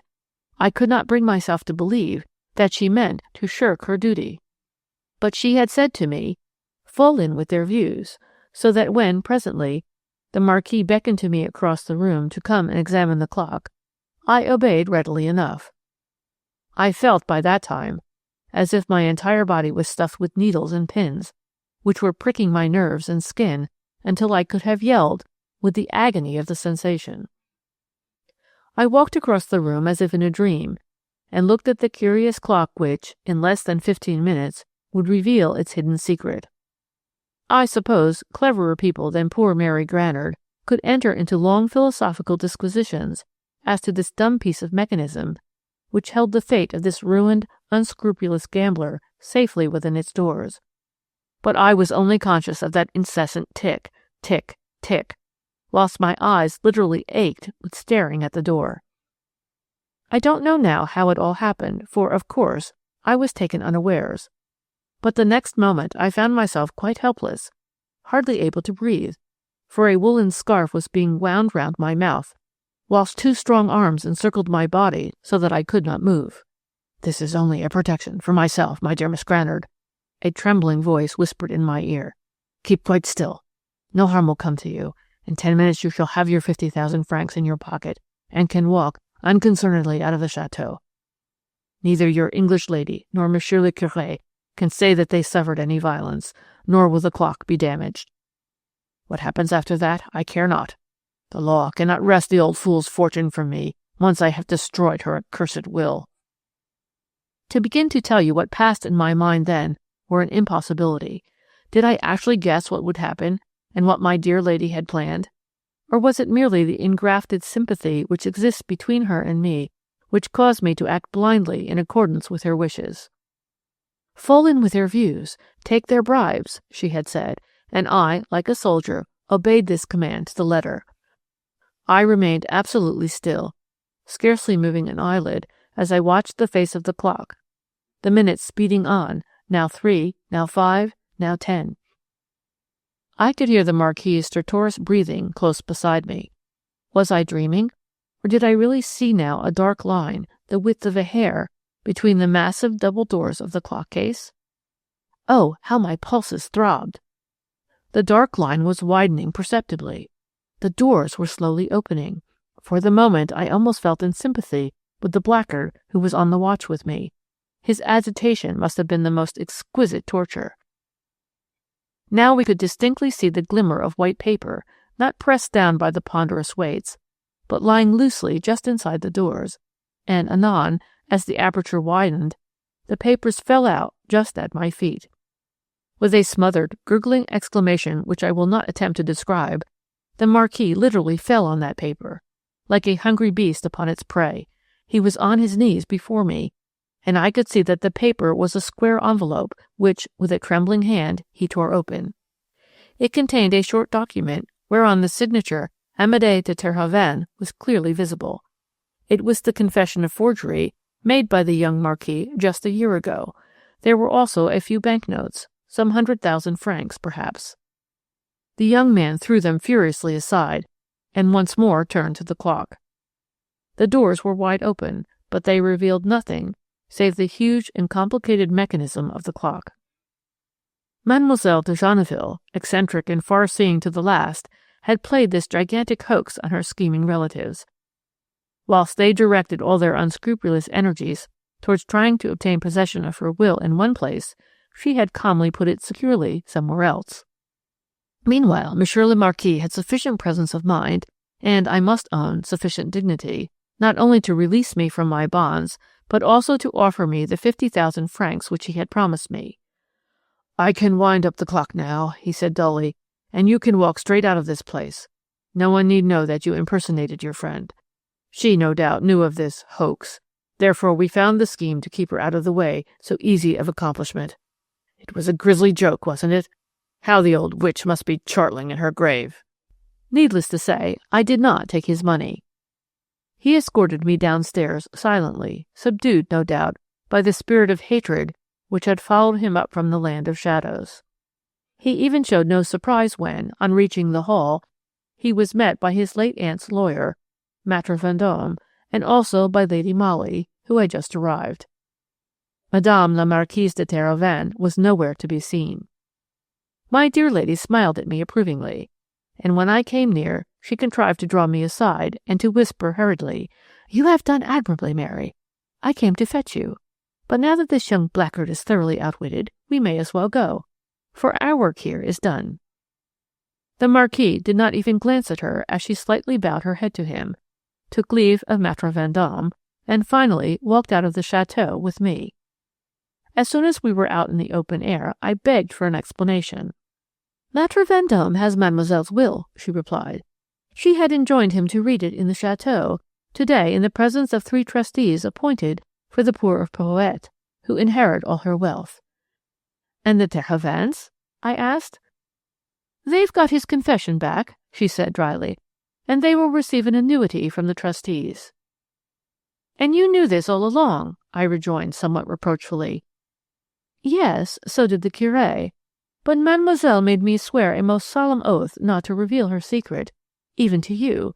She was so afraid of the machinations of the Terhovens. You see," continued Lady Molly, smiling at my eagerness, "Miss de Genneville possessed the ancient key wherewith she could open the clock case at any time. Obviously, even so perfect a piece of mechanism might go wrong, when examination and readjustment of the works would be necessary. After the family conclave wherein she had announced that her will was hidden in the clock, I, at my next interview with her, begged her to modify this idea, to send her will to her solicitor, but to leave the Terhovens under the impression that it was still lying in a strange hiding-place.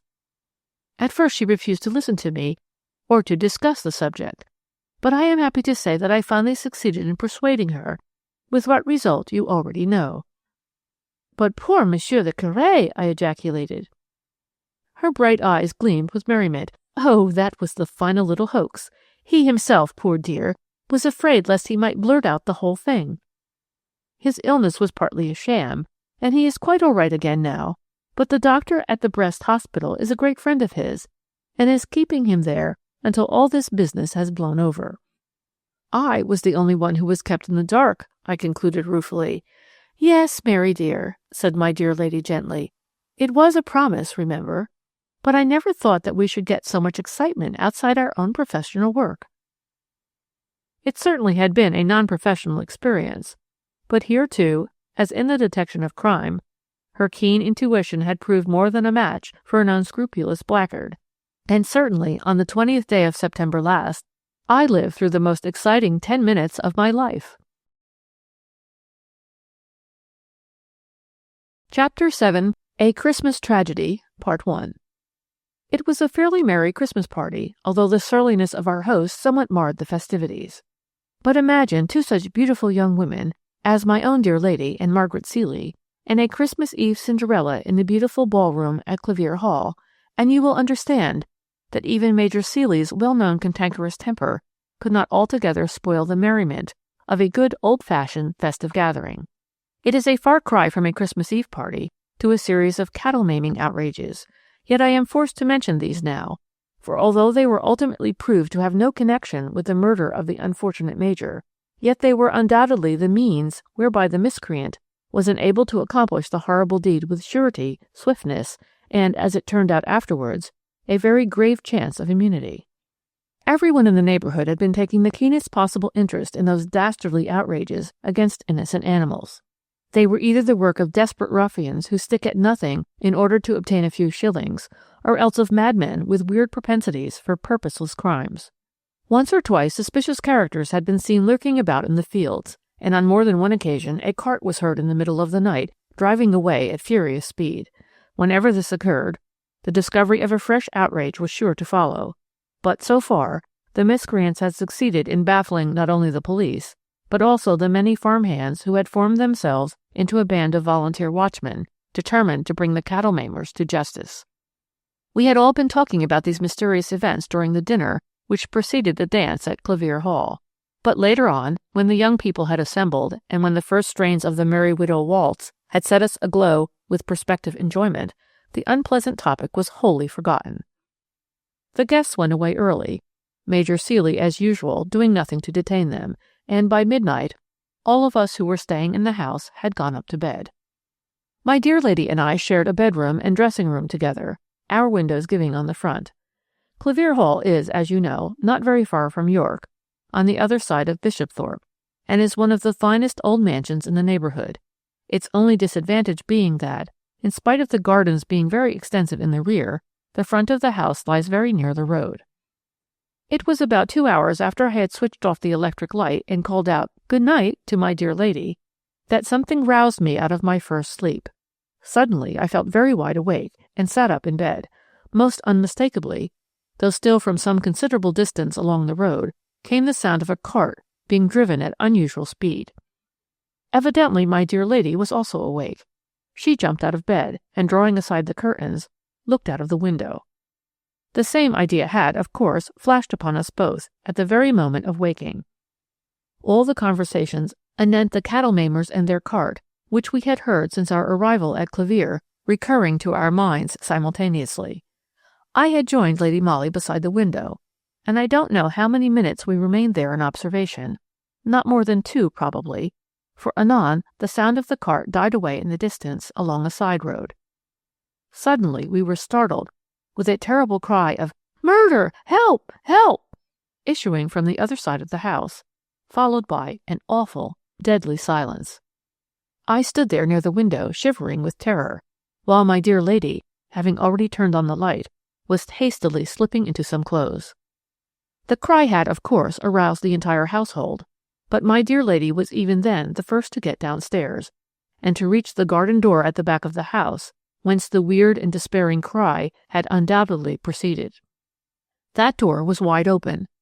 2 steps lead from it to the terraced walk which borders the house on that side, and along these steps Major Seeley was lying, face downwards, with arms outstretched, and a terrible wound between his shoulder blades. A gun was lying close by, his own. It was easy to conjecture that he, too, hearing the rumble of the wheels, had run out, gun in hand, meaning, no doubt, to effect, or at least to help, in the capture of the escaping criminals. Someone had been lying in wait for him. That was obvious. Someone who had perhaps waited and watched for this special opportunity for days, or even weeks, in order to catch the unfortunate man unawares. Well, it were useless to recapitulate all the various little incidents which occurred from the moment when Lady Molly and the butler first lifted the Major's lifeless body from the terrace steps, until that instant when Miss Seeley, with remarkable coolness and presence of mind, gave what details she could of the terrible event to the local police inspector and to the doctor, both hastily summoned. These little incidents, with but slight variations, occur in every instance when a crime has been committed. The broad facts alone are of weird and paramount interest. Major Seeley was dead. He had been stabbed with amazing sureness and terrible violence in the back. The weapon used must have been some sort of heavy clasp knife. The murdered man was now lying in his own bedroom upstairs, even as the Christmas bells, on that cold, crisp morning, sent cheering echoes through the stillness of the air. We had, of course, left the house, as had all the other guests. Everyone felt the deepest possible sympathy for the beautiful young girl who had been so full of the joy of living but a few hours ago, and was now the pivot round which revolved the weird shadow of tragedy, of curious suspicions, and of an ever-growing mystery. But at such times, all strangers, acquaintances, and even friends in a house are only an additional burden to an already overwhelming load of sorrow and of trouble. We took up our quarters at the Black Swan in York. The local superintendent, hearing that Lady Molly had been actually a guest at Clevere on the night of the murder, had asked her to remain in the neighborhood. There was no doubt that she could easily obtain the chief's consent to assist the local police in the elucidation of this extraordinary crime. At this time, both her reputation and her remarkable powers were at their zenith, and there was not a single member of the entire police force in the kingdom who would not have availed himself gladly of her help when confronted with a seemingly impenetrable mystery. That the murder of Major Seeley threatened to become such, no one could deny. In cases of this sort, when no robbery of any kind has accompanied the graver crime, it is the duty of the police and also of the coroner to try to find out, first and foremost, what possible motive there could be behind so cowardly an assault, and among motives, of course, deadly hatred, revenge, and animosity stand paramount. But here the police were at once confronted with the terrible difficulty, not of discovering whether Major Seeley had an enemy at all, but rather which, of all those people who owed him a grudge, hated him sufficiently to risk hanging for the sake of getting him out of the way. As a matter of fact, the unfortunate Major was one of those miserable people who seem to live in a state of perpetual enmity with everything and everybody. Morning, noon, and night he grumbled, and when he did not grumble, he quarreled, either with his own daughter, or with the people of his household, or with his neighbors. I had often heard about him and his eccentric, disagreeable ways from Lady Molly, who had known him for many years. She, like everybody in the county who otherwise would have shunned the old man, kept a semblance of friendship with him for the sake of his daughter. Margaret Seeley was a singularly beautiful girl, and as the Major was reputed to be very wealthy, these two facts perhaps combined to prevent the irascible gentleman from living in quite so complete an isolation as he would have wished. Mammas of marriageable young men vied with one another in their welcome to Miss Seeley at garden parties, dances, and bazaars. Indeed, Margaret had been surrounded with admirers ever since she had come out of the schoolroom. Needless to say, the cantankerous Major received these pretenders to his daughter's hand not only with insolent disdain, but at times even with violent opposition. In spite of this, the moths fluttered round the candle, and amongst this venturesome tribe none stood out more prominently than Mr. Lawrence Smethick, son of the MP for the Pakethorpe division. Some folk there were who vowed that the young people were secretly engaged, in spite of the fact that Margaret was an outrageous flirt, and openly encouraged more than one of her crowd of adorers. Be that as it may, one thing was very certain, namely, that Major Seeley did not approve of Mr. Smethick any more than he did of the others, and there had been more than one quarrel between the young man and his prospective father-in-law. On that memorable Christmas Eve at Clevere, none of us could fail to notice his absence, whilst Margaret, on the other hand, had shown marked predilection for the society of Captain Glynn, who, since the sudden death of his cousin, Viscount Heslington, Lord Ullesthorpe's only son, who was killed in the hunting field last October, if you remember, had become heir to the earldom and its £40,000 a year. Personally, I strongly disapproved of Margaret's behaviour the night of the dance. Her attitude with regard to Mr. Smethick, whose constant attendance on her had justified the rumor that they were engaged, being more than callous. On the morning of December 24th, Christmas Eve in fact, the young man had called at Clevere. I remember seeing him just as he was being shown into the boudoir downstairs. A few moments later, the sound of angry voices rose with appalling distinctness from that room. We all tried not to listen, yet could not fail to hear Major Seeley's overbearing words of rudeness to the visitor, who, it seems, had merely asked to see Miss Seeley, and had been most unexpectedly confronted by the irascible and extremely disagreeable Major. Of course, the young man speedily lost his temper too, and the whole incident ended with a very unpleasant quarrel between the two men in the hall, and with the Major peremptorily forbidding Mr. Smethick ever to darken his doors again. On that night, Major Seeley was murdered. Part 2. Of course, at first, no one attached any importance to this weird coincidence. The very thought of connecting the idea of murder with the personality of a bright, good-looking young Yorkshireman like Mr. Smethick seemed indeed preposterous, and with one accord, all of us who were practically witnesses to the quarrel between the two men tacitly agreed to say nothing at all about it at the inquest, unless we were absolutely obliged to do so on oath. In view of the Major's terrible temper, this quarrel, mind you, had not the importance which it otherwise would have had, and we all flattered ourselves that we had well succeeded in parrying the coroner's questions. The verdict at the inquest was against some person or persons unknown, and I, for one, was very glad that young Smethick's name had not been mentioned in connection with this terrible crime. 2 days later, the superintendent at Bishopthorpe sent an urgent telephonic message to Lady Molly, begging her to come to the police station immediately. We had the use of a motor all the while that we stayed at the Black Swan, and in less than 10 minutes we were bowling along at express speed towards Bishopthorpe. On arrival, we were immediately shown into Superintendent Eddy's private room behind the office. He was there talking with Danvers, who had recently come down from London.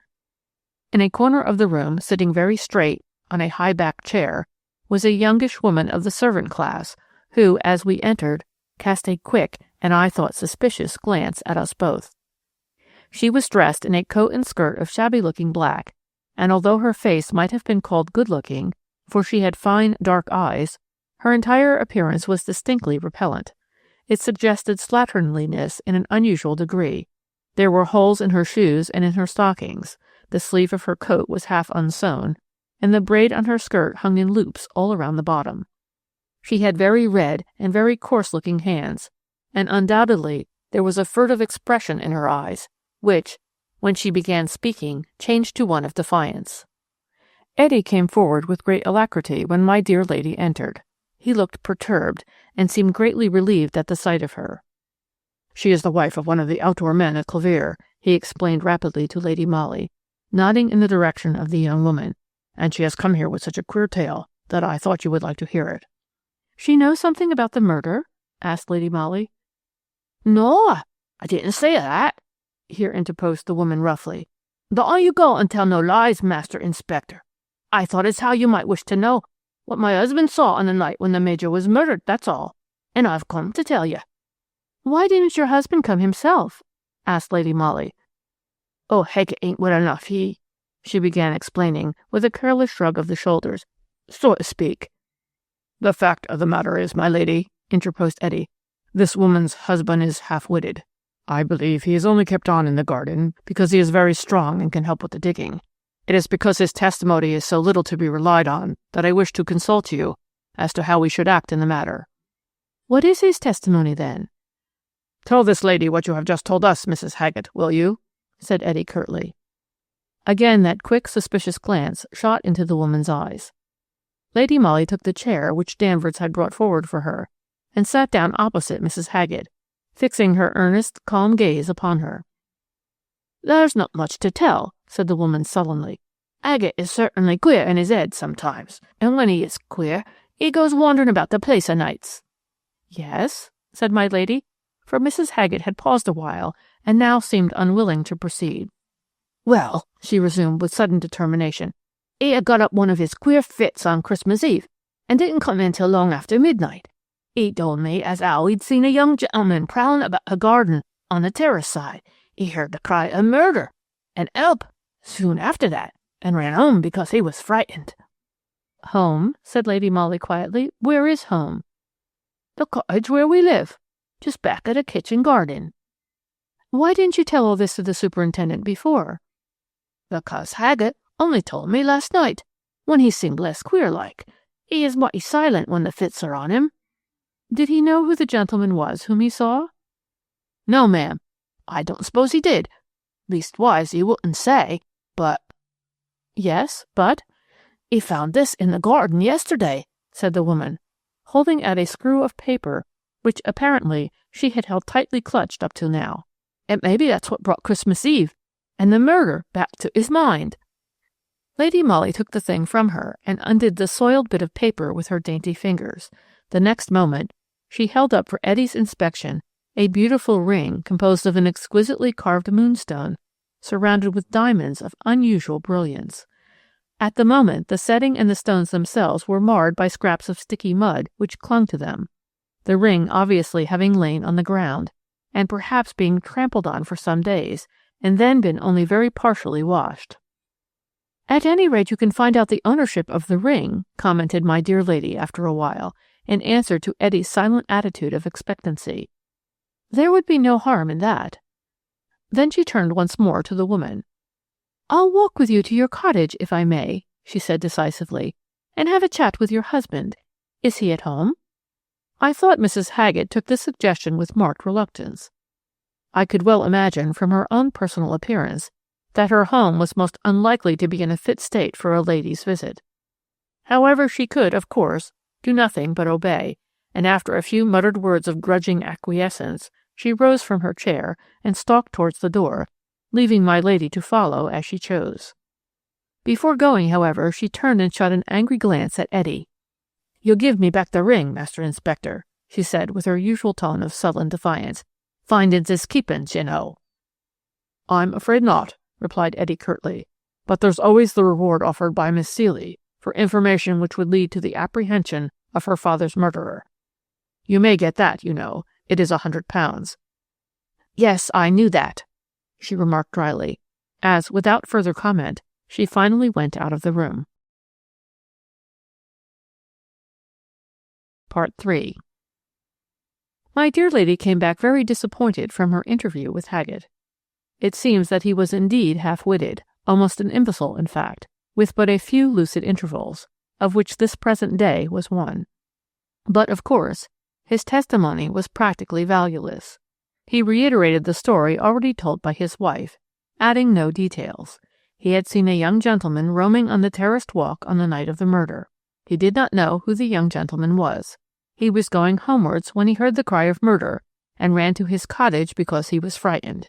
He picked up the ring yesterday in the perennial border below the terrace and gave it to his wife.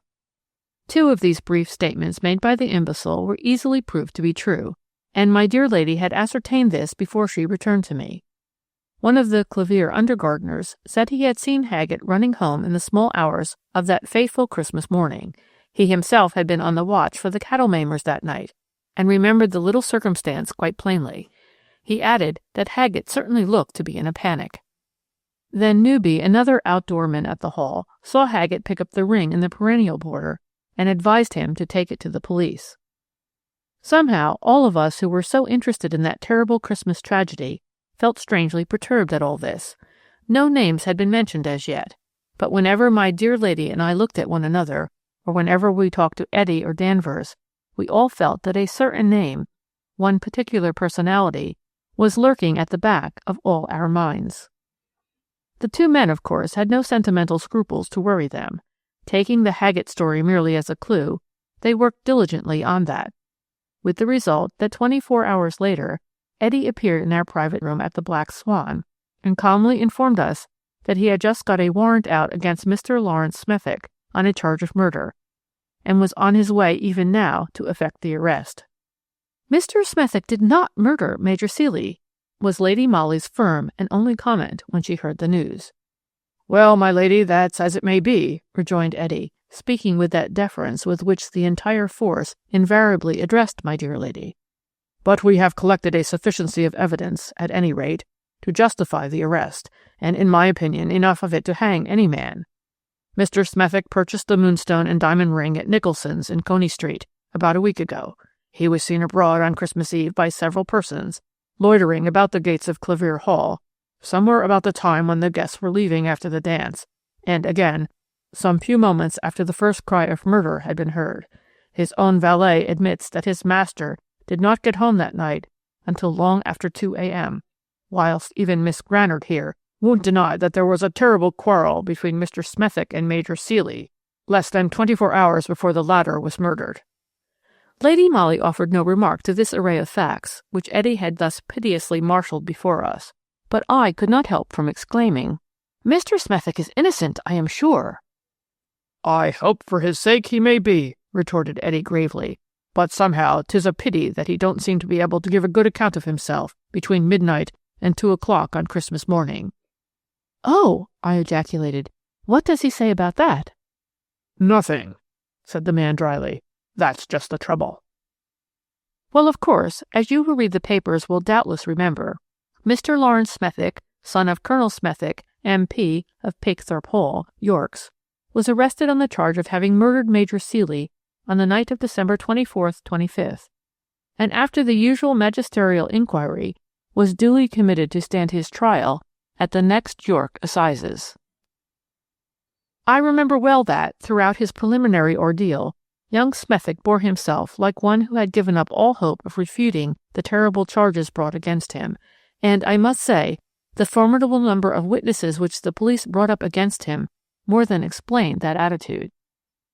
Of course, Haggett was not called, but as it happened, there were plenty of people to swear that Mr. Lawrence Smethick was seen loitering round the gates of Clevere Hall after the guests had departed on Christmas Eve. The head gardener, who lives at the lodge, actually spoke to him, and Captain Glynn, leaning out of his brougham, was heard to exclaim, "Hello, Smethick! What are you doing here at this time of night?" And there were others, too. To Captain Glynn's credit, be it here recorded, he tried his best to deny having recognized his unfortunate friend in the dark. Pressed by the magistrate, he said obstinately, "I thought at the time that it was Mr. Smethick standing by the lodge gates, but on thinking the matter over, I feel sure that I was mistaken." On the other hand, what stood dead against young Smethick was, firstly, the question of the ring, and then the fact that he was seen in the immediate neighborhood of Clevere, both at midnight and again at about 2, when some men, who had been on the watch for the cattle maimers, saw him walking away rapidly in the direction of Pakethorpe. What was, of course, unexplainable and very terrible to witness was Mr. Smethick's obstinate silence with regard to his own movements during those fatal hours on that night. He did not contradict those who said that they had seen him at or about midnight near the gates of Clevere, nor his own valet's statement as to the hour when he returned home. All he said was that he could not account for what he did between the time when the guests left the hall and he himself went back to Pakethorpe. He realized the danger in which he stood, and what caused him to be silent about a matter which might mean life or death to him could not be easily conjectured. The ownership of the ring he could not and did not dispute. He had lost it in the grounds of Clevere, he said. But the jeweller in Coney Street swore that he had sold the ring to Mr. Smethick on the 8th of December, whilst it was a well-known and an admitted fact that the young man had not openly been inside the gates of Clevere for over a fortnight before that. On this evidence, Lawrence Smethick was committed for trial. Though the actual weapon with which the unfortunate major had been stabbed had not been found, nor its ownership traced, there was such a vast array of circumstantial evidence against the young man that bail was refused. He had, on the advice of his solicitor, Mr. Grayson, one of the ablest lawyers in York, reserved his defense, and on that miserable afternoon at the close of the year, we all filed out of the crowded court, feeling terribly depressed and anxious. Part 4. My dear lady and I walked back to our hotel in silence. Our hearts seemed to weigh heavily within us. We felt mortally sorry for that good-looking young Yorkshireman, who, we were convinced, was innocent, yet at the same time seemed involved in a tangled web of deadly circumstances from which he seemed quite unable to extricate himself. We did not feel like discussing the matter in the open streets. Neither did we make any comment when presently, in a block in the traffic in Coney Street, we saw Margaret Seeley driving her smart dog-cart, whilst sitting beside her, and talking with great earnestness close at her ear, sat Captain Glynn. She was in deep mourning, and had obviously been doing some shopping, for she was surrounded with parcels, so perhaps it was hypocritical to blame her. Yet somehow it struck me that just at the moment when there hung in the balance the life and honor of a man with whose name her own had oft been linked by popular rumor, it showed more than callous contempt for his welfare to be seen driving about with another man who, since his sudden access to fortune, had undoubtedly become a rival in her favours.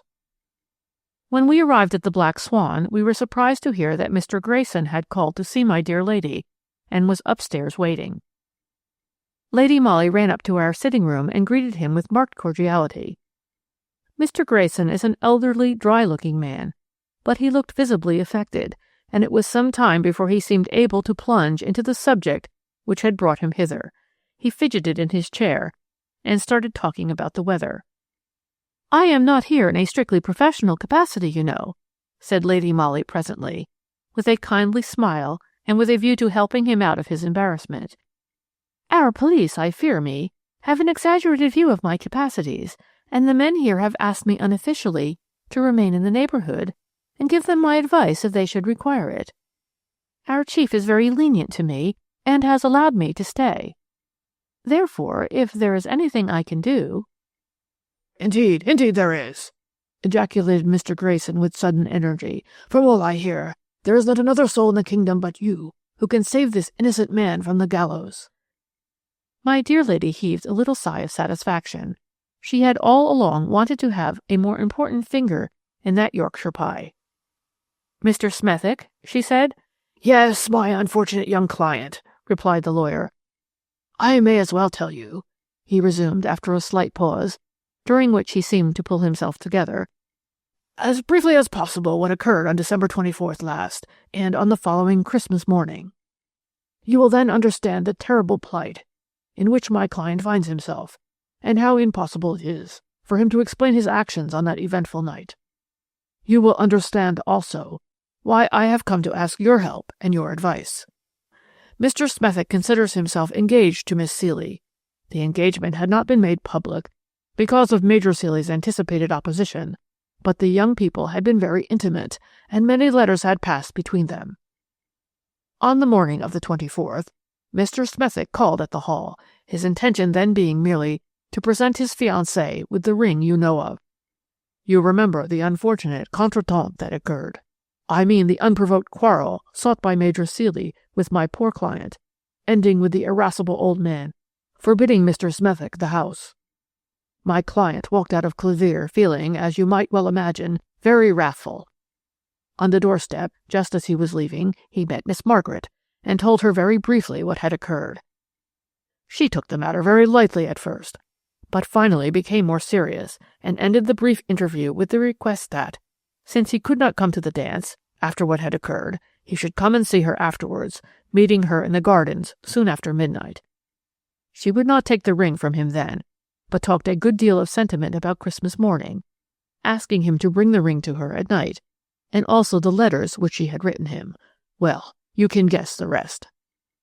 Lady Molly nodded thoughtfully. "Miss Seeley was playing a double game," continued Mr. Grayson earnestly. "She was determined to break off all relationship with Mr. Smethick, for she had transferred her volatile affections to Captain Glynn, who had lately become heir to an earldom and £40,000 a year. Under the guise of sentimental twaddle, she got my unfortunate client to meet her at night in the grounds of Clevere, and to give up to her the letters which might have compromised her in the eyes of her new lover. At 2:00 a.m. Major Seeley was murdered by one of his numerous enemies, as to which I do not know, nor does Mr. Smethick. He had just parted from Miss Seeley at the very moment when the first cry of murder roused Clevere from its slumbers. This she could confirm if she only would, for the two were still in sight of each other. She inside the gates, he just a little way down the road. Mr. Smethick saw Margaret Seeley run rapidly back towards the house. He waited about a little while, half hesitating what to do. Then he reflected that his presence might be embarrassing, or even compromising to her, whom, in spite of all, he still loved dearly. And knowing that there were plenty of men in and about the house to render what assistance was necessary, he finally turned his steps and went home, a broken-hearted man, since she had given him the go-by, taken her letters away, and flung contemptuously into the mud the ring he had bought for her. The lawyer paused, mopping his forehead and gazing with whole-souled earnestness at my lady's beautiful, thoughtful face. "Has Mr. Smethick spoken to Miss Seeley since?" asked Lady Molly after a while. "No, but I did," replied the lawyer. "What was her attitude?" "One of bitter and callous contempt. She denies my unfortunate client's story from beginning to end.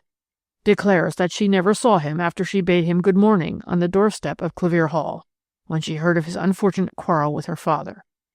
Nay, more, she scornfully calls the whole tale a cowardly attempt to shield a dastardly crime behind a still more dastardly libel on a defenseless girl."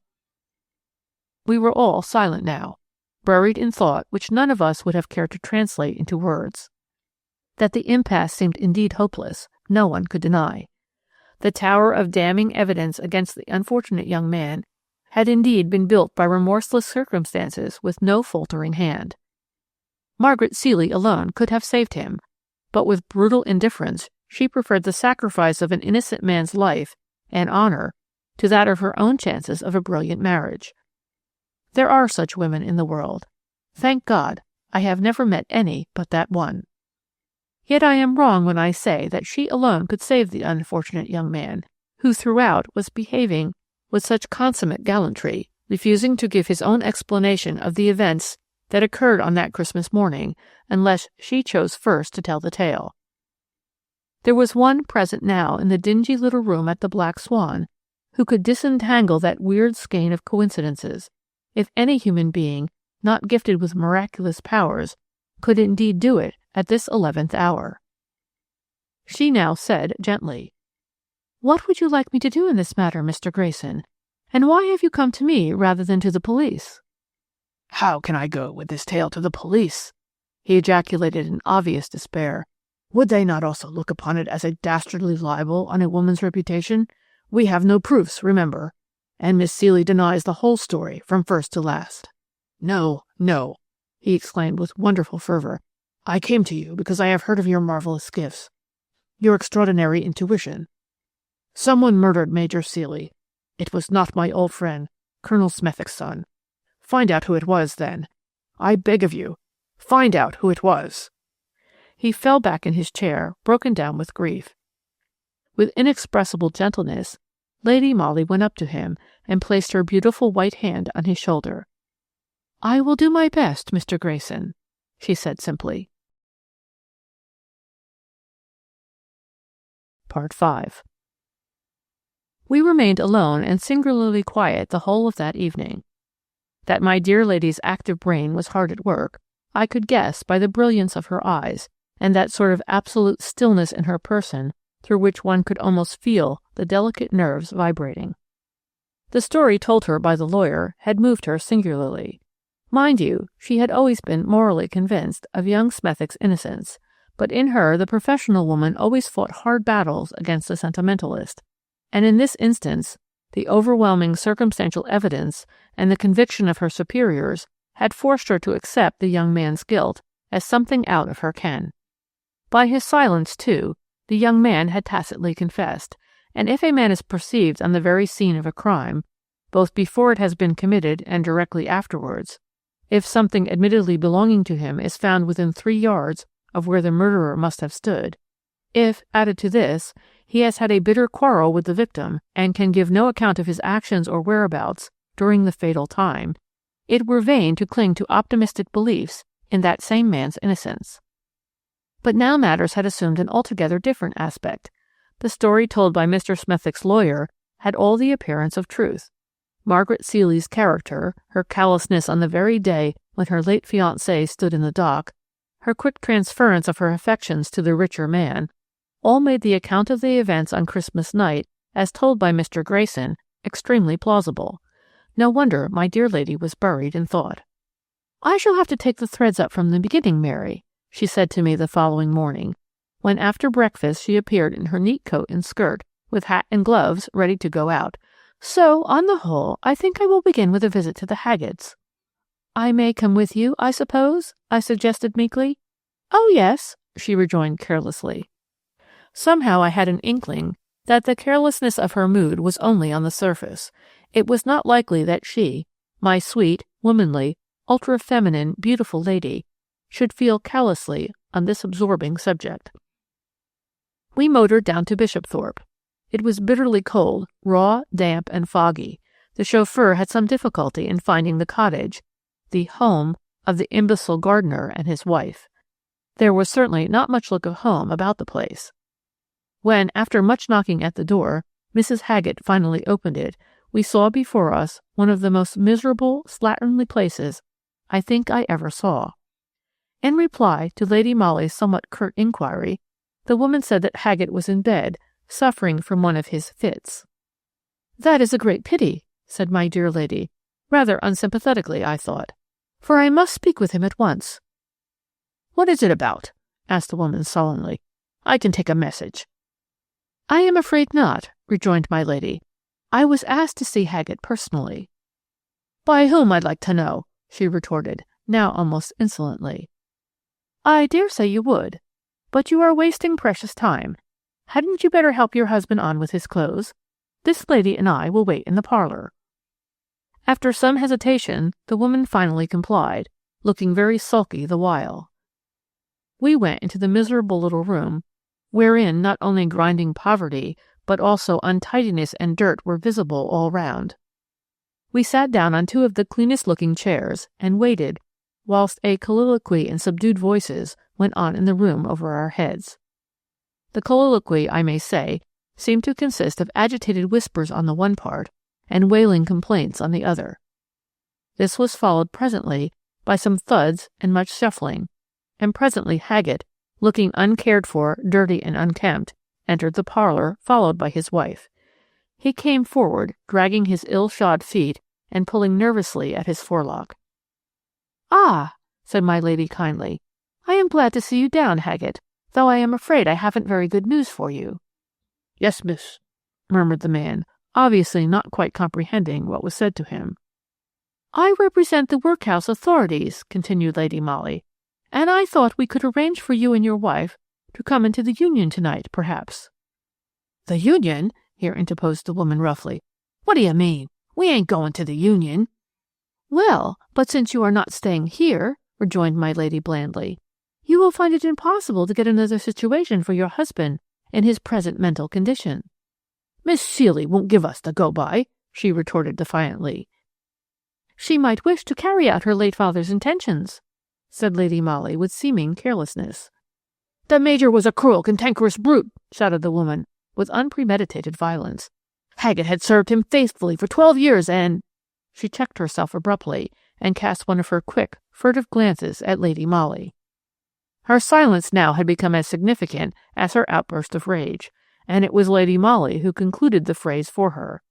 "And yet he dismissed him without warning," she said calmly. "Who told you that?" retorted the woman. "The same people, no doubt, who declare that you and Haggett had a grudge against the Major for this dismissal." "That's a lie," asserted Mrs. Haggett doggedly. "We gave information about Mr. Smethick having killed the Major because—" "Ah," interrupted Lady Molly quickly, "but then Mr. Smethick did not murder Major Seeley, and your information, therefore, was useless." "Then who killed the Major? I should like to know." Her manner was arrogant, coarse, and extremely unpleasant. I marvelled why my dear lady put up with it, and what was going on in that busy brain of hers. She looked quite urbane and smiling, whilst I wondered what in the world she meant by this story of the workhouse and the dismissal of Haggett. "Ah, that's what none of us know," she now said lightly. "Some folks say it was your husband." "They lie," she retorted quickly, whilst the imbecile, evidently not understanding the drift of the conversation, was mechanically stroking his red mop of hair and looking helplessly all round him. "He was home before the cries of murder were heard in the house," continued Mrs. Haggett. "How do you know?" asked Lady Molly quickly. "How do I know?" "Yes, you couldn't have heard the cries all the way to this cottage. Why, it's over half a mile from the hall." "He was home, I say," she repeated with dogged obstinacy. "You sent him?" "He didn't do it." "No one will believe you, especially when the knife is found." "What knife?" "His clasp knife, with which he killed Major Seeley," said Lady Molly quietly. "See, he has it in his hand now." And with a sudden, wholly unexpected gesture, she pointed to the imbecile, who in an aimless way had prowled round the room whilst this rapid colloquy was going on. The purport of it all must in some sort of way have found an echo in his enfeebled brain. He wandered up to the dresser, whereon lay the remnants of that morning's breakfast, together with some crockery and utensils. In that same half-witted and irresponsible way, he had picked up one of the knives and was now holding it out towards his wife, whilst a look of fear spread over his countenance. "I can't do it, Annie. I can't. You better do it," he said. There was dead silence in the little room. The woman, Haggett, stood as if turned to stone. Ignorant and superstitious as she was, I suppose that the situation had laid hold of her nerves, and that she felt that the finger of a relentless fate was even now being pointed at her. The imbecile was shuffling forward, closer and closer to his wife, still holding out the knife towards her and murmuring brokenly, "I can't do it. You better, Annie. You better." He was close to her now, and all at once her rigidity and nerve strain gave way.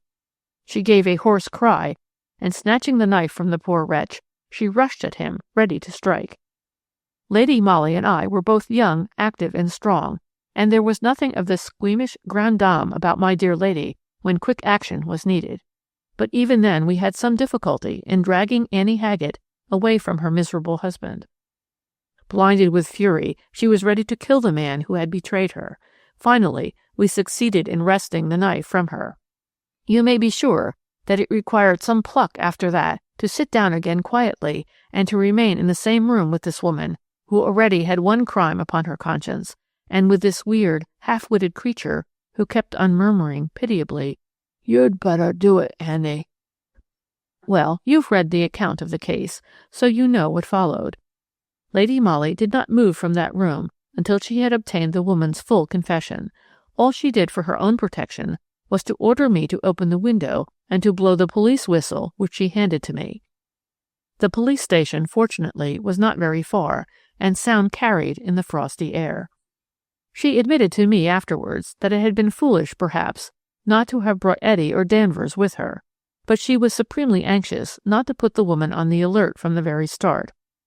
Hence her circumlocutory speeches anent the workhouse and Haggett's probable dismissal.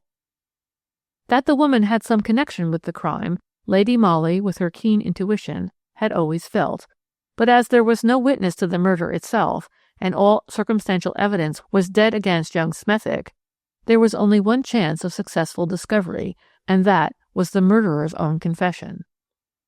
If you think over the interview between my dear lady and the Haggetts on that memorable morning, you will realize how admirably Lady Molly had led up to the weird finish. She would not speak to the woman unless Haggett was present, and she felt sure that as soon as the subject of the murder cropped up, the imbecile would either do or say something that would reveal the truth. Mechanically, when Major Seeley's name was mentioned, he had taken up the knife. The whole scene recurred to his tottering mind.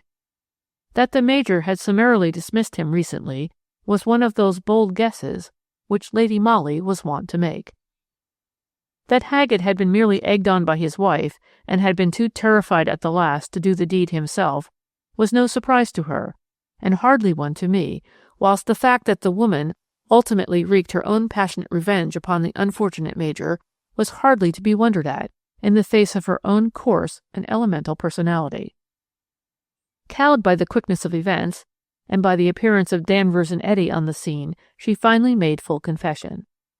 She was maddened by the Major's brutality, when with rough, cruel words he suddenly turned her husband adrift, refusing to give him further employment. She herself had great ascendancy over the imbecile, and had drilled into him a part of hate and of revenge. At first he seemed ready and willing to obey. It was arranged that he was to watch on the terrace every night until such time as an alarm of the recurrence of the cattle-maiming outrages should lure the Major out alone. This effectively occurred on Christmas morning, but not before Haggett, frightened and pusillanimous, was ready to flee rather than to accomplish the villainous deed. But Annie Haggett, guessing perhaps that he would shrink from the crime at the last, had also kept watch every night. Picture the prospective murderer watching and being watched. When Haggett came across his wife, he deputed her to do the deed herself. I suppose that either terror of discovery or merely desire for the promised reward had caused the woman to fasten the crime on another. The finding of the ring by Haggett was the beginning of that cruel thought which, but for my dear lady's marvellous powers, would indeed have sent a brave young man to the gallows. Ah, you wish to know if Margaret Seeley is married? No. Captain Glynn cried off. What suspicions crossed his mind I cannot say, but he never proposed to Margaret, and now she is in Australia, staying with an aunt, I think, and she has sold Clavier Hall. Chapter 8 The Bag of Sand, Part 1. Of course, I knew at once by the expression of her face that morning that my dear lady had some important business on hand. She had a bundle in her arms, consisting of a shabby-looking coat and skirt, and a very dowdy hat trimmed with bunches of cheap calico roses. "Put these things on at once, Mary," she said curtly, "for you are going to apply for the situation of good plain cook, so mind you look the part." "But where in the world?" I gasped in astonishment. "In the house of Mr. Nicholas Jones in Eaton Terrace," she interrupted dryly. "The one occupied until recently by his sister, the late Mrs. Dunstan. Mrs. Jones is advertising for a cook, and you must get that place." As you know, I have carried obedience to the level of a fine art, nor was I altogether astonished that my dear lady had at last been asked to put one of her dainty fingers in that Dunstan pie, which was puzzling our fellows more completely than any other case I have ever known. I don't know if you remember the many circumstances, the various contradictions which were cropping up at every turn, and which baffled our ablest detectives at the very moment when they thought themselves most near the solution of that strange mystery. Mrs. Dunstan herself was a very uninteresting individual, self-righteous, self-conscious, and fat, a perfect type of the moneyed middle-class woman whose balance at the local bank is invariably heavier than that of her neighbors. Her niece, Violet Frostwick, lived with her, a smart, pretty girl, inordinately fond of dainty clothes and other luxuries which money can give. Being totally impecunious herself, she bore with the older woman's constant varying caprices with almost angelic patience, a fact probably attributable to Mrs. Dunstan's testamentary intentions, which, as she often averred, were in favor of her niece. In addition to these two ladies, the household consisted of 3 servants and Miss Cruikshank. The latter was a quiet, unassuming girl, who was by way of being secretary and lady help to Mrs. Dunstan, but who, in reality, was nothing but a willing drudge. Up betimes in the morning, she combined the work of a housekeeper with that of an upper servant. She interviewed the tradespeople, kept the servants in order, and ironed and smartened up Miss Violet's blouses, a Cinderella, in fact. Mrs. Dunstan kept a cook and 2 maids, all of whom had been with her for years. In addition to these, a charwoman came very early in the morning to light fires, clean boots, and do the front steps. On November 22, 1907, for the early history of this curious drama dates back to that year, the charwoman who had been employed at Mrs. Dunstan's house in Eaton Terrace for some considerable time sent word in the morning that in future she would be unable to come. Her husband had been obliged to move to lodgings nearer to his work, and she herself could not undertake to come the greater distance at the early hour at which Mrs. Dunstan required her. The woman had written a very nice letter explaining these facts and sent it by hand, stating at the same time that the bearer of the note was a very respectable woman, a friend of her own, who would be very pleased to oblige Mrs. Dunstan by taking on the morning's work. I must tell you that the message and its bearer arrived at Eaton Terrace somewhere about 6 a.m., when no one was down except the Cinderella of the house, Miss Cruikshank. She saw the woman, liked her appearance, and there and then engaged her to do the work, subject to Mrs. Dunstan's approval. The woman, who had given her name as Mrs. Thomas, seemed very quiet and respectable. She said that she lived close by, in St. Peter's Mews, and therefore could come as early as Mrs. Dunstan wished. In fact, from that day, she came every morning at 5:30 a.m., and by 7 o'clock had finished her work and was able to go home. If, in addition to these details, I tell you that, at the time, pretty Miss Violet Frostwick was engaged to a young Scotsman, Mr. David Athol, of whom her aunt totally disapproved, I shall have put before you all the personages who, directly or indirectly, were connected with that drama, the final act of which has not yet been witnessed, either by the police or by the public.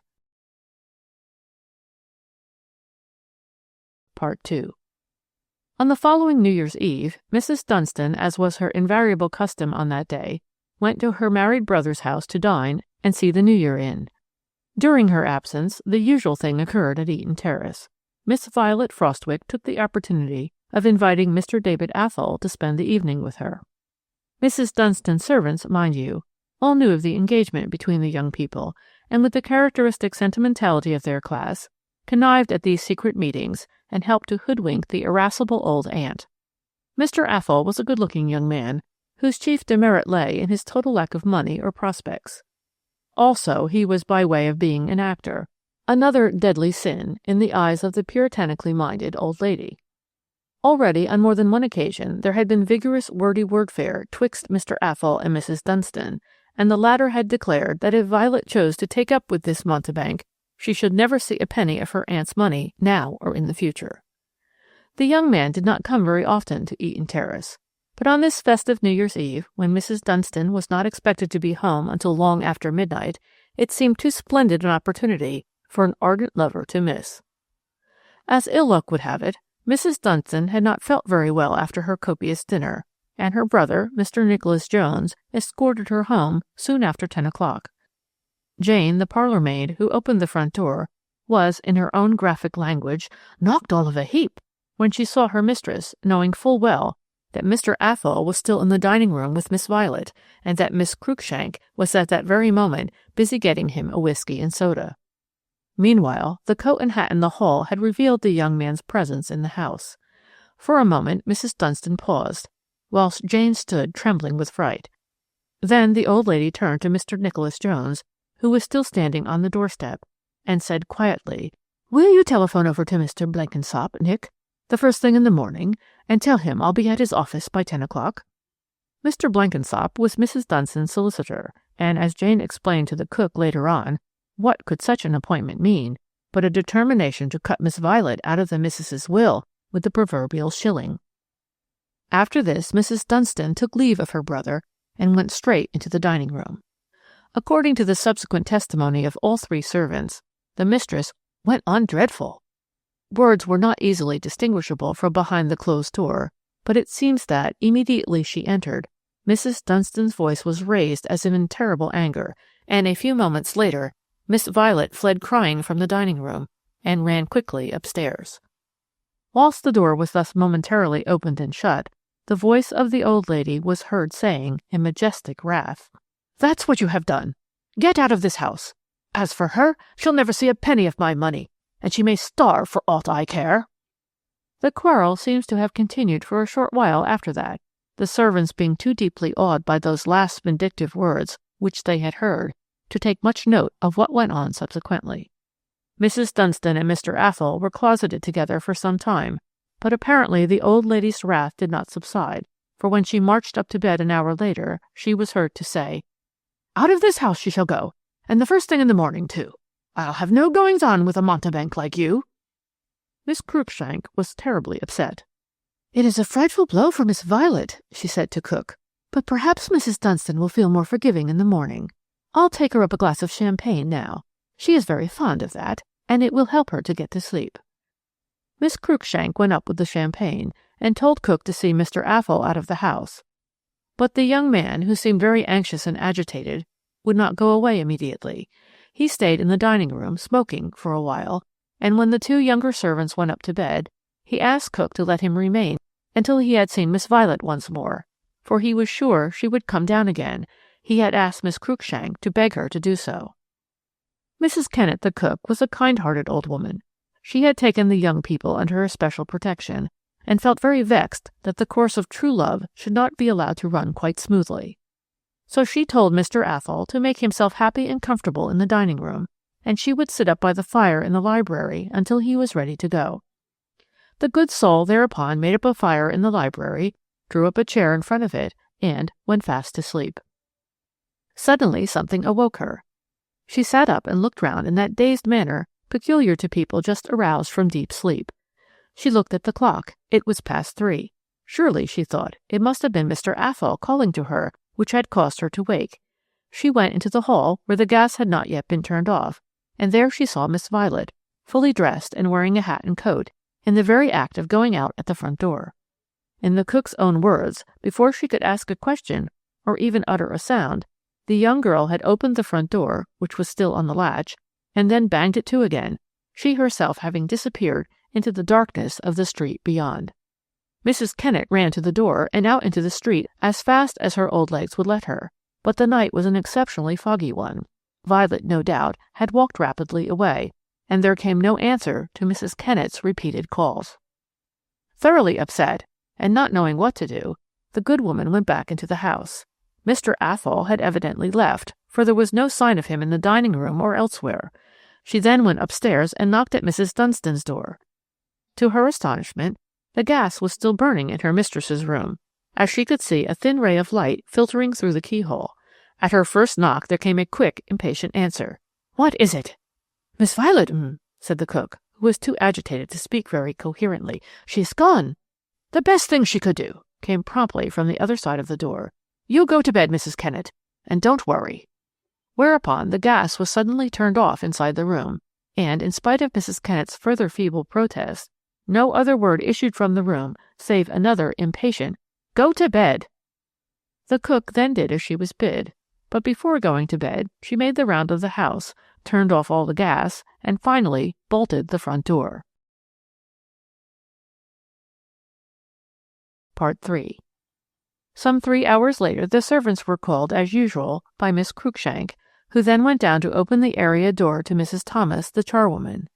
At 6:30, when Mary the housemaid came down, candle in hand, she saw the charwoman a flight or 2 lower down, also apparently in the act of going downstairs. This astonished Mary not a little, as the woman's work lay entirely in the basement, and she was supposed never to come to the upper floors. The woman, though walking rapidly down the stairs, seemed, moreover, to be carrying something heavy. "Anything wrong, Mrs. Thomas?" asked Mary in a whisper. The woman looked up, pausing a moment immediately under the gas bracket, the bypass of which shed a feeble light upon her and her burden.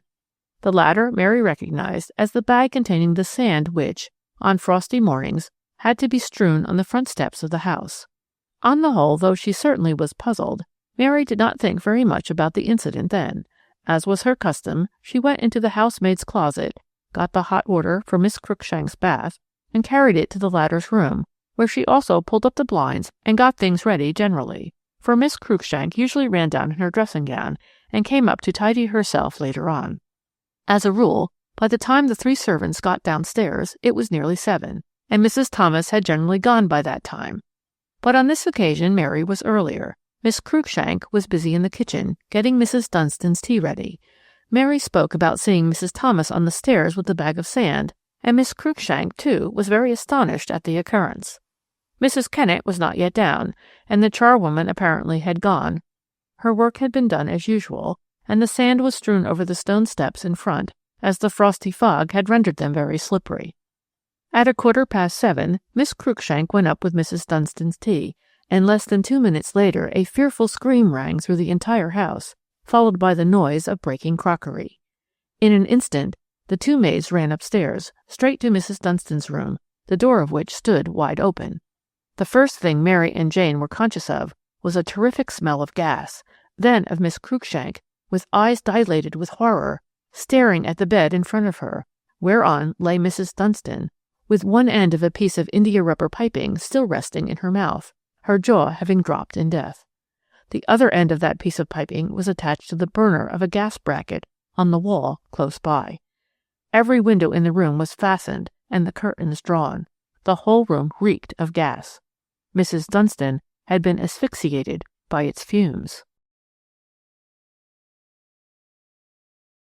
Part 4.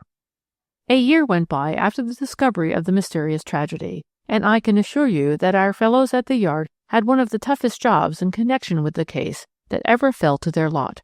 Just think of all the contradictions which met them at every turn. Firstly, the disappearance of Miss Violet. No sooner had the women in the Dunstan household roused themselves sufficiently from their horror at the terrible discovery which they had just made, than they were confronted with another, almost equally awful fact, awful, of course, because of its connection with the primary tragedy. Miss Violet Frostwicke had gone. Her room was empty. Her bed had not been slept in. She herself had been seen by the cook, Mrs. Kennett, stealing out of the house at the dead of night. To connect the pretty, dainty young girl even remotely with a crime so hideous, so callous, as the deliberate murder of an old woman who had been as a mother to her, seemed absolutely out of the question.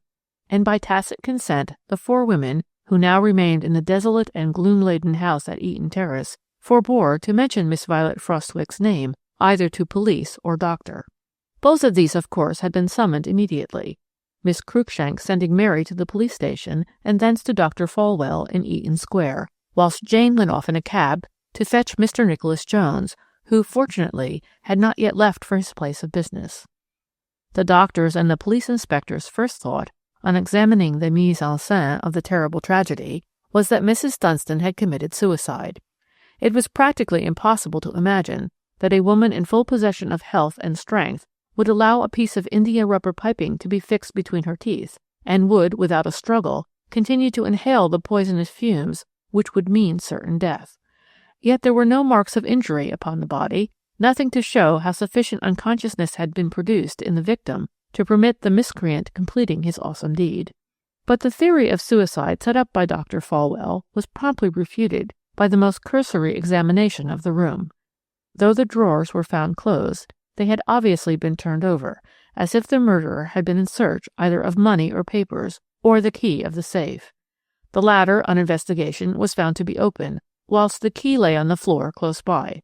A brief examination of the safe revealed the fact that the tin boxes must have been ransacked, for they contained neither money nor important papers now, whilst the gold and platinum settings of necklaces, bracelets, and a tiara showed that the stones, which, as Mr. Nicholas Jones subsequently averred, were of considerable value, had been carefully, if somewhat clumsily, taken out by obvious, inexperienced hands. On the whole, therefore, appearances suggested deliberate, systematic, and very leisurely robbery, which wholly contradicted the theory of suicide. Then, suddenly, the name of Miss Frostwicke was mentioned. Who first brought it on the tapis, no one subsequently could say, but in a moment the whole story of the young girl's engagement to Mr. Athol, in defiance of her aunt's wishes, the quarrel of the night before, and the final disappearance of both young people from the house during the small hours of the morning, was dragged from the four unwilling witnesses by the able police inspector. Nay, more. One very unpleasant little circumstance was detailed by one of the maids, and corroborated by Miss Cruikshank. It seems that when the latter took up the champagne to Mrs. Dunstan, the old lady desired Miss Violet to come to her room. Mary, the housemaid, was on the stairs when she saw the young girl, still dressed in her evening gown of white chiffon, her eyes still swollen with tears, knocking at her aunt's door. The police inspector was busy taking notes, already building up in his mind a simple, a very sensational, case against Violet Frostwicke, when Mrs. Kennett promptly upset all his calculations. Miss Violet could have had nothing to do with the murder of her aunt, seeing that Miss Dunstan was alive and actually spoke to the cook when the latter knocked at her bedroom door after she had seen the young girl walk out of the house. Then came the question of Mr. Athol, but, if you remember, it was quite impossible even to begin to build up a case against the young man. His own statement that he left the house at about midnight, having totally forgotten to rouse the cook when he did so, was amply corroborated from every side. The cabman who took him up to the corner of Eaton Terrace at 11:50 p.m. was one witness in his favour. His landlady at his rooms in Jermyn Street, who let him in since he had mislaid his latchkey, and who took him up some tea at 7 o'clock the next morning, was another. Whilst, when Mary saw Miss Violet going into her aunt's room, the clock at St. Peter's, Eaton Square, was just striking 12. I dare say you think I ought by now to have mentioned the charwoman, Mrs. Thomas, who represented the final, most complete, most hopeless contradiction in this remarkable case. Mrs. Thomas was seen by Mary, the housemaid, at 6:30 o'clock in the morning, coming down from the upper floors, where she had no business to be, and carrying the bag of sand used for strewing over the slippery front door steps. The bag of sand, of course, was always kept in the area. The moment that the bag of sand was mentioned, Dr. Falwell gave a curious gasp. Here, at least, was the solution to one mystery. The victim had been stunned while still in bed by a blow on the head dealt with that bag of sand, and while she was unconscious, the callous miscreant had robbed her and finally asphyxiated her with the gas fumes. Where was the woman who, at 6:30 in the morning, was seen in possession of the silent instrument of death? Mrs. Thomas had disappeared. The last that was then, or ever, has been seen of her was when she passed underneath the dim light of a bypass on the landing, as if tired out with the weight which she was carrying. Since then, as you know, the police have been unswerving in their efforts to find Mrs. Thomas. The address which she had given in St. Peter's Mews was found to be false. No one of that name or appearance had ever been seen there. The woman who was supposed to have sent her with a letter of recommendation to Mrs. Dunstan knew nothing of her. She swore that she had never sent anyone with a letter to Mrs. Dunstan. She gave up her work there one day because she found it too hard at such an early hour in the morning, but she never heard anything more from her late employer after that. Strange, wasn't it, that two people should have disappeared out of that house on the same memorable night? Of course, you will remember the tremendous sensation that was caused some 24 hours later, when it transpired that the young person who had thrown herself into the river from Waterloo Bridge on that same eventful morning, and whose body was subsequently recovered and conveyed to the Thames police station, was identified as Miss Violet Frostwicke, the niece of the lady who had been murdered in her own house in Eaton Terrace. Neither money nor diamonds were found on poor Miss Violet. She had herself given the most complete proof that she, at least, had no hand in robbing or killing Mrs. Dunstan. The public wondered why she took her aunt's wrath and her probable disinheritance so fearfully to heart, and sympathized with Mr. David Athol for the terribly sad loss which he had sustained. But Mrs. Thomas, the charwoman, had not yet been found. Part 5. I think I looked an extremely respectable, good plain cook when I presented myself at the house in Eaton Terrace in response to the advertisement in the Daily Telegraph. As, in addition to my prepossessing appearance, I also asked very low wages, and declared myself ready to do anything except scour the front steps in the stone area, I was immediately engaged by Mrs. Jones, and was duly installed in the house the following day under the name of Mrs. Kirwin. But few events had occurred here since the discovery of the dual tragedy, now more than a year ago, and none that had thrown any light upon the mystery which surrounded it. The verdict at the inquest had been one of wilful murder against a person known as Mrs. Thomas, the weight of evidence, coupled with her disappearance, having been very heavy against her, and there was a warrant out for her arrest. Mrs. Dunstan had died intestate. To the astonishment of all those in the know, she had never signed the will which Messrs. Blenkinsop and Blenkinsop had drafted for her, and wherein she bequeathed £20,000 and the lease of her house in Eaton Terrace to her beloved niece, Violet Frostwicke, £1,000 to Miss Cruikshank, and other smaller legacies to friends or servants. In default of a will, Mr. Nicholas Jones, only brother of the deceased, became possessed of all her wealth. He was a very rich man himself, and many people thought that he ought to give Miss Cruikshank the £1,000 which the girl had thus lost through no fault of her own. What his ultimate intentions were with regard to this no one could know. For the present he contented himself with moving to Eaton Terrace with his family, and as his wife was a great invalid, he asked Miss Cruikshank to continue to make her home in the house and to help in its management. Neither the diamonds nor the money stolen from Mrs. Dunstan's safe were ever traced. It seems that Mrs. Dunstan, a day or two before her death, had sold a freehold cottage which she owned near Teddington. The money, as is customary, had been handed over to her in gold in Mr. Blenkinsop's office, and she had been foolish enough not to bank it immediately.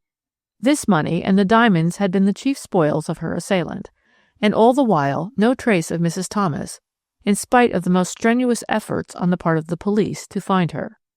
Strangely enough, when I had been in Eaton Terrace about 3 days, and was already getting very tired of early rising and hard work, the charwoman there fell ill one day, and did not come to her work as usual. I, of course, grumbled like six, for I had to be on my hands and knees the next morning scrubbing stone steps, and my thoughts of Lady Molly for the moment were not quite as loyal as they usually were. Suddenly I heard a shuffling footstep close behind me. I turned and saw a rough-looking, ill-dressed woman standing at the bottom of the steps.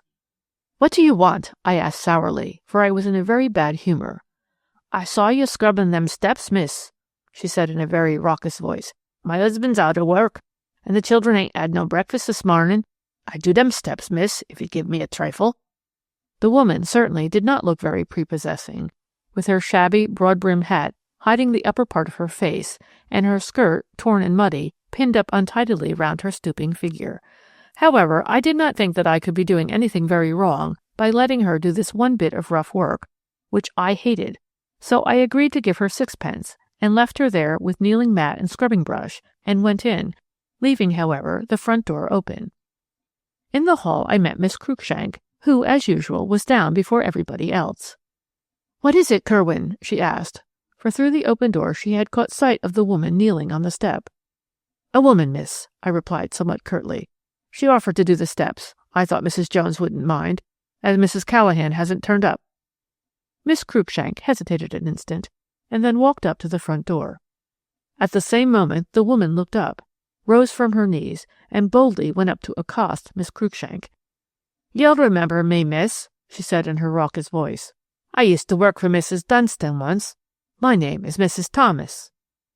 No wonder Miss Cruikshank uttered a quickly smothered cry of horror.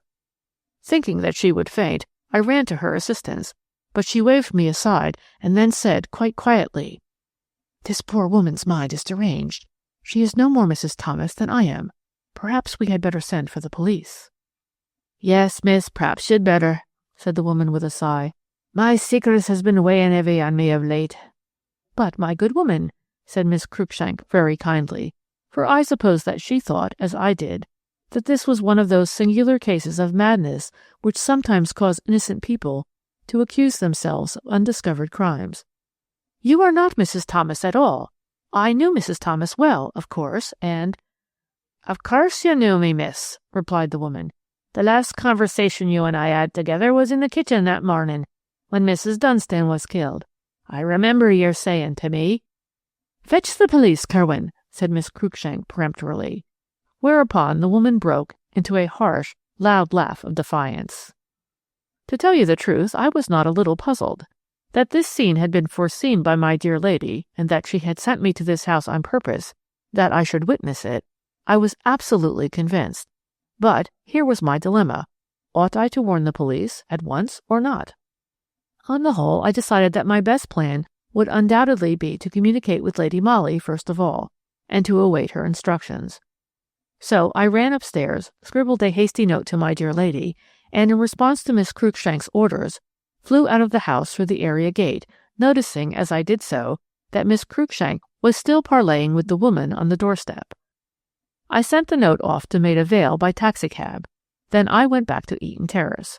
Miss Cruikshank met me at the front door and told me that she had tried to detain the woman pending my return, but that she felt very sorry for the unfortunate creature, who obviously was laboring under a delusion, and she had allowed her to go away. About an hour later, I received a curt note from Lady Molly, ordering me to do nothing whatever without her special authorization. In the course of the day, Miss Cruikshank told me that she had been to the police station and had consulted with the inspector, who said that there would be no harm in engaging the pseudo-Mrs. Thomas to work at Eaton Terrace, especially as thus she would remain under observation. Then followed a curious era in Mr. Nicholas Jones's otherwise well-ordered household. We 3 servants, instead of being called at 6 as heretofore, were allowed to sleep on until 7. When we came down, we were not scolded. On the contrary, we found our work already done. The charwoman, whoever she was, must have been a very hard-working woman. It was marvelous what she accomplished single-handed before 7 a.m., by which time she had invariably gone. The 2 maids, of course, were content to let this pleasant state of things go on, but I was devoured with curiosity. One morning I crept quietly downstairs and went into the kitchen soon after 6. I found the pseudo-Mrs. Thomas sitting at a very copious breakfast. I noticed that she had on altogether different, though equally shabby and dirty, clothes from those she had worn when she first appeared on the doorstep of 180 Eaton Terrace. Near her plate were 3 or 4 golden sovereigns, over which she had thrown her grimy hand. Miss Cruikshank, the while, was on her hands and knees scrubbing the floor. At sight of me, she jumped up, and with obvious confusion muttered something about hating to be idle, etc. That day Miss Cruikshank told me that I did not suit Mrs. Jones, who wished me to leave at the end of my month. In the afternoon, I received a little note from my dear lady, telling me to be downstairs by 6 o'clock the following morning. I did as I was ordered, of course, and when I came into the kitchen punctually at 6 a.m., I found the charwoman sitting at the table with a pile of gold in front of her, which she was counting over with a very grubby finger. She had her back to me, and was saying as I entered, "I think if you was to give me another 50 quid, I'd leave you the rest now. You'd still have the diamonds and the rest of the money." She spoke to Miss Cruikshank, who was facing me, and who, on seeing me appear, turned as white as a ghost. But she quickly recovered herself, and standing between me and the woman, she said vehemently, "What do you mean by prying on me like this? Go and pack your boxes and leave the house this instant." But before I could reply, the woman interposed. "Don't fret yourself, miss," she said, placing her grimy hand on Miss Cruikshank's shoulder. "There's the bag of sand in that there corner. We'll knock her down as we did Mrs. Dunstan, eh?" "Hold your tongue, you lying fool," said the girl, who now looked like a maddened fury. "Give me that other 50 quid, and I'll hold my tongue," retorted the woman boldly. "This creature is mad," said Miss Cruikshank, who had made a vigorous and successful effort to recover herself. "She is under the delusion that not only is she Mrs. Thomas, but that she murdered Mrs. Dunstan." "No, no," interrupted the woman. "I only came back that morning because I recollected that you had left the bag of sand upstairs after you so cleverly did away with Mrs. Dunstan, robbed her of all her money and jewels, and even was sharp enough to imitate her voice when Mrs. Kennett, the cook, terrified you by speaking to Mrs. Dunstan through the door. It is false. You are not Mrs. Thomas. The 2 maids who are here now, and who were in this house at that time, can swear that you are a liar." "Let us change clothes now, Miss Cruikshank," said a voice, which sounded almost weirdly in my ear in spite of its familiarity, for I could not locate whence it came, "and see if in a charwoman's dress those 2 maids would not recognize you. Mary," continued the same familiar voice, "help me out of these filthy clothes. Perhaps Miss Cruikshank would like to resume her own part of Mrs. Thomas, the charwoman." "Liars and impostors both!" shouted the girl, who was rapidly losing all presence of mind. "I'll send for the police." "Quite unnecessary," rejoined Lady Molly coolly. "Detective Inspector Danvers is just outside that door." The girl made a dash for the other door, but I was too quick for her and held her back, even whilst Lady Molly gave a short, sharp call which brought Danvers on the scene. I must say that Miss Cruikshank made a bold fight, but Danvers had 2 of our fellows with him, and arrested her on the warrant for the apprehension of the person known as Mrs. Thomas. The clothes of the charwoman who had so mysteriously disappeared had been found by Lady Molly at the back of the coal cellar, and she was still dressed in them at the present moment. No wonder I had not recognized my own dainty lady in the grimy woman who had so successfully played the part of a blackmailer on the murderess of Mrs. Dunstan. She explained to me subsequently that the first inkling that she had had of the horrible truth, namely that it was Miss Cruikshank who had deliberately planned to murder Mrs. Dunstan by impersonating a charwoman for a while, and thus throwing dust in the eyes of the police, was when she heard of the callous words which the old lady was supposed to have uttered when she was told of Miss Violet's flight from the house in the middle of the night. "She may have been angry at the girl's escapade," explained Lady Molly to me, "but she would not have allowed her to starve. Such cruelty was all out of proportions to the offence. Then I looked about me for a stronger motive for the old woman's wrath, and remembering what she said on New Year's Eve, when Violet fled crying from the room, I came to the conclusion that her anger was not directed against her niece, but against the other girl, and against the man who had transferred his affections from Violet Frostwick to Miss Cruikshank, and had not only irritated Mrs. Dunstan by this clandestine, double-faced love-making, but had broken the heart of his trusting fiancée. No doubt Miss Cruikshank did not know that the will, whereby she was to inherit £1,000, was not signed, and no doubt she and young Athol planned out that cruel murder between them. The charwoman was also a bag of sand, which was literally thrown into the eyes of the police. But, I objected, I can't understand how a cold-blooded creature like that Miss Cruikshank could have allowed herself to be terrorized and blackmailed. She knew that you could not be Mrs. Thomas, since Mrs. Thomas never existed. Yes, but one must reckon a little sometimes with that negligible quantity known as conscience. My appearance as Mrs. Thomas vaguely frightened Miss Cruikshank. She wondered who I was and what I knew. When, 3 days later, I found the shabby clothes in the coal cellar and appeared dressed in them, she lost her head. She gave me money. From that moment she was done for. Confession was only a matter of time. And Miss Cruikshank did make full confession. She was recommended to mercy on account of her sex, but she was plucky enough not to implicate David Athol in the recital of her crime. He has since emigrated to Western Canada. Chapter 9. The Man in the Inverness Cape, Part 1.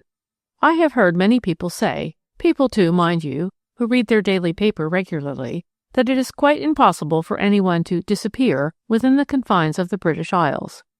At the same time, these wise people invariably admit one great exception to their otherwise unimpeachable theory, and that is the case of Mr. Leonard Marvell, who, as you know, walked out one afternoon from the Scotia Hotel in Cromwell Road and has never been seen or heard of since. Information had originally been given to the police by Mr. Marvell's sister Olive, a Scotchwoman of the usually accepted type, tall, bony, with sandy-colored hair, and a somewhat melancholy expression in her blue-gray eyes. Her brother, she said, had gone out on a rather foggy afternoon. I think it was the 3rd of February, just about a year ago. His intention had been to go and consult a solicitor in the city, whose address had been given him recently by a friend, about some private business of his own. Mr. Marvell had told his sister that he would get a train at South Kensington Station to Moorgate Street and walk thence to Finsbury Square. She was to expect him home by dinner-time. As he was, however, very irregular in his habits, being fond of spending his evenings at restaurants and music-halls, the sister did not feel the least anxious when he did not return home at the appointed time. She had her dinner in the table d'hôte room and went to bed soon after 10 o'clock. She and her brother occupied 2 bedrooms and a sitting-room on the 2nd floor of the little private hotel. Miss Marvell, moreover, had a maid always with her, as she was somewhat of an invalid. This girl, Rosie Campbell, a nice-looking Scotch lassie, slept on the top floor. It was only on the following morning, when Mr. Leonard did not put in an appearance at breakfast, that Miss Marvell began to feel anxious. According to her own account, she sent Rosie in to see if anything was the matter, and the girl, wide-eyed and not a little frightened, came back with the news that Mr. Marvell was not in his room, and that his bed had not been slept in that night. With characteristic Scottish reserve, Miss Olive said nothing about the matter at the time to anyone, nor did she give information to the police until 2 days later, when she herself had exhausted every means in her power to discover her brother's whereabouts. She had seen the lawyer to whose office Leonard Marvell had intended going that afternoon, but Mr. Statham, the solicitor in question, had seen nothing of the missing man. With great adroitness, Rosie, the maid, had made inquiries at South Kensington and Moorgate Street stations. At the former, the booking clerk, who knew Mr. Marvell by sight, distinctly remembered selling him a first-class ticket to one of the city stations in the early part of the afternoon. But at Moorgate Street, which is a very busy station, no one recollected seeing a tall, red-haired Scotchman in an Inverness cape. Such was the description given of the missing man. By that time the fog had become very thick in the city, traffic was disorganized, and everyone felt fussy, ill-tempered, and self-centered. These, in substance, were the details which Miss Marvell gave to the police on the subject of her brother's strange disappearance. At first she did not appear very anxious. She seemed to have great faith in Mr. Marvell's power to look after himself. Moreover, she declared positively that her brother had neither valuables nor money about his person when he went out that afternoon. But as day succeeded day, and no trace of the missing man had yet been found, matters became more serious, and the search instituted by our fellows at the Yard waxed more keen. A description of Mr. Leonard Marvell was published in the leading London and provincial dailies. Unfortunately, there was no good photograph of him extant, and descriptions are apt to prove vague. Very little was known about the man beyond his disappearance, which had rendered him famous. He and his sister had arrived at the Scotia Hotel about a month previously, and subsequently they were joined by the maid Campbell. Scotch people are far too reserved ever to speak of themselves or their affairs to strangers. Brother and sister spoke very little to anyone at the hotel. They had their meals in their sitting room, waited on by the maid, who messed with the staff. But in face of the present terrible calamity, Miss Marvell's frigidity relaxed before the police inspector, to whom she gave what information she could about her brother. "He was like a son to me," she explained with scarcely restrained tears, "for we lost our parents early in life, and as we were left very, very badly off, our relations took but little notice of us. My brother was years younger than I am, and though he was a little wild and fond of pleasure, he was as good as gold to me, and has supported us both for years by journalistic work. We came to London from Glasgow about a month ago, because Leonard had got a very good appointment on the staff of the Daily Post." All of this, of course, was soon proved to be true, and although, on minute inquiries being instituted in Glasgow, but little seemed to be known about Mr. Leonard Marvell in that city, there seemed to be no doubt that he had done some reporting for the Courier, and that latterly, in response to an advertisement, he had applied for and obtained regular employment on the Daily Post. The latter enterprising halfpenny journal, with characteristic magnanimity, made an offer of £50 reward to any of its subscribers who gave information which would lead to the discovery of the whereabouts of Mr. Leonard Marvell. But time went by, and that £50 remained unclaimed. Part 2. Lady Molly had not seemed as interested as she usually was in cases of this sort. With strange flippancy, wholly unlike herself, she remarked that one Scotch journalist more or less in London did not vastly matter. I was much amused, therefore, one morning about 3 weeks after the mysterious disappearance of Mr. Leonard Marvell, when Jane, our little parlour-maid, brought in a card accompanied by a letter. The card bore the name Miss Olive Marvell. The letter was the usual formula from the chief, asking Lady Molly to have a talk with the lady in question, and to come and see him on the subject after the interview. With a smothered yawn, my dear lady told Jane to show in Miss Marvell. "There are 2 of them, milady," said Jane as she prepared to obey. "2 what?" asked Lady Molly with a laugh. "2 ladies, I mean," explained Jane. "Well, show them both into the drawing-room," said Lady Molly impatiently. Then, as Jane went off on this errand, a very funny thing happened. Funny, because during the entire course of my intimate association with my dear lady, I had never known her to act with such marked indifference in the face of an obviously interesting case. She turned to me and said, "Mary, you had better see these 2 women, whoever they may be. I feel that they would bore me to distraction. Take note of what they say and let me know. Now, don't argue," she added with a laugh, which peremptorily put a stop to my rising protest, "but go and interview Miss Marvell and Company." Needless to say, I promptly did as I was told, and the next few seconds saw me installed in our little drawing-room, saying polite preliminaries to the 2 ladies who sat opposite to me. I had no need to ask which of them was Miss Marvell. Tall, ill-dressed in deep black, with a heavy crape veil over her face, and black cotton gloves, she looked the uncompromising Scotchwoman to the life. In strange contrast to her depressing appearance, there sat beside her an overdressed, much behatted, peroxided young woman, who bore the stamp of the profession all over her pretty painted face. Miss Marvell, I was glad to note, was not long in plunging into the subject which had brought her there. "I saw a gentleman at Scotland Yard," she explained after a short preamble, "because Miss Lulu Fay came to me at the hotel this very morning with a story which, in my opinion, should have been told to the police directly my brother's disappearance became known, and not 3 weeks later." The emphasis which she laid on the last few words and the stern look with which she regarded the golden-haired young woman beside her showed the disapproval with which the rigid Scotchwoman viewed any connection which her brother might have had with the lady, whose very name seemed unpleasant to her lips. Miss Lulu Fay blushed even through her rouge, and turned a pair of large liquid eyes imploringly upon me. I didn't know. I was frightened," she stammered. "There's no occasion to be frightened now," retorted Miss Marvell, "and the sooner you try to be truthful about the whole matter, the better it will be for all of us." And the stern woman's lips closed with a snap as she deliberately turned her back on Miss Fay and began turning over the leaves of a magazine which happened to be on a table close to her hand. I muttered a few words of encouragement, for the little actress looked ready to cry. I spoke as kindly as I could, telling her that if indeed she could throw some light on Mr. Marvell's present whereabouts, it was her duty to be quite frank on the subject. She hemmed and hawed for a while, and her simpering ways were just beginning to tell on my nerves, when she suddenly started talking very fast.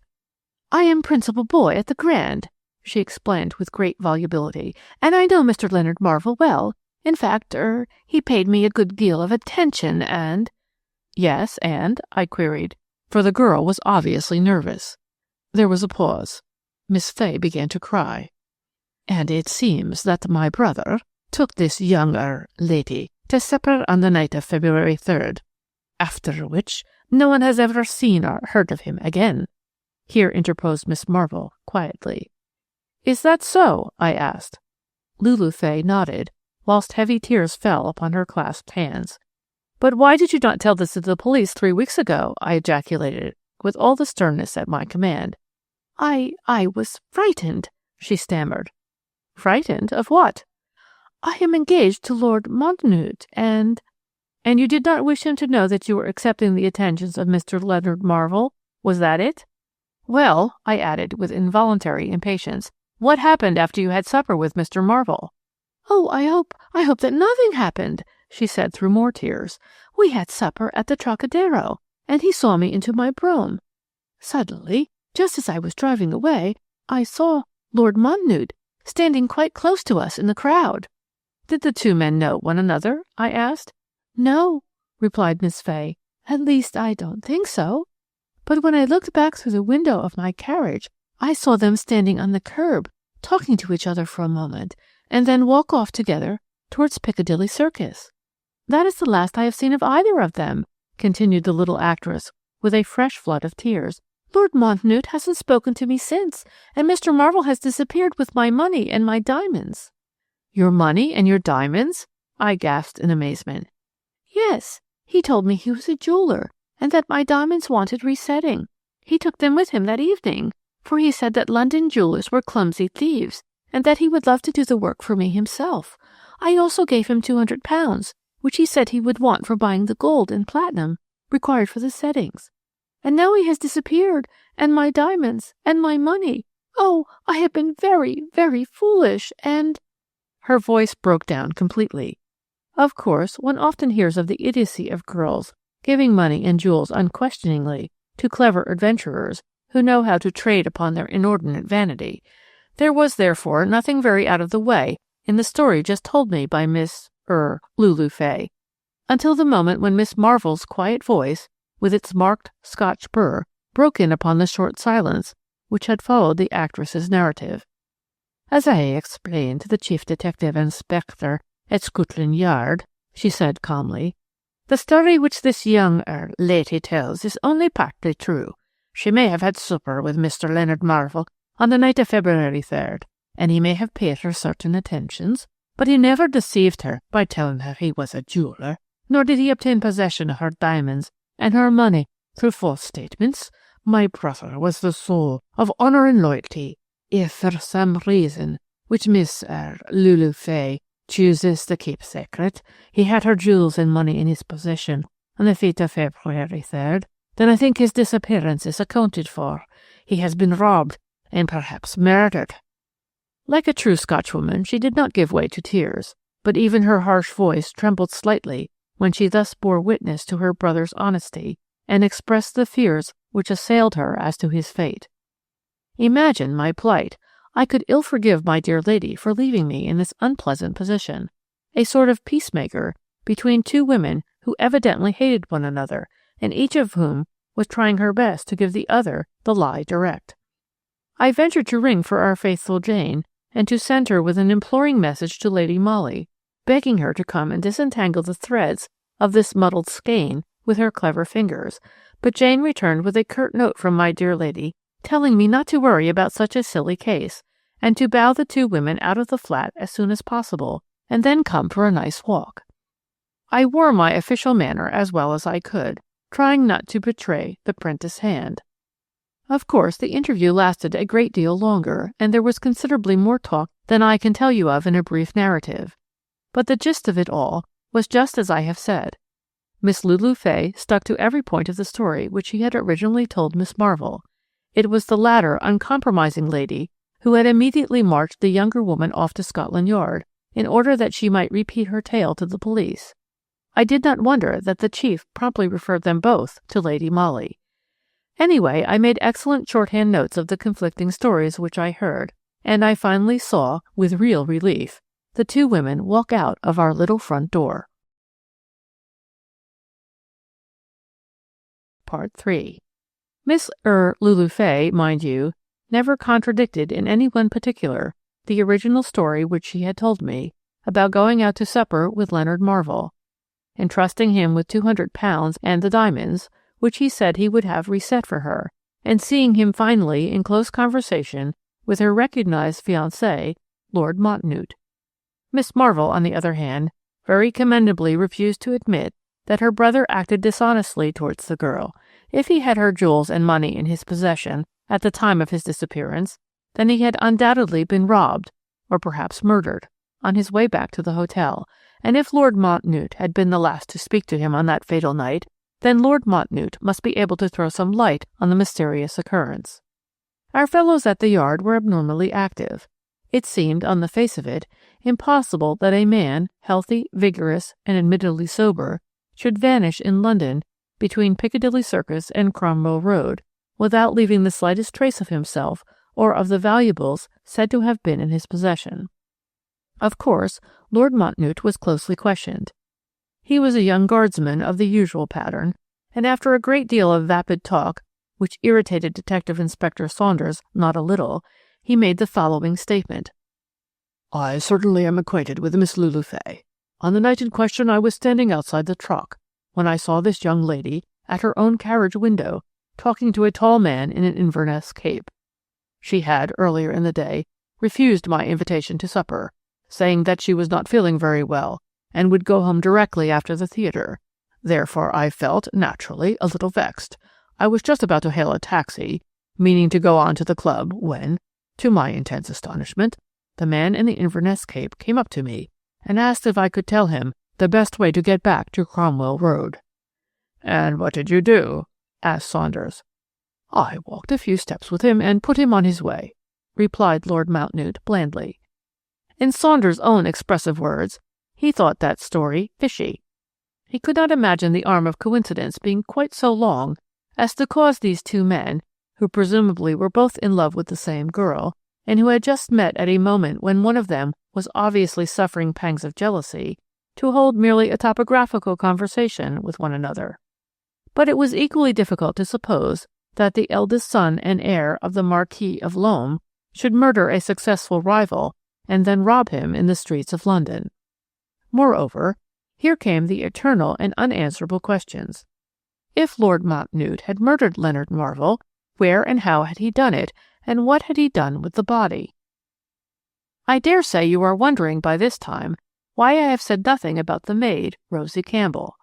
Well, plenty of very clever people, I mean those who write letters to the papers and give suggestions to every official department in the kingdom, thought that the police ought to keep a very strict eye upon that pretty Scotch lassie, for she was very pretty, and had quaint demure ways which rendered her singularly attractive, in spite of the fact that, for most masculine tastes, she would have been considered too tall.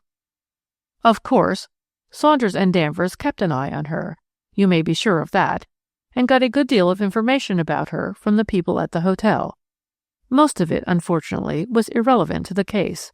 She was maid attendant to Miss Marvell, who was feeble in health, and who went out but little. Rosie waited on her master and mistress upstairs, carrying their meals to their private room and doing their bedrooms. The rest of the day she was fairly free, and was quite sociable downstairs with the hotel staff. With regard to her movements and actions on that memorable 3rd of February, Saunders, though he worked very hard, could glean but little useful information. You see, in a hotel of that kind, with an average of 30 to 40 guests at one time, it is extremely difficult to state positively what any one person did or did not do on that particular day. Most people at the Scotia remembered that Miss Marvell dined in the table d'hôte room on that 3rd of February. This she did about once a fortnight, when her maid had an evening out. The hotel staff also recollected fairly distinctly that Miss Rosie Campbell was not in the steward's room at supper time that evening, but no one could remember definitely when she came in. One of the chambermaids who occupied the bedroom adjoining hers said she heard her moving about soon after midnight. The hall porter declared that he saw her come in just before 12:30 when he closed the doors for the night. But one of the ground-floor valets said that, on the morning of the 4th, he saw Miss Marvell's maid, in hat and coat, slip into the house and upstairs, very quickly and quietly, soon after the front doors were opened, namely, about 7 a.m. Here, of course, was a direct contradiction between the chambermaid and hall porter on the one side, and the valet on the other, whilst Miss Marvell said that Campbell came into her room and made her some tea long before 7 o'clock every morning, including that of the 4th.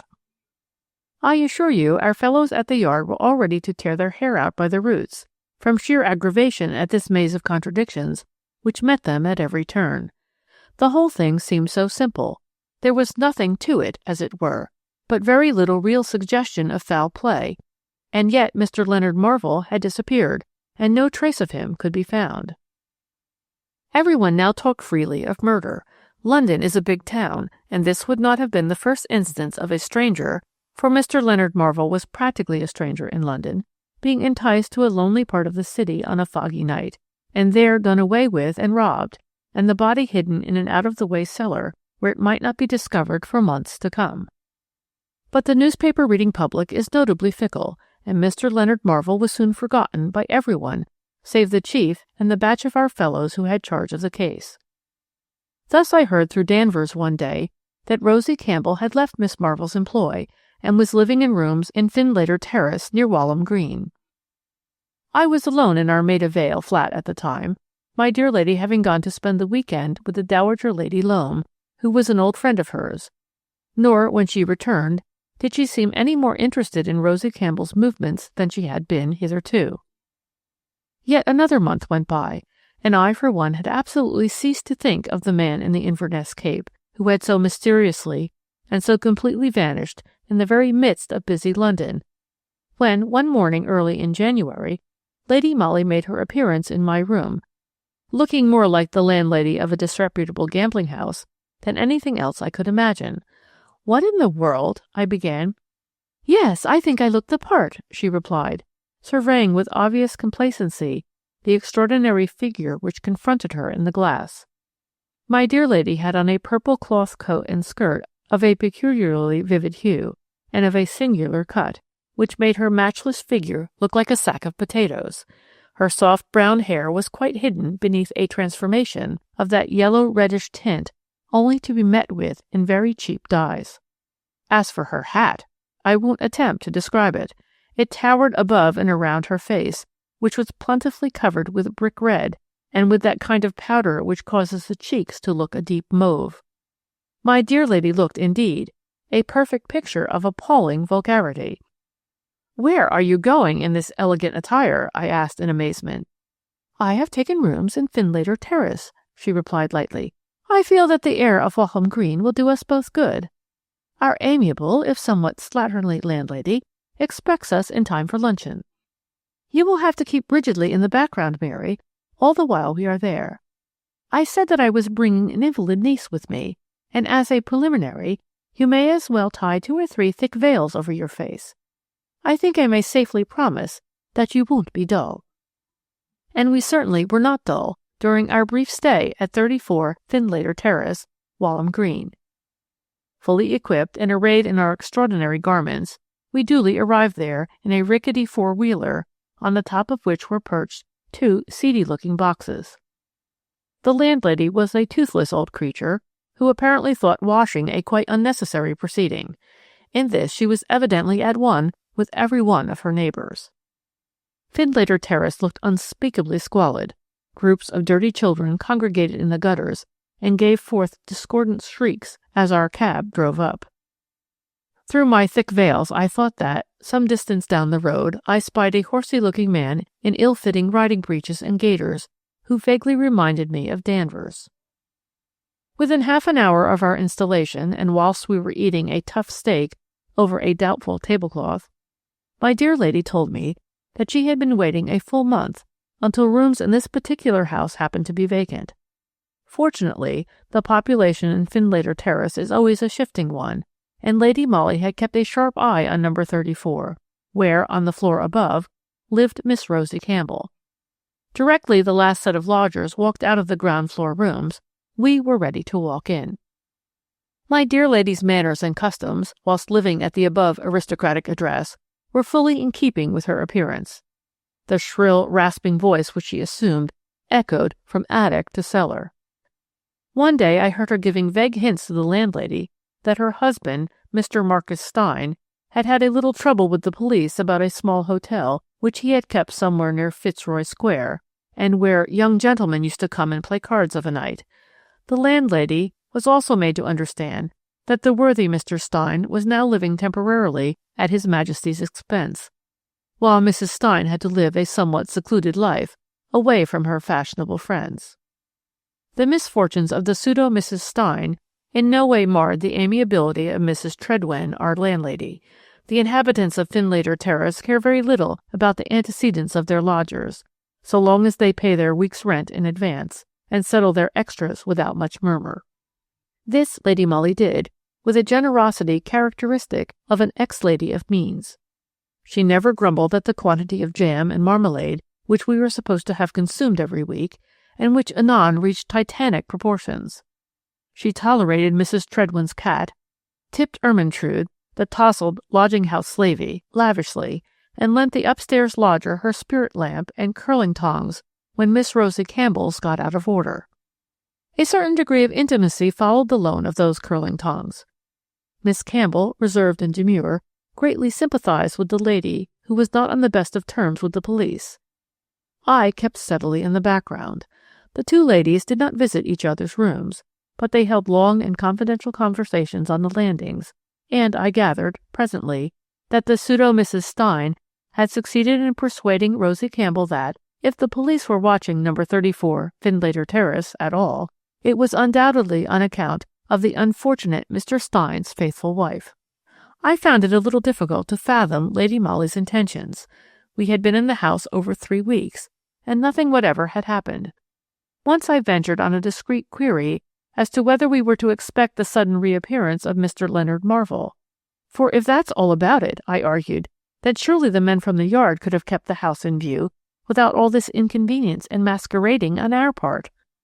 But to this tirade, my dear lady vouchsafed no reply. She and her newly acquired friend were, about this time, deeply interested in the case known as the West End shop robberies, which no doubt you recollect, since they occurred such a very little while ago. Ladies who were shopping in the large drapers' emporiums during the crowded and busy sale time lost reticules, purses, and valuable parcels, without any trace of the clever thief being found. The drapers, during sale time, invariably employ detectives in plain clothes to look after their goods, but in this case it was the customers who were robbed, and the detectives, attentive to every attempt at shoplifting, had had no eyes for the more subtle thief. I had already noticed Miss Rosie Campbell's keen look of excitement whenever the pseudo-Mrs. Stein discussed these cases with her. I was not a bit surprised, therefore, when one afternoon, at about tea-time, my dear lady came home from her habitual walk, and at the top of her shrill voice called out to me from the hall, "Mary, Mary, they've got the man of the shop robberies. He's given the silly police the slip this time, but they know who he is now, and I suppose they'll get him presently. 'Tisn't anybody I know," she added, with that harsh, common laugh which she had adopted for her part. I came out of the room in response to her call, and was standing just outside our own sitting-room door. Mrs. Treadwen, too, bedraggled and unkempt as usual, had sneaked up the area steps, closely followed by Ermintrude. But on the half-landing just above us, the trembling figure of Rosie Campbell, with scared white face and dilated eyes, looked on the verge of a sudden fall. Still talking shrilly and volubly, Lady Molly ran up to her, but Campbell met her halfway, and the pseudo-Mrs. Stein, taking vigorous hold of her wrist, dragged her into our own sitting-room. "Pull yourself together now," she said with rough kindness. That owl Treadwin is listening, and you needn't let her know too much. Shut the door, Mary. Lord bless you, my dear, I've gone through worse scares than these. There, you just lie down on this sofa a bit. My niece will make you a nice cup of tea, and I'll go and get an evening paper and see what's going on. I suppose you're very interested in the shop robbery man, or you wouldn't have took on so." Without waiting for Campbell's contradiction to this statement, Lady Molly flounced out of the house. Miss Campbell hardly spoke during the next 10 minutes that she and I were left alone together. She lay on the sofa with eyes wide open, staring up at the ceiling, evidently still in a great state of fear. I had just got tea ready when Lady Molly came back. She had an evening paper in her hand, but threw this down on the table directly she came in. "I could only get an early edition," she said breathlessly, "and the silly thing hasn't got anything in it about the matter." She drew near the sofa, and subduing the shrillness of her voice, she whispered rapidly, bending down towards Campbell. "There's a man hanging about at the corner down there. No, it's not the police," she added quickly, in response to the girl's sudden start of alarm. "Trust me, my dear, for knowing a tech when I see one, why, I'd smell one half a mile off. No, my opinion is that it's your man, my dear, and that he's in a devil of a hole." "Oh, he oughtn't have come here," ejaculated Campbell in great alarm. "He'll get me into trouble and do himself no good. He's been a fool," she added, with a fierceness wholly unlike her usual demure placidity. "Getting himself caught like that. Now I suppose we'll have to hook it, if there's time." "Can I do anything to help you?" asked the pseudo Mrs. Stein. "You know I've been through all this myself, when they was after Mr. Stein. Or perhaps Mary could do something." "Well, yes," said the girl after a slight pause, during which she seemed to be gathering her wits together. "I'll write a note, and you shall take it, if you will, to a friend of mine, a lady who lives in the Cromwell Road. But if you still see a man lurking about the corner of the street, then, just as you pass him, say the word Campbell, and if he replies Rosie, then give him the note. Will you do that?" "Of course I will, my dear. Just you leave it all to me." And the pseudo Mrs. Stein brought ink and paper and placed them on the table. Rosie Campbell wrote a brief note and then fastened it down with a bit of sealing wax before she handed it over to Lady Molly. The note was addressed to Miss Marvel, Scotia Hotel, Cromwell Road. "You understand," she said eagerly. "Don't give the note to the man unless he says Rosie in reply to the word Campbell." All right," said Lady Molly, slipping the note into her reticule. "And you go up to your room, Miss Campbell. It's no good giving that fool Treadwin too much to gossip about." Rosie Campbell went upstairs, and presently my dear lady and I were walking rapidly down the badly lighted street. "Where is the man?" I whispered eagerly, as soon as we were out of earshot of number 34. "There is no man," replied Lady Molly quickly. "But the West End shop thief?" I asked. "He hasn't been caught yet, and won't be either, for he is far too clever a scoundrel to fall into an ordinary trap." She did not give me time to ask further questions, for presently, when we had reached Reporton Square, my dear lady handed me the note written by Campbell and said, "Go straight to the Scotia Hotel and ask for Miss Marvel, and send up the note to her, but don't let her see you, as she knows you by sight. I must see the chief first, and will be with you as soon as possible. Having delivered the note, you must hang about outside as long as you can. Use your wits. She must not leave the hotel before I see her." There was no hansom to be got in this elegant quarter of town, so having parted from my dear lady, I made for the nearest underground station and took a train for South Kensington. Thus it was nearly 7 o'clock before I reached the Scotia. In answer to my inquiries for Miss Marvel, I was told that she was ill in bed and could see no one. I replied that I had only brought a note for her, and would wait for a reply. Acting on my dear lady's instructions, I was as slow in my movements as ever I could be, and was some time in finding the note and handing it to a waiter, who then took it upstairs. Presently he returned with the message, "Miss Marvel says there is no answer," whereupon I asked for pen and paper at the office, and wrote the following brief note on my own responsibility, using my wits as my dear lady had bidden me to do. "Please, madam," I wrote, "will you send just a line to Miss Rosie Campbell? She seems very upset and frightened at some news she has had." Once more the waiter ran upstairs, and returned with a sealed envelope, which I slipped into my reticule. Time was slipping by very slowly. I did not know how long I should have to wait outside in the cold, when, to my horror, I heard a hard voice with a marked Scotch accent saying, "I am going out to waiter, and shan't be back to dinner. Tell them to lay a little cold supper upstairs in my room."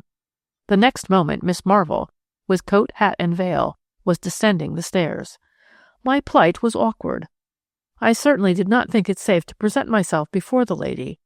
She would undoubtedly recollect my face. Yet I had orders to detain her until the appearance of Lady Molly. Miss Marvel seemed in no hurry. She was putting on her gloves as she came downstairs. In the hall she gave a few more instructions to the porter, whilst I, in a dark corner in the background, was vaguely planning an assault or an alarm of fire. Suddenly, at the hotel entrance, where the porter was obsequiously holding open the door for Miss Marvel to pass through, I saw the latter's figure stiffen. She took one step back, as if involuntarily, then equally quickly attempted to dart across the threshold, on which a group, composed of my dear lady, of Saunders, and of 2 or 3 people scarcely distinguishable in the gloom beyond, had suddenly made its appearance. Miss Marvel was forced to retreat into the hall. Already I had heard Saunders' hurriedly whispered words. "Try not to make a fuss in this place now. Everything can go off quietly, you know." Danvers and Cotton, whom I knew well, were already standing one each side of Miss Marvel, while suddenly amongst this group I recognized Fanny, the wife of Danvers, who is one of our female searchers at the Yard. "Shall we go up to your own room?" suggested Saunders. "I think that is quite unnecessary," interposed Lady Molly. "I feel convinced that Mr. Leonard Marvell will yield to the inevitable quietly, and follow you without giving any trouble." Marvell, however, did make a bold dash for liberty. As Lady Molly had said previously, he was far too clever to allow himself to be captured easily. But my dear lady had been cleverer. As she told me subsequently, she had from the first suspected that the trio who lodged at the Scotia Hotel were really only a duo, namely, Leonard Marvell and his wife. The latter impersonated a maid most of the time, but among these 2 clever people, the 3 characters were interchangeable. Of course, there was no Miss Marvel at all. Leonard was alternately dressed up as man or woman, according to the requirements of his villainies. "As soon as I heard that Miss Marvel was very tall and bony," said Lady Molly, "I thought that there might be a possibility of her being merely a man in disguise. Then there was the fact, but little dwelt on by either the police or the public, that no one seems ever to have seen brother and sister together. Nor was the entire trio ever seen at one and the same time. On that 3rd of February, Leonard Marvell went out. No doubt he changed his attire in a ladies' waiting room at one of the railway stations. Subsequently he came home, now dressed as Miss Marvel, and had dinner in the table d'hôte room so as to set up a fairly plausible alibi. But ultimately it was his wife, the pseudo Rosie Campbell, who stayed indoors that night, whilst he, Leonard Marvell, when going out after dinner, impersonated the maid until he was clear of the hotel. Then he resumed his male clothes once more, no doubt in the deserted waiting room of some railway station, and met Miss Lulu Fay at supper, subsequently returning to the hotel in the guise of the maid. You see the game of crisscross, don't you?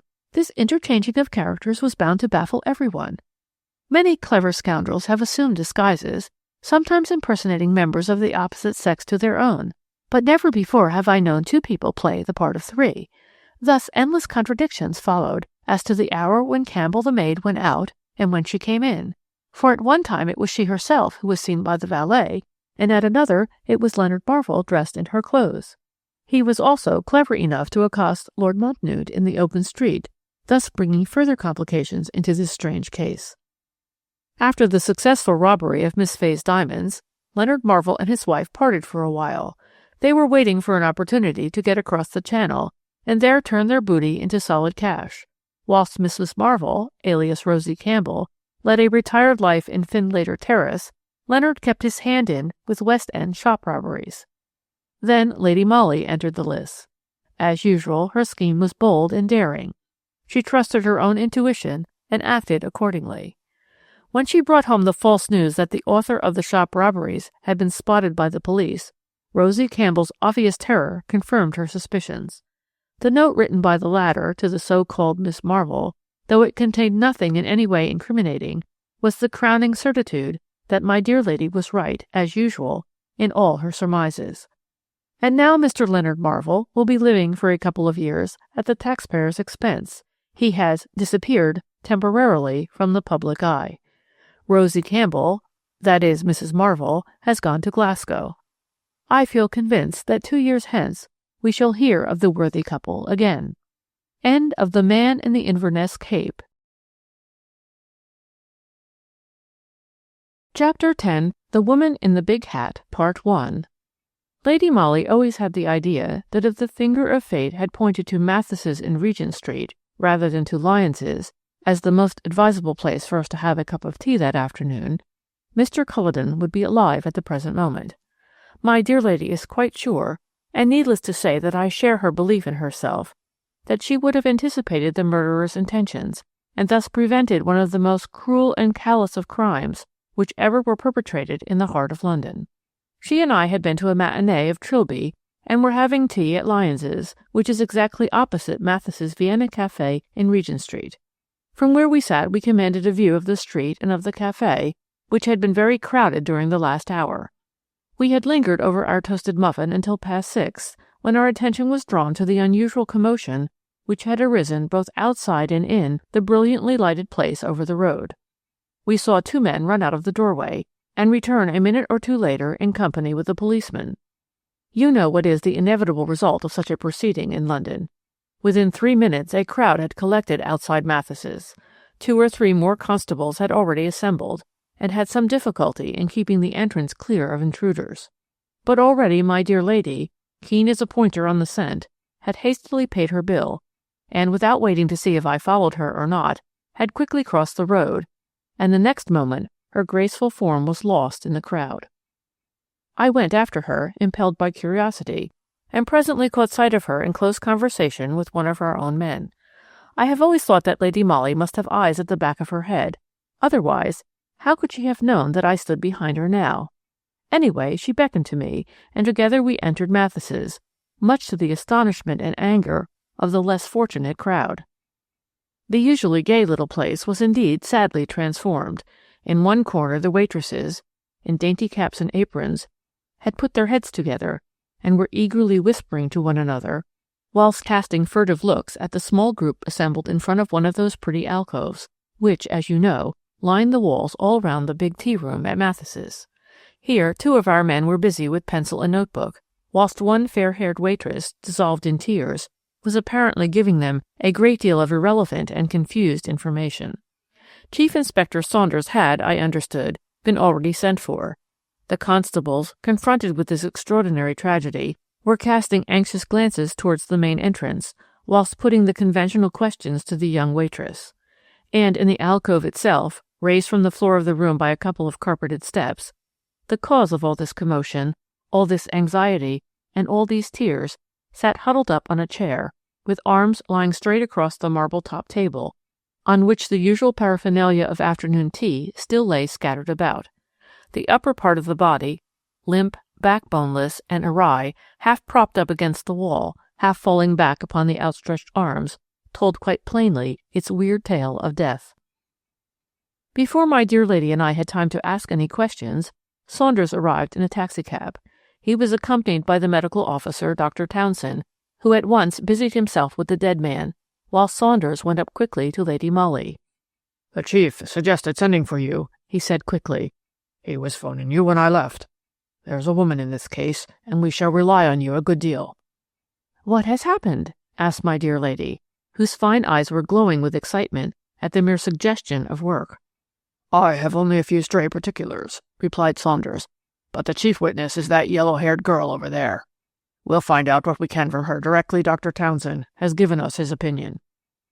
The medical officer, who had been kneeling beside the dead man, now rose and turned to Saunders. His face was very grave. "The whole matter is simple enough as far as I am concerned," he said. "The man has been killed by a terrific dose of morphia, administered, no doubt, in this cup of chocolate," he added, pointing to a cup in which there still lingered the cold dregs of the thick beverage. "But when did this occur?" asked Saunders, turning to the waitress. I can't say, she replied, speaking with obvious nervousness. The gentleman came in very early with a lady, somewhere about 4. They made straight for this alcove. The place was just beginning to fill, and the music had begun. And where is the lady now? She went off almost directly. She had ordered tea for herself and a cup of chocolate for the gentleman. Also muffins and cakes. About 5 minutes afterwards, as I went past their table, I heard her say to him, "I am afraid I must go now, or Jay's will be closed, but I'll be back in less than half an hour. You'll wait for me, won't you?" Did the gentleman seem all right then? "Oh, yes," said the waitress. "He had just begun to sip his chocolate, and merely said, 'S'long,' as she gathered up her gloves and muff and went out of the shop." And she has not returned since? "No." "When did you first notice that there was anything wrong with this gentleman?" asked Lady Molly.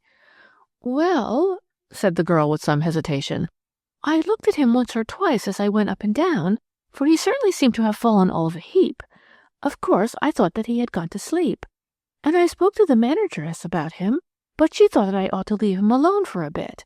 Then we got very busy, and I paid no more attention to him until about 6 o'clock, when most afternoon tea customers had gone, and we were beginning to get the tables ready for dinners. Then I certainly did think there was something wrong with the man. I called to the manageress, and we sent for the police." And the lady who was with him at first? What was she like? Would you know her again? Queried Saunders. "I don't know," replied the girl. "You see, I have to attend to such crowds of people of an afternoon. I can't notice each one. And she had on one of those enormous mushroom hats. No one could have seen her face, not more than her chin, unless they looked right up under the hat." "Would you know the hat again?" asked Lady Molly. "Yes, I think I should," said the waitress. "It was black velvet and had a lot of plumes. It was enormous," she added, with a sigh of admiration and of longing for the monumental headgear. During the girl's narrative, one of the constables had searched the dead man's pockets. Among other items, he had found several letters addressed to Mark Culloden, Esquire, some with an address in Lombard Street, others with one in Fitzjohn's Avenue, Hampstead.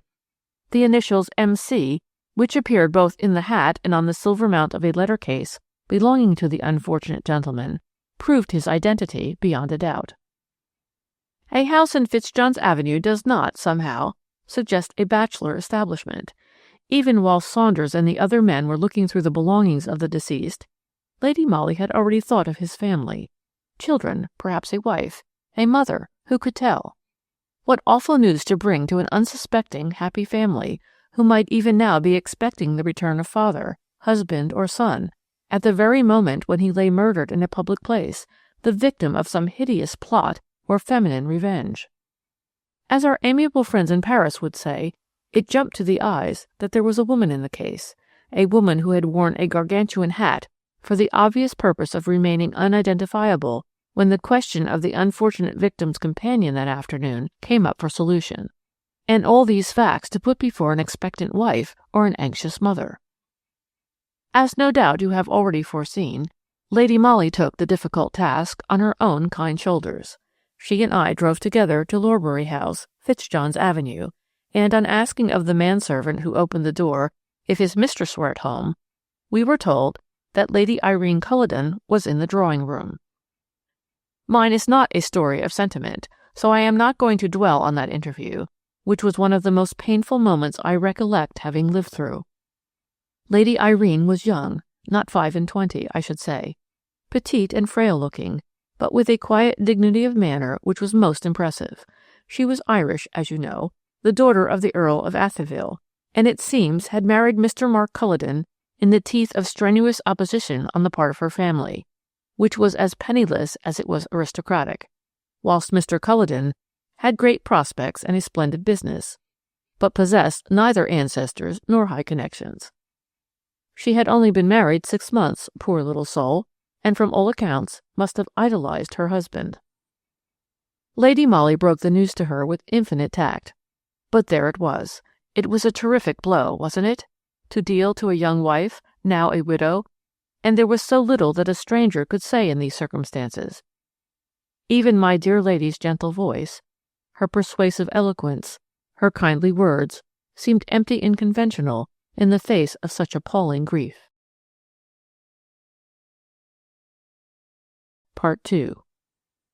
Of course, everyone expected that the inquest would reveal something of the murdered man's inner life, would, in fact, allow the over-eager public to get a peep into Mr. Mark Culledon's secret orchard, wherein walked a lady who wore abnormally large velvet hats, and who nourished in her heart one of those terrible grudges against a man which can only find satisfaction in crime. Equally, of course, the inquest revealed nothing that the public did not already know. The young widow was extremely reticent on the subject of her late husband's life, and the servants had all been fresh arrivals when the young couple, just home from their honeymoon, organized their new household at Lorbury House. There was an old aunt of the deceased, a Mrs. Steinberg, who lived with the Culledons, but who at the present moment was very ill. Someone in the house, one of the younger servants probably, very foolishly had told her every detail of the awful tragedy. With positively amazing strength, the invalid thereupon insisted on making a sworn statement, which she desired should be placed before the coroner's jury.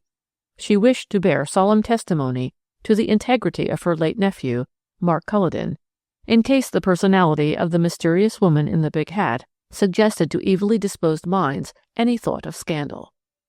"Mark Culledon was the one nephew whom I loved," she stated with solemn emphasis. "I have shown my love for him by bequeathing to him the large fortune which I inherited from the late Mr. Steinberg. Mark was the soul of honor, or I should have cut him out of my will, as I did my other nephews and nieces. I was brought up in a Scotch home, and I hate all this modern fastness and smartness, which are only other words for what I call profligacy." Needless to say, the old lady's statement, solemn though it was of no use whatever for the elucidation of the mystery which surrounded the death of Mr. Mark Culledon.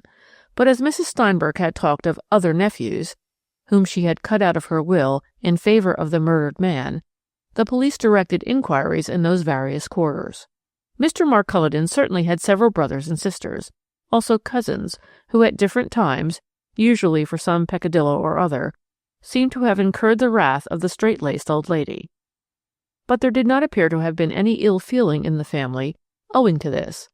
Mrs. Steinberg was sole mistress of her fortune. She might just as well have bequeathed it in toto to some hospital as to one particular nephew whom she favored, and the various relations were glad, on the whole, that the money was going to remain in the family rather than be cast abroad. The mystery surrounding the woman in the big hat deepened as the days went by. As you know, the longer the period of time which elapses between a crime and the identification of the criminal, the greater chance the latter has of remaining at large. In spite of strenuous efforts and close questionings of every one of the employees at Mathis's, no one could give a very accurate description of the lady who had tea with the deceased on that fateful afternoon. The first glimmer of light on the mysterious occurrence was thrown, about 3 weeks later, by a young woman named Catherine Harris, who had been parlour-maid at Lorbury House when first Mr. and Lady Irene Culledon returned from their honeymoon. I must tell you that Mrs. Steinberg had died a few days after the inquest. The excitement had been too much for her enfeebled heart. Just before her death, she had deposited £250 with her banker, which sum was to be paid over to any person giving information which would lead to the apprehension and conviction of the murderer of Mr. Mark Culledon. This offer had stimulated everyone's zeal, and, I presume, had aroused Catherine Harris to a realization of what had all the while been her obvious duty. Lady Molly saw her in the chief's private office, and had much ado to disentangle the threads of the girl's confused narrative. But the main point of Harris's story was that a foreign lady had once called at Lorbury House, about a week after the master and mistress had returned from their honeymoon. Lady Irene was out at the time, and Mr. Culledon saw the lady in his smoking-room. "She was a very handsome lady," explained Harris, "and was beautifully dressed." "Did she wear a large hat?" asked the chief. "I don't remember if it was particularly large," replied the girl. "But you remember what the lady was like?" suggested Lady Molly. "Yes, pretty well. She was very, very tall, and very good-looking." "Would you know her again if you saw her?" rejoined my lady. "Oh, yes, I think so," was Catherine Harris's reply. Unfortunately, beyond this assurance, the girl could say nothing very definite. The foreign lady seems to have been closeted with Mr. Culloden for about an hour, at the end of which time Lady Irene came home. The butler being out that afternoon, it was Harris who let her mistress in, and as the latter asked no questions, the girl did not volunteer the information that her master had a visitor. She went back to the servants' hall, but 5 minutes later the smoking-room bell rang, and she had to run up again. The foreign lady was then in the hall alone, and obviously wanting to be shown out. This Harris did, after which Mr. Culloden came out of his room, and in the girl's own graphic words, "He went on dreadful. I didn't know I had done anything so very wrong," she explained, "but the master seemed quite furious, and said I wasn't a proper parlour maid, or I'd have known that visitors must not be shown in straight away like that. I ought to have said that I didn't know if Mr. Culloden was in, and that I would go and see. Oh, he did go on at me," continued Catherine Harris volubly, "and I suppose he complained to the mistress, for she gave me notice the next day." "And you have never seen the foreign lady since?" concluded Lady Molly. "No, she never come while I was there." "By the way, how did you know she was foreign? Did she speak like a foreigner?" "Oh, no," replied the girl. "She did not say much, only asked for Mr. Culloden, but she looked French-like." This unanswerable bit of logic concluded Catherine's statement. She was very anxious to know whether, if the foreign lady was hanged for murder, she herself would get the £250. On Lady Molly's assurance that she certainly would, she departed in apparent content. Part 3. "Well, we are no nearer than we were before," said the chief, with an impatient sigh, when the door had closed behind Catherine Harris. "Don't you think so?" rejoined Lady Molly blandly. "Do you consider that what we heard just now has helped us to discover who was the woman in the big hat?" retorted the chief, somewhat testily. "Perhaps not," replied my dear lady with her sweet smile, "but it may help us to discover who murdered Mr. Culloden."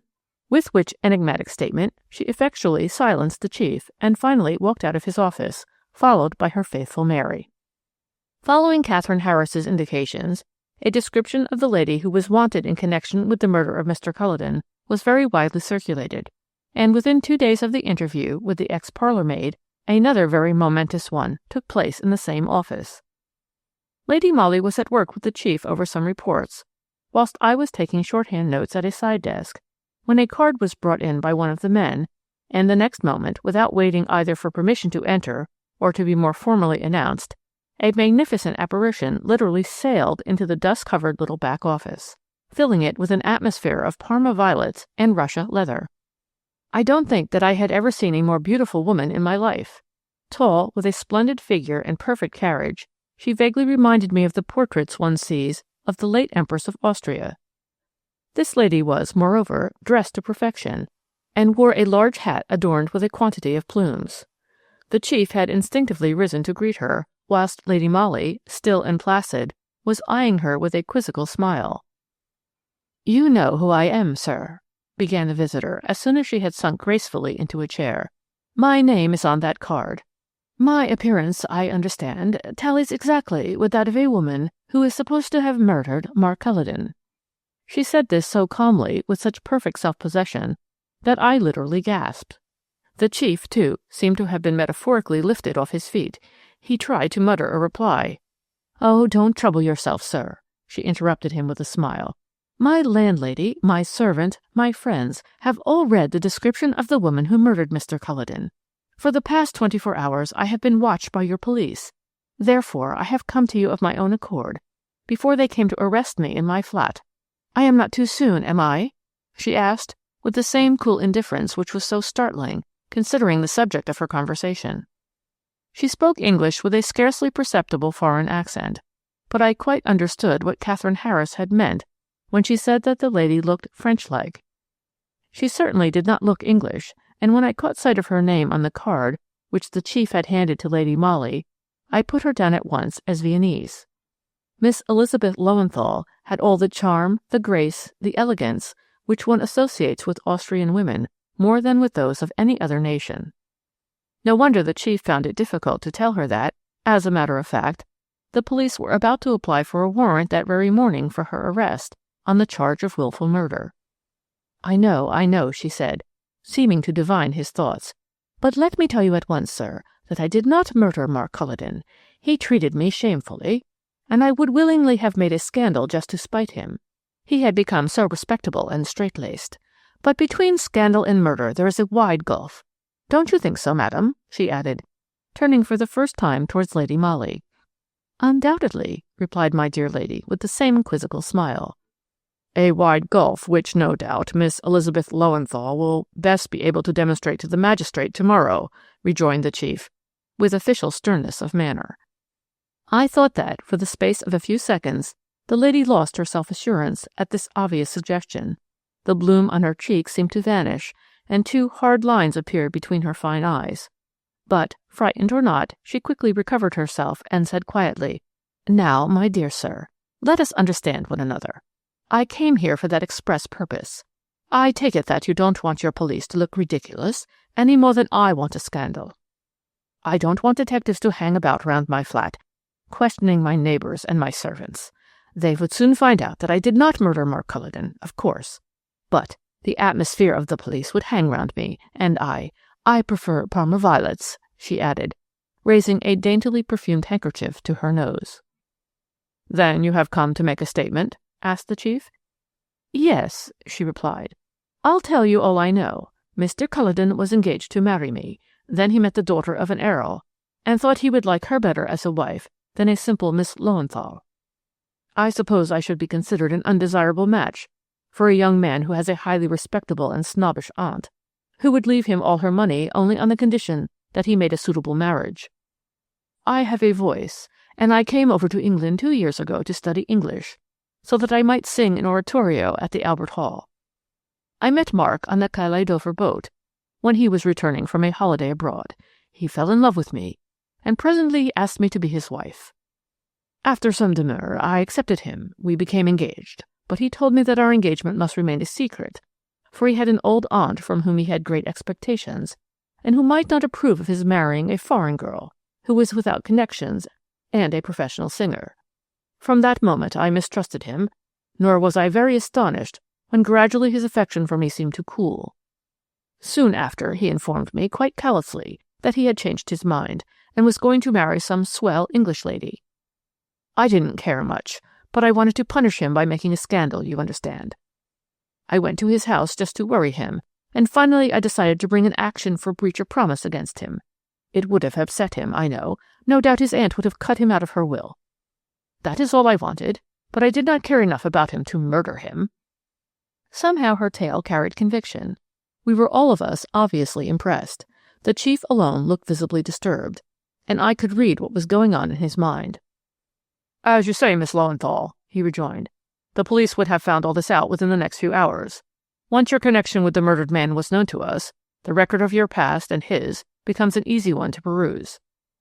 No doubt, too," he added insinuatingly, "our men would soon have been placed in possession of the one undisputable proof of your complete innocence with regard to that fateful afternoon spent at Mathis's café." "What is that?" she queried blandly. "An alibi."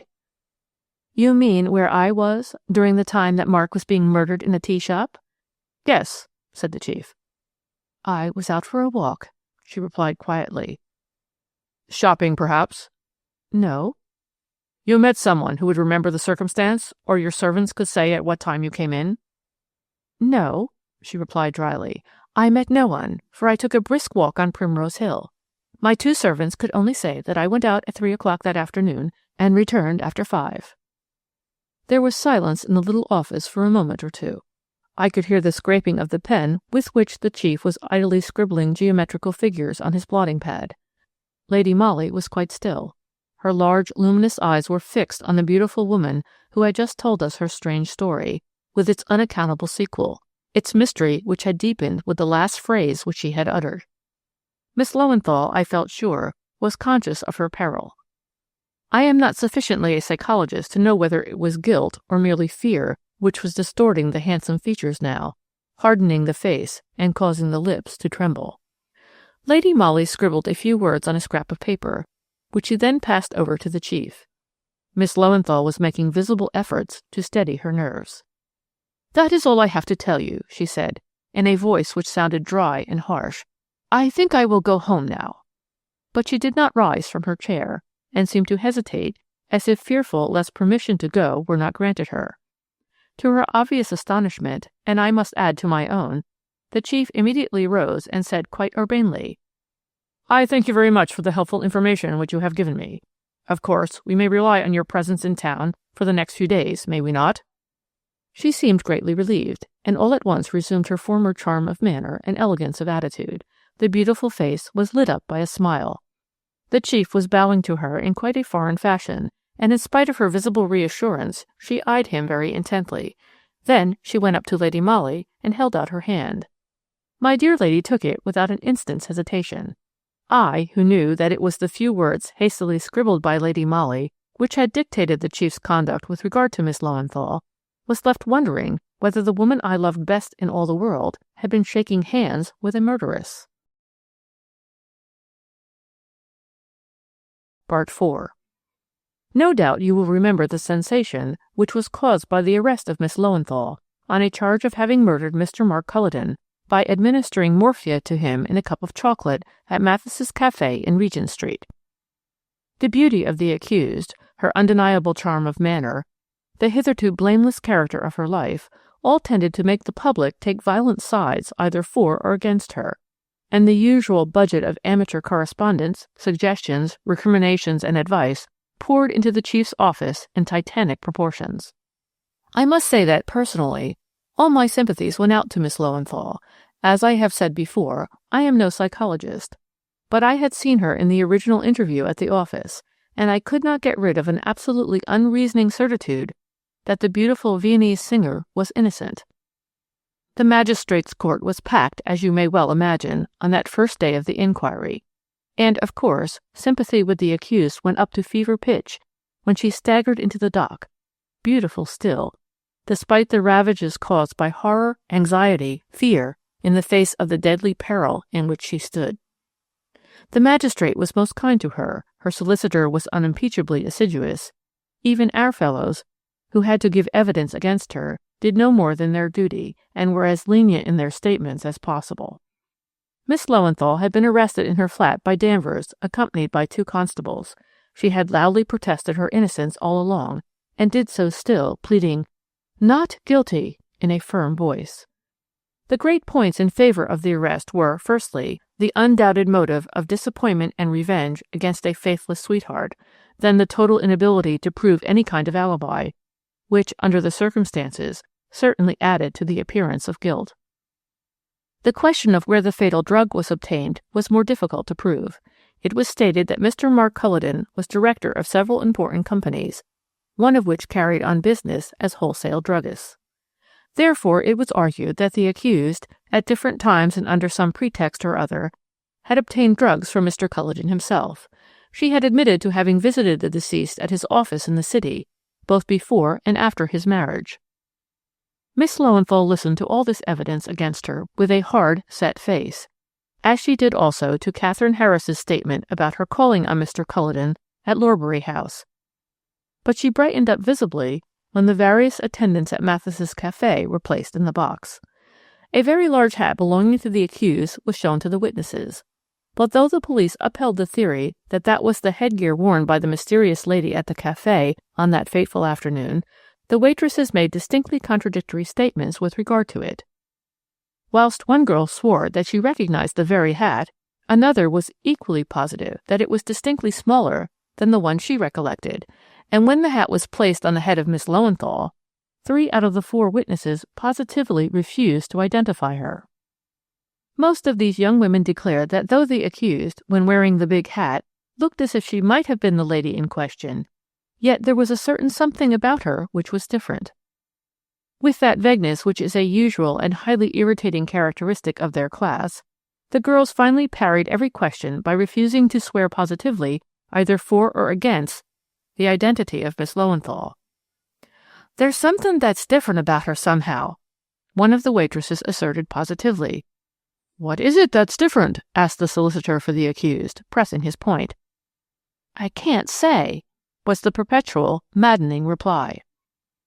Of course, the poor young widow had to be dragged into the case, and here, I think, opinions and even expressions of sympathy were quite unanimous. The whole tragedy had been inexpressibly painful to her, of course, and now it must have seemed doubly so. The scandal which had accumulated round her late husband's name must have added the poignancy of shame to that of grief. Mark Culledon had behaved as callously to the girl whom clearly he had married from interested family motives as he had to the one whom he had heartlessly cast aside. Lady Irene, however, was most moderate in her statements. There was no doubt that she had known of her husband's previous entanglement with Miss Löwenthal, but apparently had not thought fit to make him accountable for the past. She did not know that Miss Löwenthal had threatened a breach of promise action against her husband. Throughout her evidence she spoke with absolute calm and dignity, and looked indeed a strange contrast in her closely fitting tailor-made costume of black serge and tiny black toque to the more brilliant woman who stood in the dock. The two great points in favor of the accused were, firstly, the vagueness of the witnesses who were called to identify her, and secondly, the fact that she had undoubtedly begun proceedings for breach of promise against the deceased. Judging by the latter's letters to her, she would have had a splendid case against him, which fact naturally dealt a severe blow to the theory as to motive for the murder. On the whole, the magistrate felt that there was not a sufficiency of evidence against the accused to warrant his committing her for trial. He therefore discharged her, and amid loud applause from the public, Miss Löwenthal left the court a free woman. Now I know that the public did loudly, and to my mind very justly, blame the police for that arrest, which was denounced as being as cruel as it was unjustifiable. I felt as strongly as anybody on the subject, for I knew that the prosecution had been instituted in defiance of Lady Molly's express advice, and in distinct contradiction to the evidence which she had collected. When, therefore, the chief asked my dear lady to renew her efforts in that mysterious case, it was small wonder that her enthusiasm did not respond to his anxiety.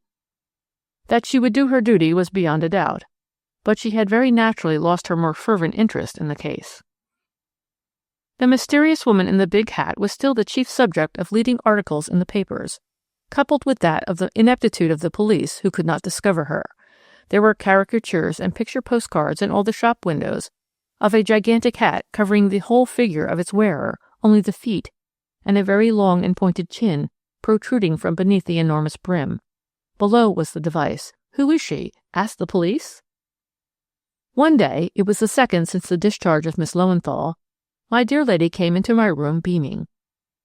It was the first time I had seen her smile for more than a week, and already I had guessed what it was that had cheered her. "Good news, Mary," she said gaily. "At last I've got the chief to let me have a free hand. Oh dear, what a lot of argument it takes to extricate that man from the tangled meshes of red tape."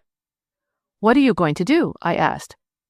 "Prove that my theory is right as to who murdered Mark Culledon," she replied seriously, "and as a preliminary, we'll go and ask his servants at Lorbury House a few questions." It was then 3:00 in the afternoon.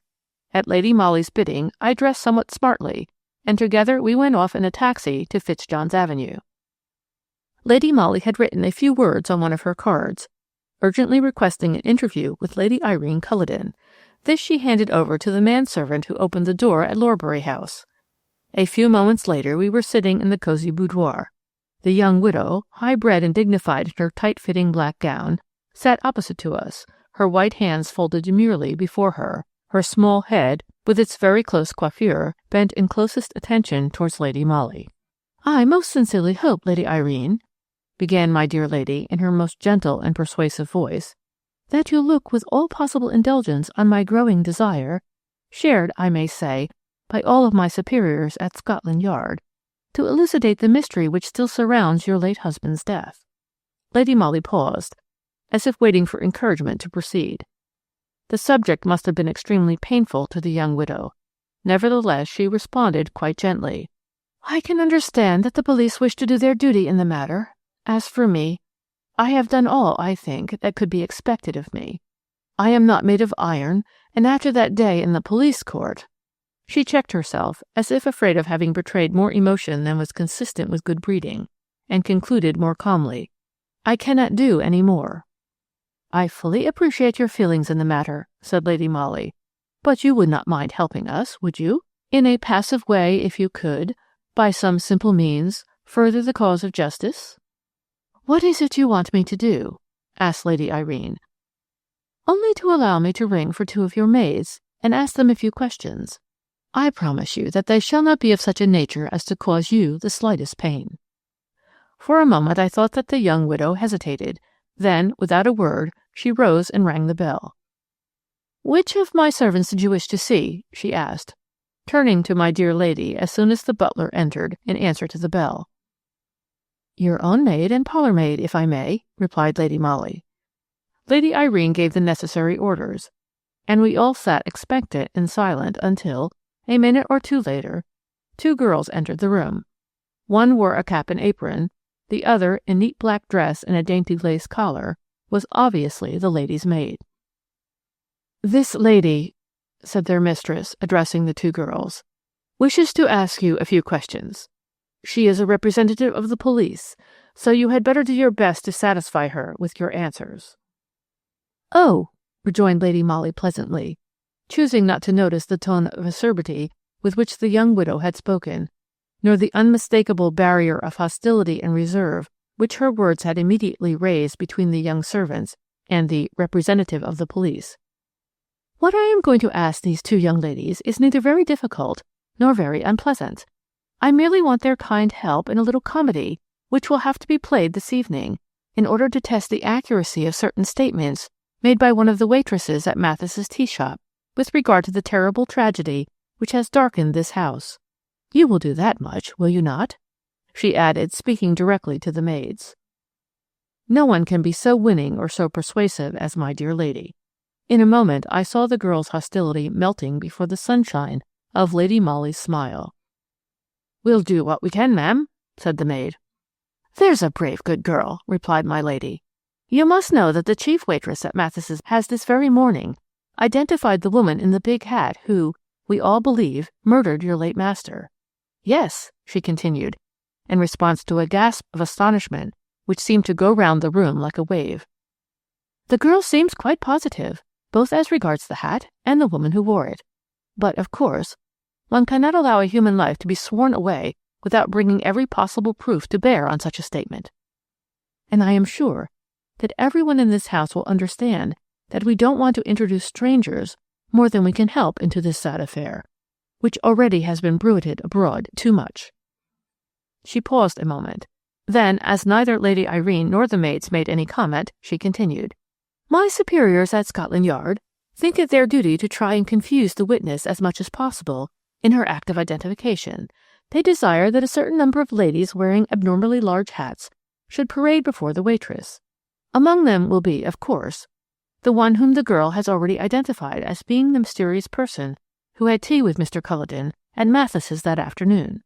My superiors can then satisfy themselves whether the waitress is or is not so sure of her statement that she invariably picks out again and again one particular individual amongst a number of others or not. Surely, interrupted Lady Irene dryly, you and your superiors do not expect my servants to help in such a farce? We don't look upon such a proceeding as a farce, Lady Irene, rejoined Lady Molly gently.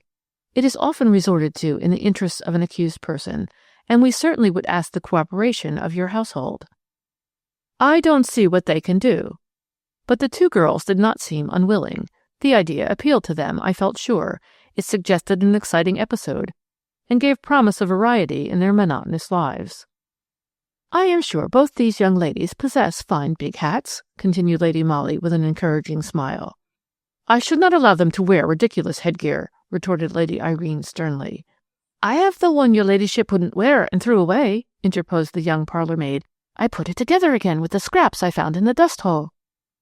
There was just one instant of absolute silence, one of those magnetic moments when fate seems to have dropped the spool on which she was spinning the threads of life, and is just stooping in order to pick it up.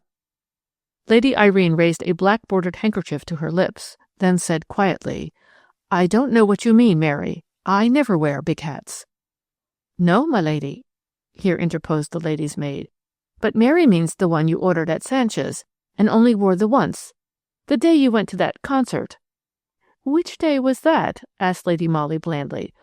Oh, I couldn't forget that day, ejaculated the maid. Her ladyship came home from the concert. I had undressed her, and she told me that she would never wear her big hat again. It was too heavy. That same day, Mr. Culledon was murdered." "That hat would answer our purpose very well," said Lady Molly quite calmly. "Perhaps Mary will go and fetch it, and you had better go and help her put it on." The two girls went out of the room without another word, and there were we three women left facing one another, with that awful secret only half revealed, hovering in the air like an intangible spectre. "What are you going to do, Lady Irene?" asked Lady Molly after a moment's pause, during which I literally could hear my own heart beating, whilst I watched the rigid figure of the widow in deep black crape, her face set and white, her eyes fixed steadily on Lady Molly. "You can't prove it," she said defiantly. "I think we can," rejoined Lady Molly simply. "At any rate, I mean to try. I have two of the waitresses from Mathis's outside in a cab, and I have already spoken to the attendant who served you at Sanches, an obscure milliner in a back street near Portland Road.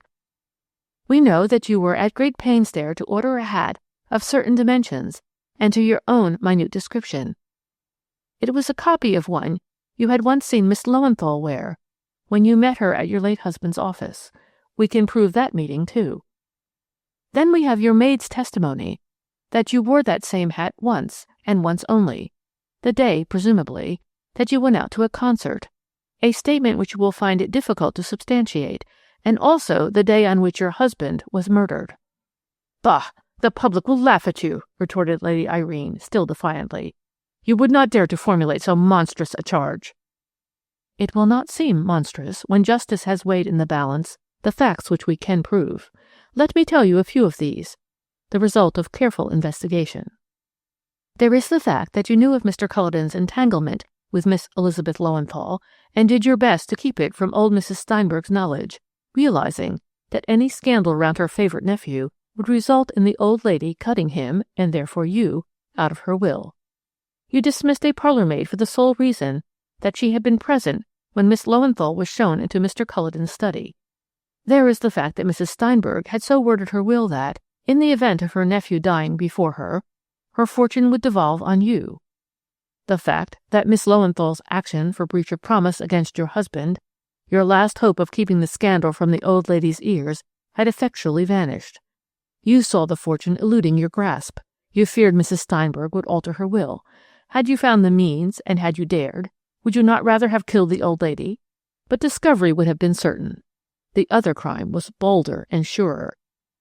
You have inherited the old lady's millions, for she never knew of her nephew's earlier peccadilloes.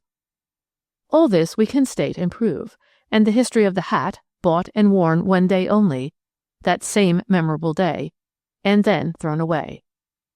A loud laugh interrupted her, a laugh that froze my very marrow. "There is one fact you have forgotten, my Lady of Scotland Yard," came in sharp, strident accents from the black-robed figure, which seemed to have become strangely spectral in the fast-gathering gloom which had been enveloping the luxurious little boudoir. "Don't omit to mention the fact that the accused took the law into her own hands." And before my dear lady and I could rush to prevent her, Lady Irene Culledon had conveyed something, we dared not think what, to her mouth. "Find Danvers, quick, Mary," said Lady Molly calmly. "You'll find him outside. Bring a doctor back with you." Even as she spoke, Lady Irene, with a cry of agony, fell senseless in my dear lady's arms. The doctor, I may tell you, came too late. The unfortunate woman evidently had a good knowledge of poisons. She had been determined not to fail. In case of discovery, she was ready and able to mete out justice to herself. I don't think the public ever knew the real truth about the woman in the big hat. Interest in her went the way of all things. Yet my dear lady had been right from beginning to end. With unerring precision, she had placed her dainty finger on the real motive and the real perpetrator of the crime, the ambitious woman who had married solely for money, and meant to have that money even at the cost of one of the most dastardly murders that have ever darkened the criminal annals of this country. I asked Lady Molly what it was that first made her think of Lady Irene as the possible murderess. No one else for a moment had thought her guilty. "The big hat," replied my lady with a smile. "Had the mysterious woman at Mathis's been tall, the waitresses would not, one and all, have been struck by the abnormal size of the hat. The wearer must have been petite, hence the reason that under a wide brim only the chin would be visible. I at once sought for a small woman. Our fellows did not think of that, because they are men. You see how simple it all was. Chapter 11. Sir Jeremiah's Will, Part 1. Many people have asked me whether I knew when and in what circumstances Lady Molly joined the detective staff at Scotland Yard, who she was, and how she managed to keep her position in society, as she undoubtedly did, whilst exercising a profession which usually does not make for high social standing. Well, of course, there is much that I have known all along about my dear lady, just as much, in fact, as her aristocratic friends and relations did, but I had promised her not to let the general public know anything of her private life until she gave me leave to do so. Now things have taken a different turn, and I can tell you all I know. But I must go back some years for that, and recall to your mind that extraordinary crime known in those days as the Baddock Will case, which sent one of the most prominent and popular young men in society to penal servitude, a life sentence, mind you, which was considered to be remarkably lenient by a number of people who thought that Captain de Mazarine ought to have been hanged. He was such a good-looking young soldier in those days. I specially remember him at the late Queen's funeral, one of the tallest men in the British Army, and with that peculiar charm of manner which, alas, one has ceased to associate with young Englishmen nowadays.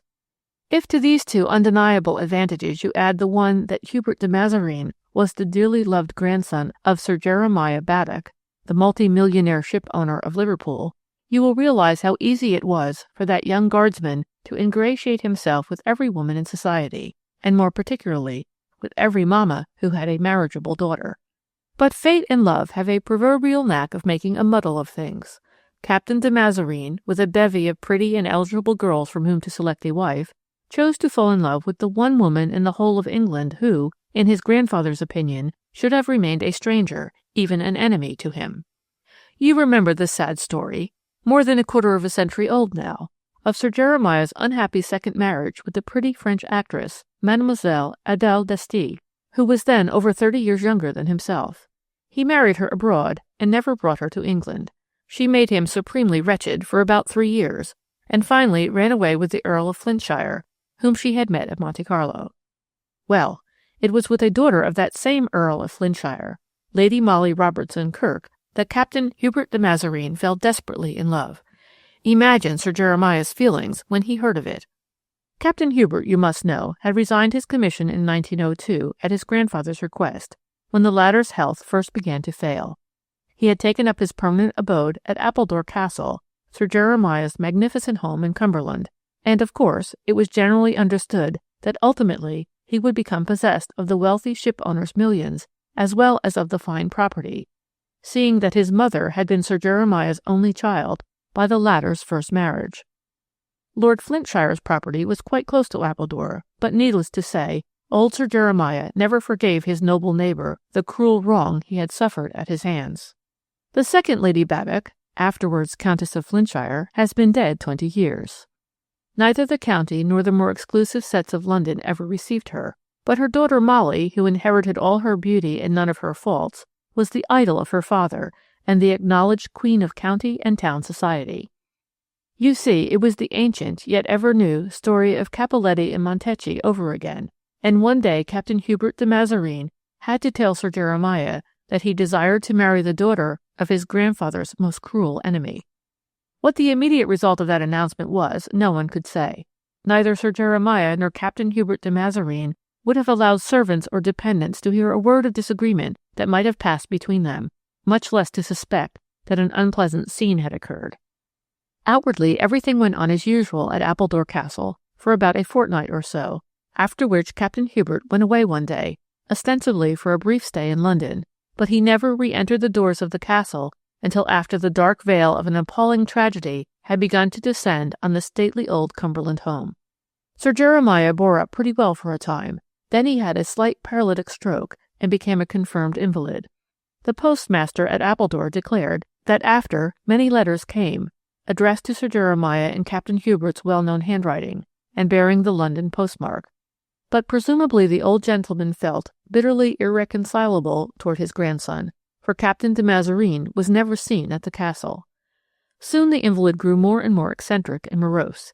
He ordered all the reception rooms of his magnificent home to be closed and shuttered, and he dismissed all his indoor servants, with the exception of his own male attendant and an old married couple named Bradley, who had been in his service for years, and who now did the little work that was required in what had once been one of the most richly appointed country mansions in England.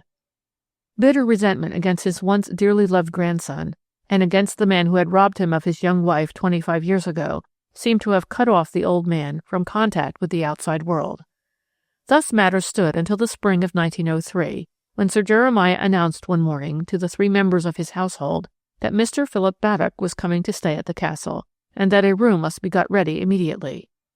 Mr. Philip Baddock came that same evening. He was a young man of quite ordinary appearance, short, rather dark, with the somewhat uncouth manners suggestive of an upbringing in a country parsonage. His arrival created no little excitement in the neighborhood. Who was Mr. Philip Baddock, and where did he come from? No one had ever heard of him before, and now, after a very brief time spent at the castle, he seemed to be gradually taking up the position which originally had belonged to Captain Hubert.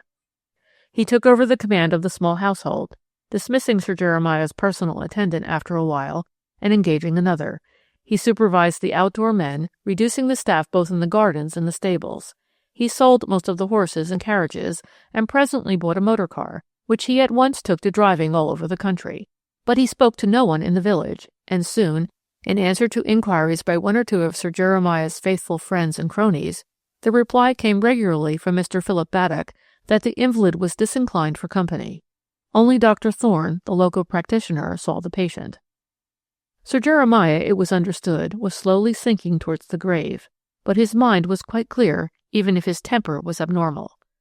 One day Mr. Philip Baddock made inquiries in the village for a good chauffeur. George Taylor presented himself, and was at once told off to drive the car as quickly as possible to Carlisle, to the office of Mr. Stedman, solicitor, and to bring that gentleman back to the castle as soon as he could come. The distance from Appledore to Carlisle is over 50 miles. It was 7 o'clock in the evening before George Taylor was back, bringing Mr. Stedman with him. The solicitor was received at the castle door by old Bradley, and at Sir Jeremiah's door by Felkin, the new attendant, who showed him in. The interview between the invalid and Mr. Stedman lasted half an hour, after which the latter was driven back to Carlisle by George Taylor. That same evening a telegram was sent off by Mr. Philip Baddock to Captain de Mazarine in London, containing the few words, "Sir Jeremiah very ill, come at once." 24 hours later Captain Hubert arrived at Appledore Castle, too late, however, to see his grandfather alive. Sir Jeremiah Baddock had died an hour before the arrival of his once so tenderly cherished grandson, and all hopes of a reconciliation had now been mercilessly annihilated by death. The end had come much more suddenly than Dr. Thorne had anticipated. He had seen the patient in the morning, and thought that he might last some days. But when Sir Jeremiah had heard that Captain de Mazarine had been sent for, he had worked himself into a state of such terrible agitation that the poor, overtaxed brain and heart finally gave way. Part 2. The events of those memorable days, in the early spring of 1904, are so graven on my memory that I can recount them as if they happened yesterday. I was maid to Lady Molly Robertson-Kirk at the time. Since then she has honoured me with her friendship. Directly after Captain Hubert's first estrangement from his grandfather, she and I came down to Cumberland and lived very quietly at Kirk Hall, which, as you know, is but a stone's throw from Appledore. Here Captain Hubert paid my dear lady several visits. She had irrevocably made up her mind that their engagement was to be indefinitely prolonged, for she had a vague hope that, sooner or later, Sir Jeremiah would relent towards the grandson whom he had loved so dearly. At any rate, there was a chance of it whilst the marriage had not actually taken place. Captain de Mazarine, mind you, was in no sense of the word badly off. His father had left him some £25,000, and Lady Molly had a small private fortune of her own. Therefore I assure you that there was not a single mercenary thought behind this protracted engagement, or Captain Hubert's desire for a reconciliation with his grandfather. The evening that he arrived at Appledore in response to Mr. Philip Baddock's telegram, Lady Molly met him at the station. He sent his luggage on to Kirk Hall, and the two young people walked together as far as Elkhorn Woods, which divide the Earl of Flintshire's property from Appledore itself.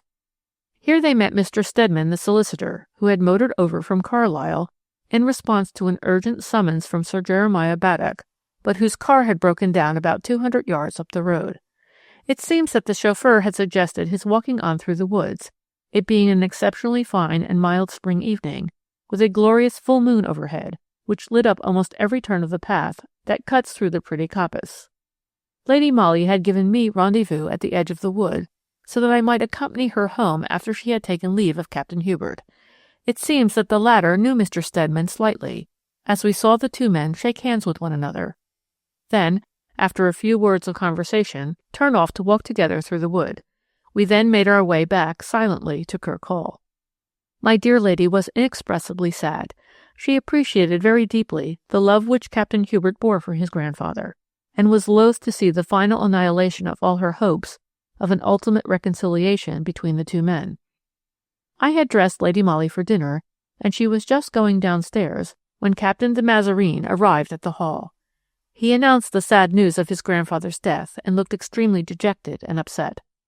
Of course, he stayed at the hall, for Mr. Philip Baddock seemed quite to have taken command at Appledore Castle, and Captain Hubert did not care to be beholden to him for hospitality.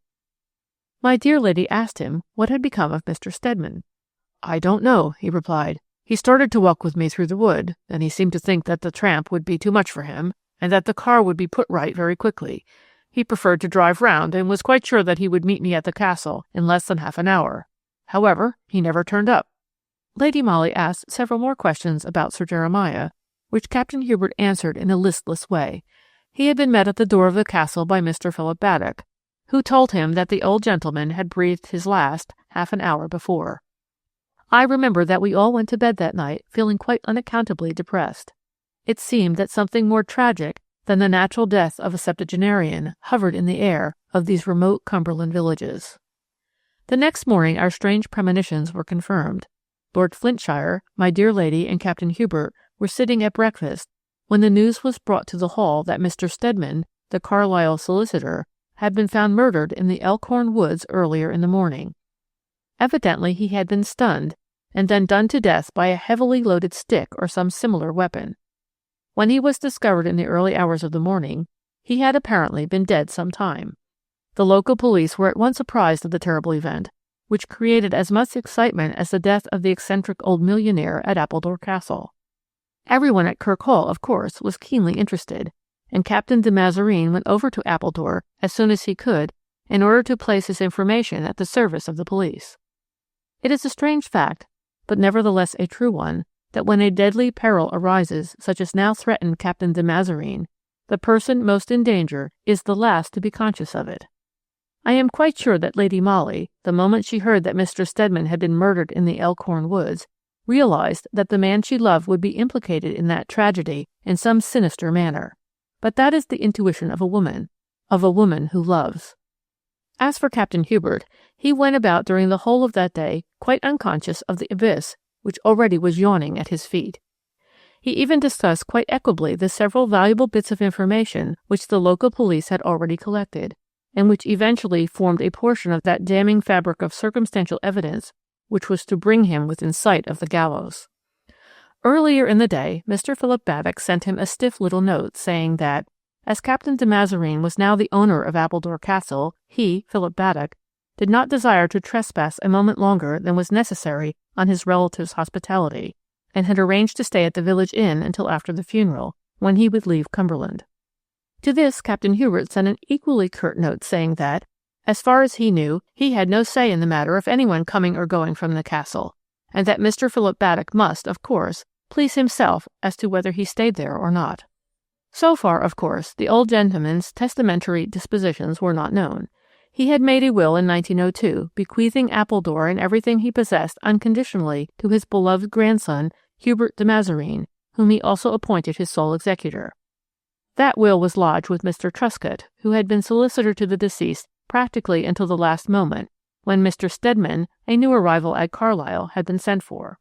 Whether that will had been revoked or not, Mr. Truscott did not know, but in the course of the afternoon, Lord Flintshire, whilst out driving, met the local superintendent of police, who told him that Mr. Stedman's senior partner, a Mr. Fueling, had made a statement to the effect that Sir Jeremiah had sent for Mr. Stedman the day before his death and given instructions for the drafting of a new will whereby the old gentleman bequeathed Appledore and everything he possessed to his beloved grandson Hubert de Mazarine, but only on the condition that the latter did not marry the daughter or any other relative of the Earl of Flintshire. In the event of Hubert de Mazarine disregarding this condition at any future time of his life, Sir Jeremiah's entire fortune was to devolve on Philip Baddock, sole issue of testator's second marriage with Adele Desty. The draft of this will, added Mr. Fueling, was in Mr. Stedman's pocket, ready for Sir Jeremiah's signature on that fateful night when the unfortunate young solicitor was murdered. The draft had not been found in the murdered man's pocket. A copy of it, however, was in Mr. Fueling's safe. But as this will had never been signed by the deceased, the one of 1902 remained valid, and Captain Hubert de Mazarine remained unconditionally his grandfather's sole heir. Part 3. Events crowded thick and fast on that day, one of the most miserable I have ever lived through. After an early tea, which my dear lady had alone in her little boudoir, she sent me down to ask Captain Hubert to come up and speak to her. He did so at once, and I went into the next room, which was Lady Molly's bedroom, to prepare her dress for the evening. I had, of course, discreetly closed the door of communication between the two rooms, but after the first 5 minutes, Lady Molly deliberately reopened it, from which I gathered that she actually wished me to know what was going on. It was then a little after 4 o'clock.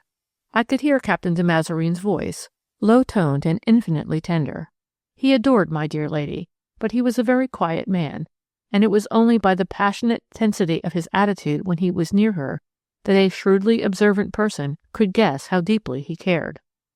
Now, through the open door, I could see his handsome head bowed very low, so that he could better look into her upturned eyes.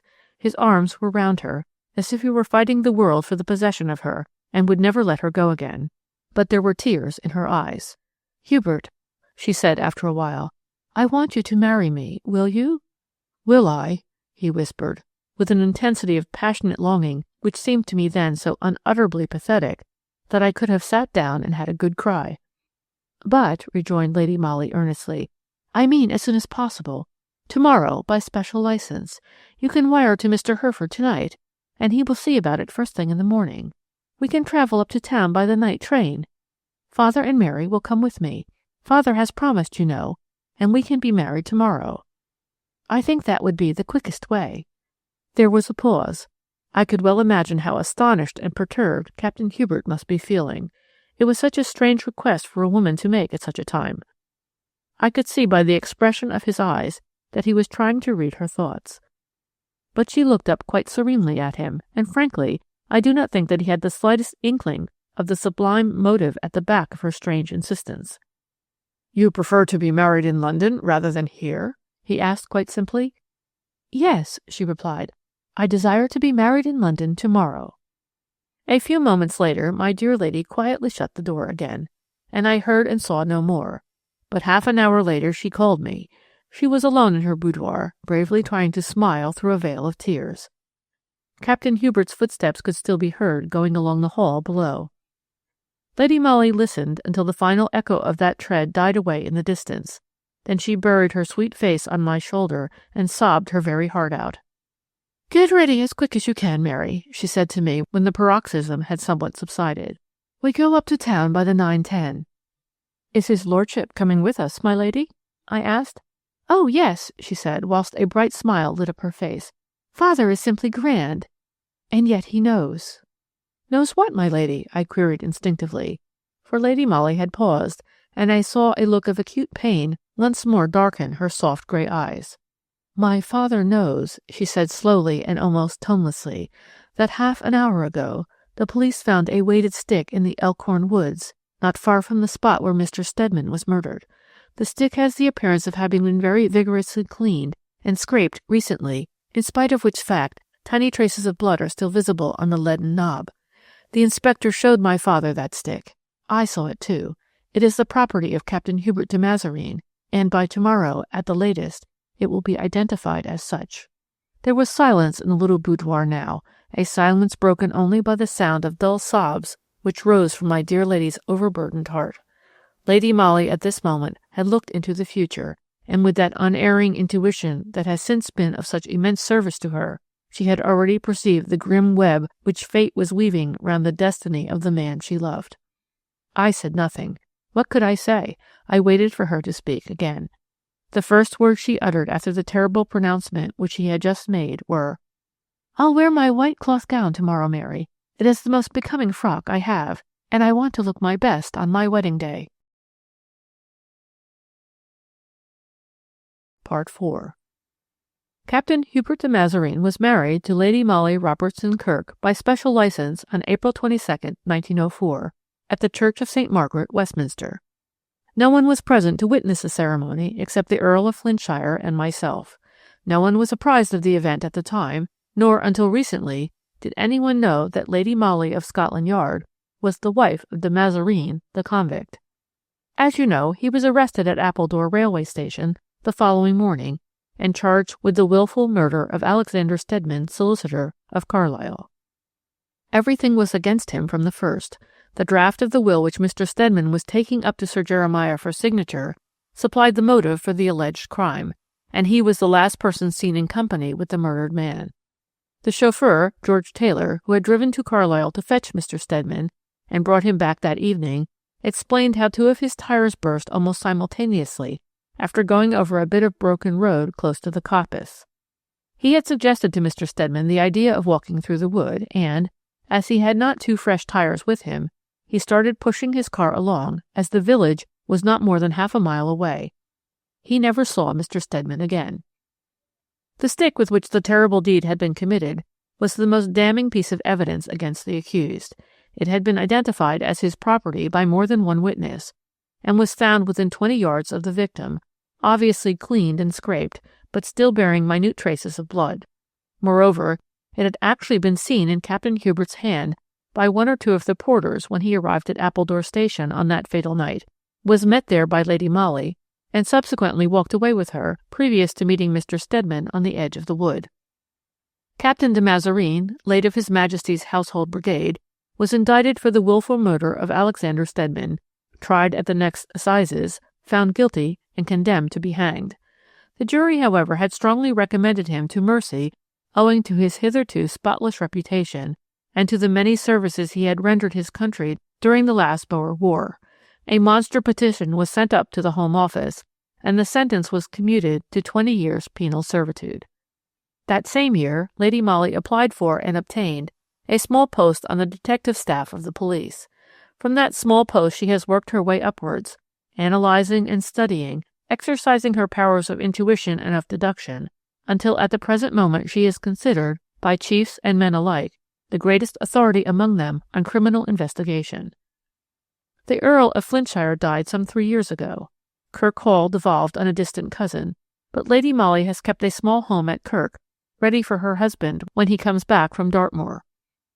The task of her life is to apply her gifts, and the obvious advantages at her disposal as a prominent member of the detective force, to prove the innocence of Captain Hubert de Mazarine, whom she never doubted for a moment. But it was sublime, and at the same time deeply pathetic, to see the frantic efforts at self-sacrifice which these 2 noble-hearted young people made for one another's sake. Directly Captain Hubert realized that, so far as proving his innocence was concerned, he was a lost man, he used every effort to release Lady Molly from the bonds of matrimony. The marriage had been, and was still, kept a profound secret. He determined to plead guilty to murder at his trial, and then to make a declaration that he had entrapped Lady Molly into a marriage, knowing at the time that a warrant was out for his arrest, and hoping, by his connection with the Earl of Flintshire, to obtain a certain amount of leniency. When he was sufficiently convinced that such a course was out of the question, he begged Lady Molly to bring a nullity suit against him. He would not defend it.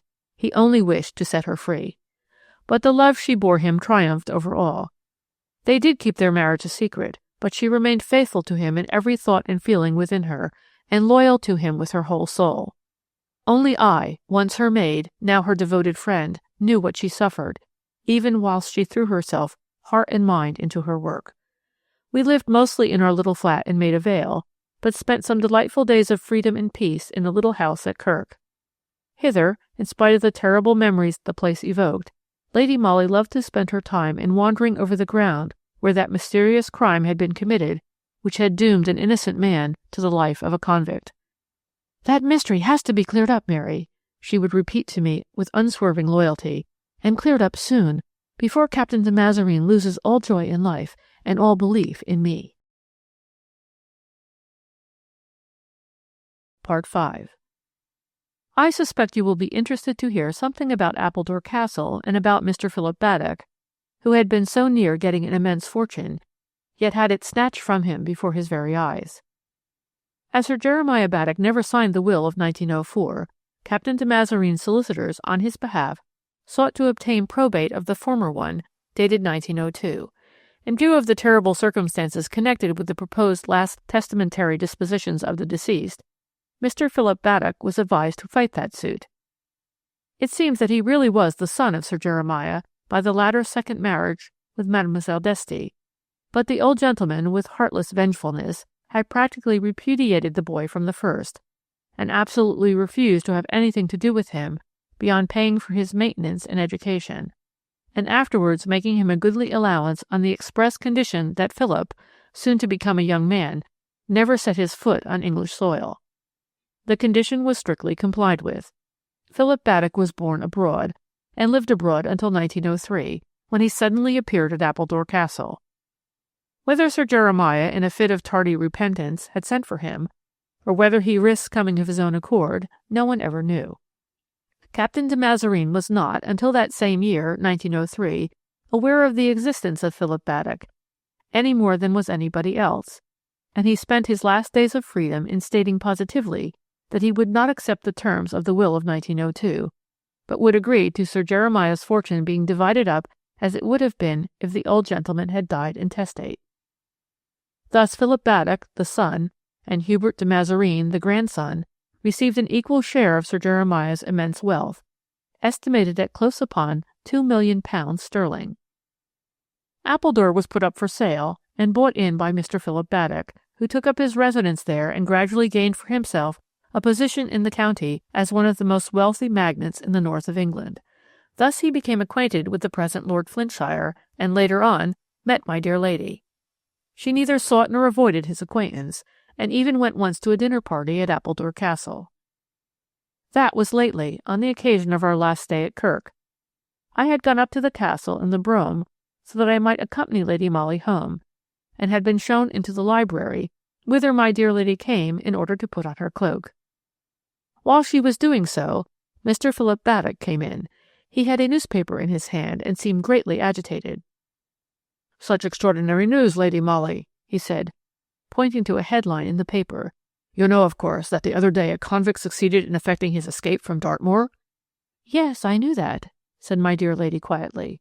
"Well, I have reason to suppose," continued Mr. Baddock, that convict was none other than my unfortunate nephew, de Mazareen." "Yes?" rejoined Lady Molly, whose perfect calm and serene expression of face contrasted strangely with the obvious agitation of Philip Baddock. "Heaven knows that he tried to do me an evil turn," rejoined the latter after a while, "but of course I bear him no grudge, now that the law has given me that which he tried to wrench from me, a just share of my father's possessions, since he has thrown himself on my mercy." "Thrown himself on your mercy!" ejaculated my dear lady, whose face had become almost grey with a sudden fear. "What do you mean?" "De Mazareen is in my house at the present moment," replied Mr. Baddock quietly. "Here?" "Yes, it seems that he tramped here. I am afraid that his object was to try and see you.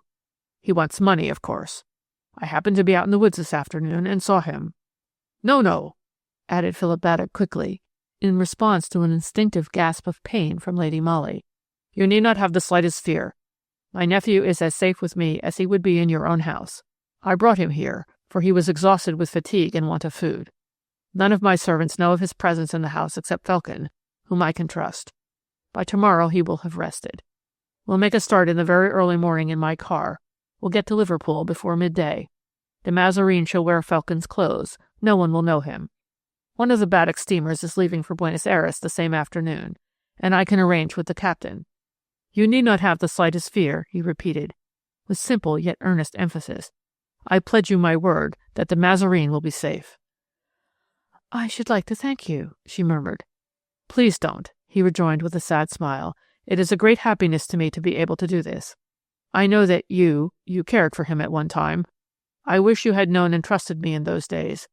But I am glad of this opportunity which enables me to tell you that, even had my father signed his last will and testament, I should have shared his fortune with the Mazarine. The man whom you honored with your love need never have resorted to crime in order to gain a fortune." Philip Baddock paused. His eyes were fixed on Lady Molly with unmistakable love and an appeal for sympathy. I had no idea that he cared for her, nor had she, I am quite sure. Her heart belonged solely to the poor fugitive convict, but she could not fail, I thought, to be touched by the other man's obvious sincerity and earnestness. There was silence in the room for a few moments. Only the old clock in its Sheraton case ticked on in solemn imperturbability. Lady Molly turned her luminous eyes on the man who had just made so simple, so touching a profession of love. Was she about to tell him that she was no longer free, that she bore the name of the man whom the law had ostracized and pronounced a criminal, who had even now, by this daring attempt at escape, added a few years to his already long term of punishment and another load to his burden of shame? "Do you think," she asked quietly, "that I might speak to Captain de Mazarine for a few moments without endangering his safety?" Mr. Baddock did not reply immediately. He seemed to be pondering over the request. Then he said, "I will see that everything is safe. I don't think there need be any danger." He went out of the room, and my dear lady and I were left alone for a minute or two. She was so calm and serene that I marveled at her self-control, and wondered what was going on in her mind. "Mary," she said to me, speaking very quickly, for already we could hear two men's footsteps approaching the library door, "you must station yourself just outside the front door. You understand? If you see or hear anything suspicious, come and warn me at once." I made ready to obey, and the next moment the door opened, and Mr. Philip Baddock entered, accompanied by Captain Hubert. I smothered the involuntary sob which rose to my throat at the sight of the man who had once been the most gallant, the most handsomest soldier I had ever seen. I had only just time to notice that Mr. Baddock prepared to leave the room again immediately. At the door he turned back and said to Lady Molly, "Felkin has gone down to the lodge. If he hears or sees anything that seems suspicious, he will ring up on the telephone," and he pointed to the apparatus which stood on the library table in the center of the room. After that he closed the door, and I was left to imagine the moments of joy mingled with acute anguish which my dear lady would be living through. I walked up and down restlessly on the terrace which fronts the castle. The house itself appeared silent and dark. I presume all the servants had gone to bed. Far away on my right I caught the glimmer of a light. It came from the lodge where Felkin was watching. From the church in Appledore village came the sound of the clock striking the hour of midnight. How long I had been on the watch I cannot say, when suddenly I was aware of a man's figure running rapidly along the drive towards the house. The next moment the figure had skirted the castle, apparently making for one of the back doors. I did not hesitate a moment. Having left the big front door on the latch, I ran straight in and made for the library door. Already Mr. Philip Baddock had forestalled me. His hand was on the latch. Without more ado he pushed open the door, and I followed him in. Lady Molly was sitting on the sofa, with Captain Hubert beside her. They both rose at our entrance. "The police," said Mr. Baddock, speaking very rapidly. "Felkin has just rung up from the lodge. He is getting the car ready. Pray God we may yet be able to get away." Even as he spoke, the front doorbell sounded with a loud clang, which to me had the sound of a death knell. "It is too late, you see," said my dear lady quietly. "No, not too late," ejaculated Philip Baddock in a rapid whisper. "Quick, de Mazarine, follow me through the hall. Felkin is at the stables getting the car ready. It will be some time before the servants are roused." "Mary, I am sure, has failed to fasten the front door," interrupted Lady Molly with the same strange calm. "I think the police are already in the hall." There was no mistaking the muffled sound of feet treading the thick Turkey carpet in the hall. The library had but one exit. Captain Hubert was literally in a trap. But Mr. Baddock had not lost his presence of mind. "The police would never dream of searching my house," he said.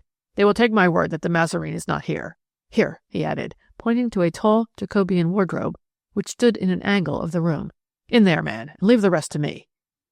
I am afraid that such a proceeding would bring useless trouble upon you, Mr. Baddock," once more interposed Lady Molly. "The police, if they do not at once find Captain de Mazareen, will surely search the house." "Impossible! They would not dare." "Indeed they would. The police know that Captain de Mazareen is here." "I swear they do not," rejoined Mr. Baddock. "Felkin is no traitor, and no one else." "It was I who gave the information to the police," said Lady Molly, speaking loudly and clearly. "I called up the superintendent on the telephone just now, and told him that his men would find the escaped convict hiding at Appledore Castle." "You!" ejaculated Mr. Baddock, in a tone of surprise and horror, not unmixed with a certain note of triumph. "You?" "Yes," she replied calmly. "I am of the police, you know. I had to do my duty.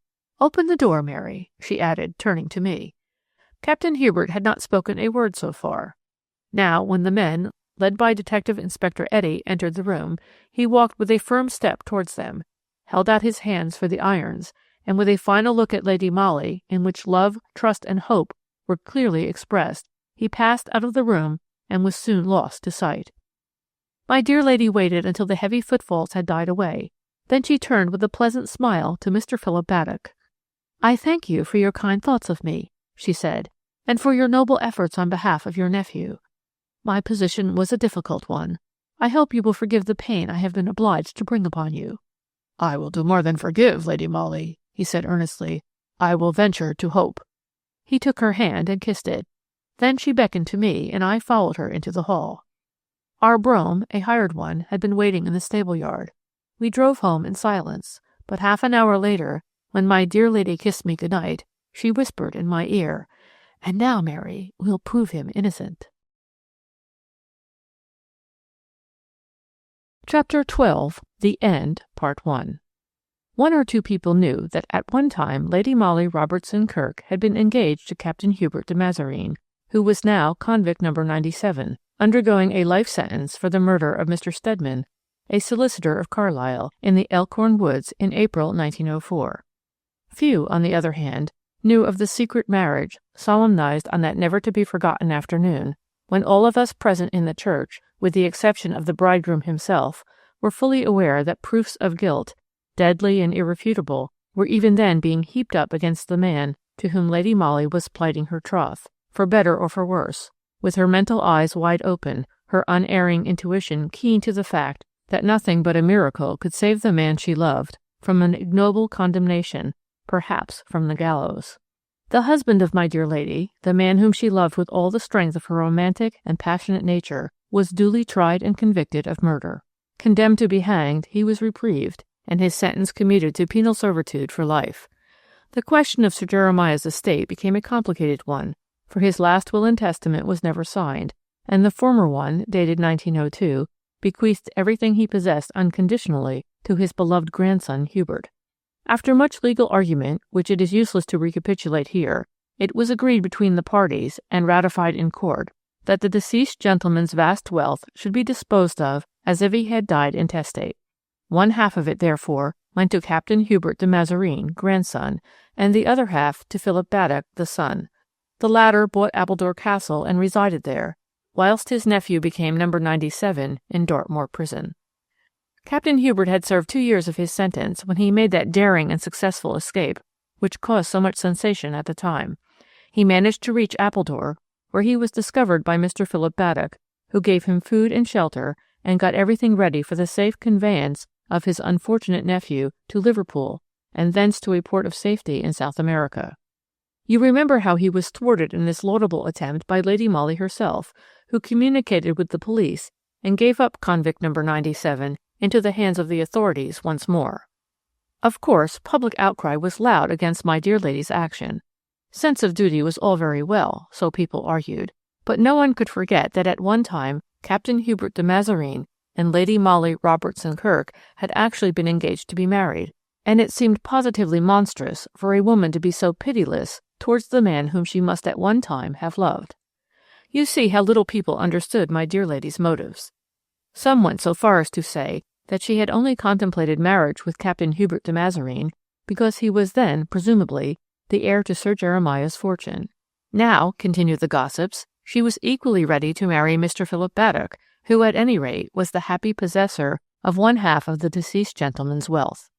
Certainly, Lady Molly's conduct at this time helped to foster this idea. Finding that even the chief was inclined to give her the cold shoulder, she shut up our flat in Maida Vale and took up her residence at the little house which she owned in Kirk, and from the windows of which she had a splendid view of stately Appledore Castle nestling among the trees on the hillside. I was with her, of course, and Mr. Philip Baddock was a frequent visitor at the house. There could be no doubt that he admired her greatly, and that she accepted his attentions with a fair amount of graciousness. The county fought shy of her. Her former engagement to Captain de Mazarine was well known, and her treachery to him, so it was called, was severely censured. Living almost in isolation in the village, her whole soul seemed wrapped in thoughts of how to unravel the mystery of the death of Mr. Stedman. Captain de Mazarine had sworn in his defense that the solicitor, after starting to walk through the Elkhorn woods with him, had feared that the tramp over rough ground would be too much for him, and had almost immediately turned back in order to regain the road. But the chauffeur, George Taylor, who was busy with the broken-down car some 200 yards up the road, never saw Mr. Stedman again, whilst Captain de Mazarine arrived at the gates of Appledore Castle alone. Here he was met by Mr. Philip Baddock, who informed him that Sir Jeremiah had breathed his last an hour before. No one at the castle recollected seeing a stick in Captain Hubert's hand when he arrived, whilst there were several witnesses who swore that he carried one at Appledore Station when he started to walk with her ladyship.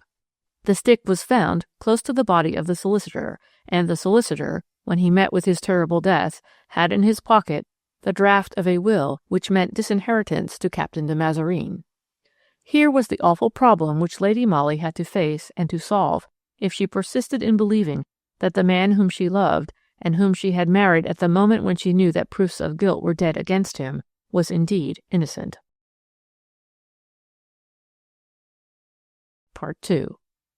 We had spent all the morning shopping in Carlisle, and in the afternoon we called on Mr. Fueling, of the firm of Fueling, Stedman and Company, solicitors. Lady Molly had some business to arrange in connection with the purchase of an additional bit of land to round off her little garden at Kirk. Mr. Fueling was courteous, but distinctly stiff in his manner towards the lady who was connected with the police, more especially when, her business being transacted, she seemed inclined to tarry for a little while in the busy solicitor's office, and to lead conversation round to the subject of the murder of Mr. Stedman. 5 years have gone by since then, said Mr. Fueling curtly, in response to a remark from Lady Molly. I prefer not to revive unpleasant memories. You, of course, believed Captain de Mazarine guilty, retorted my dear lady imperturbably. There were circumstances, rejoined the solicitor, and of course, I hardly knew the unfortunate young man. Messrs. Truscott and Truscott used to be the family solicitors. Yes, it seemed curious that when Sir Jeremiah wished to make his will, he should have sent for you, rather than for his accustomed lawyer, mused Lady Molly. Sir Jeremiah did not send for me, replied Mr. Fueling, with some acerbity. He sent for my junior, Mr. Stedman. Perhaps Mr. Stedman was a personal friend of his. Not at all.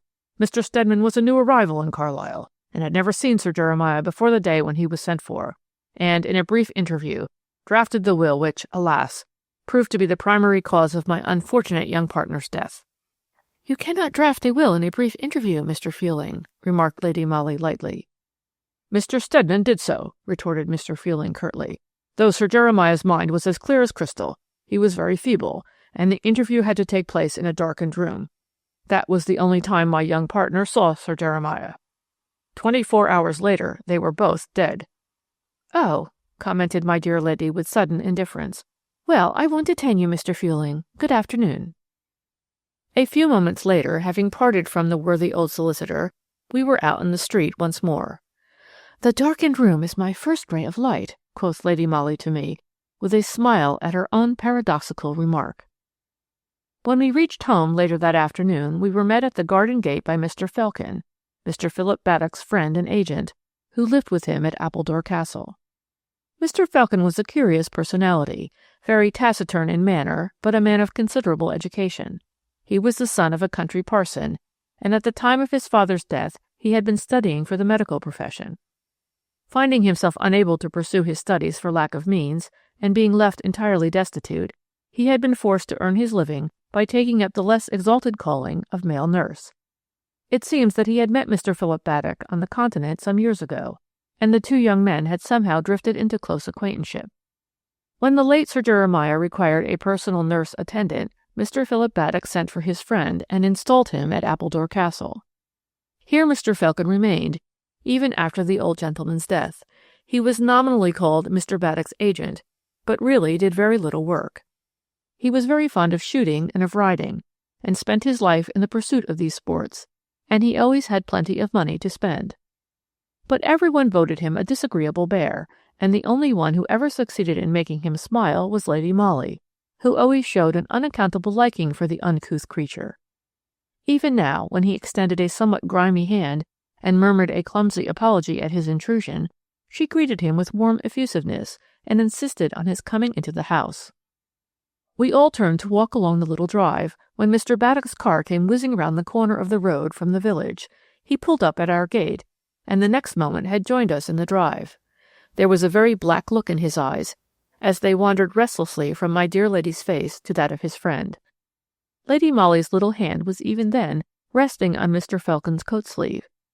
She had been in the act of leading him herself towards the house, and did not withdraw her hand when Mr. Baddock appeared upon the scene.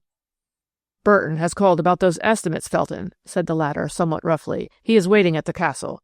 You better take the car. I can walk home later on." "Oh, how disappointing!" exclaimed Lady Molly, with what looked uncommonly like a pout. "I was going to have such a cosy chat with Mr. Felkin, all about horses and dogs. Couldn't you see that tiresome Burton, Mr. Baddock?" she added ingenuously. I don't think that Mr. Baddock actually swore, but I am sure he was very near doing so. "Burton can wait," said Mr. Felkin curtly. "No, he cannot," retorted Philip Baddock, whose face was a frowning mirror of uncontrolled jealousy. "Take the car, Felkin, and go at once." For a moment it seemed as if Felkin would refuse to obey. The two men stood looking at each other, measuring one another's power of will and strength of passion. Hate and jealousy were clearly written in each pair of glowering eyes. Philip Baddock looked defiant, and Felkin taciturn and sulky. Close to them stood my dear lady. Her beautiful eyes literally glowed with triumph.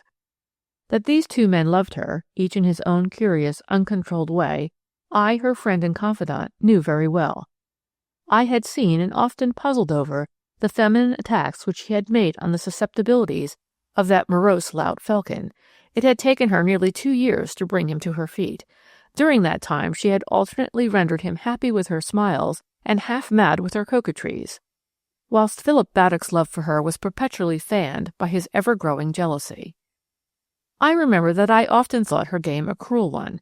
She was one of those women whom few men could resist. If she really desired to conquer, she invariably succeeded, and her victory over Felkin seemed to me as purposeless as it was unkind. After all, she was the lawful wife of Captain de Mazarine, and to rouse hatred between two friends for the sake of her love, when that love was not hers to give, seemed unworthy of her. At this moment, when I could read deadly hatred in the faces of these two men, her cooing laugh grated unpleasantly on my ear. "Never mind, Mr. Felkin," she said, turning her luminous eyes on him. "Since you have so hard a taskmaster, you must do your duty now. But," she added, throwing a strange, defiant look at Mr. Baddock, "I shall be home this evening. Come and have our cosy chat after dinner." She gave him her hand, and he took it with a certain clumsy gallantry and raised it to his lips. I thought that Philip Baddock would strike his friend with his open hand. The veins on his temples were swollen like dark cords, and I don't think that I ever saw such an evil look in anyone's eyes before. Strangely enough, the moment Mr. Felkin's back was turned, my dear lady seemed to set herself the task of soothing the violent passions which she had wilfully aroused in the other man.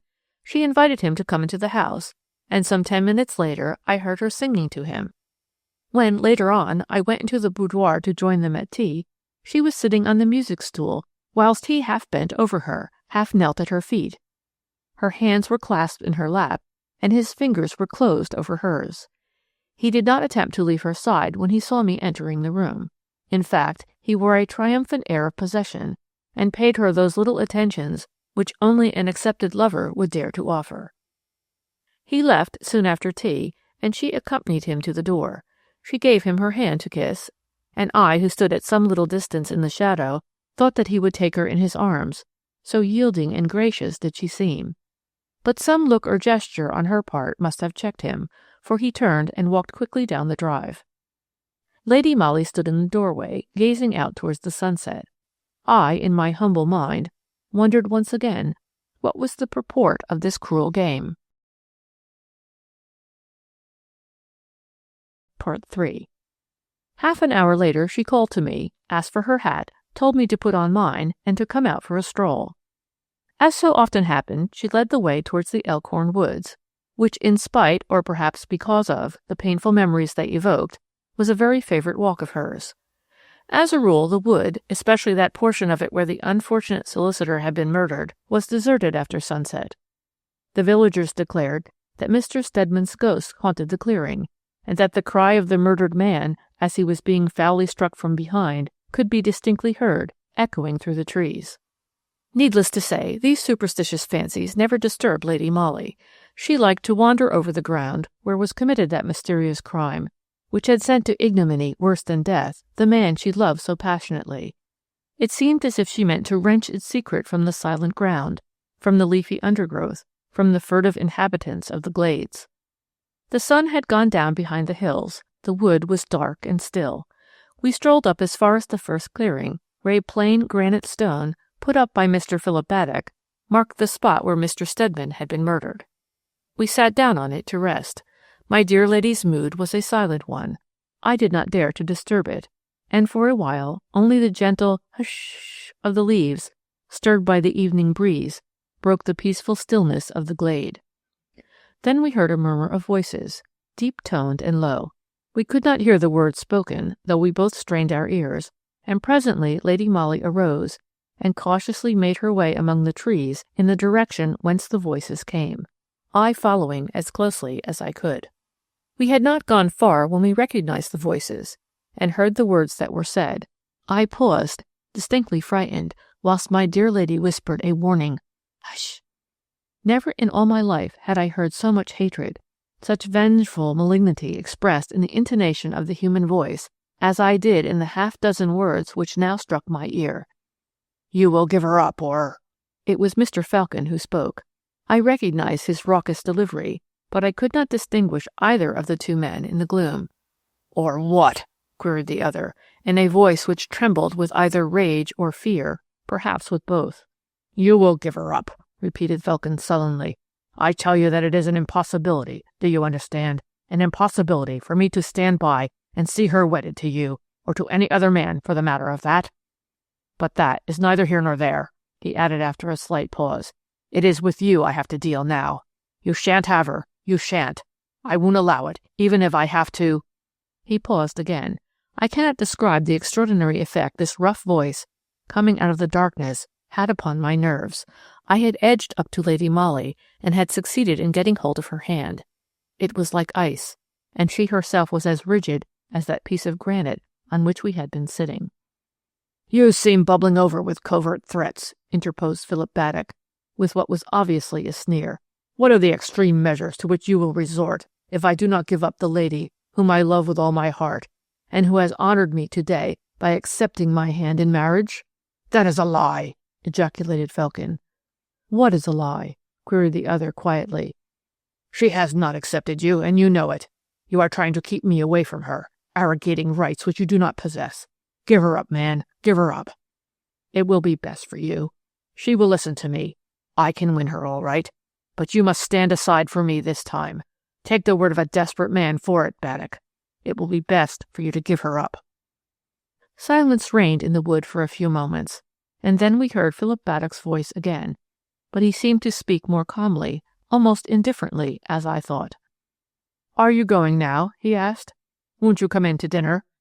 "No," replied Falcon. "I don't want any dinner, and I have an appointment for afterwards." "Don't let us part ill friends, Falcon," continued Philip Baddock in conciliatory terms. "Do you know that, personally, my feeling is that no woman on earth is worth a serious quarrel between two old friends, such as we have been?" "I'm glad you think so," rejoined the other dryly.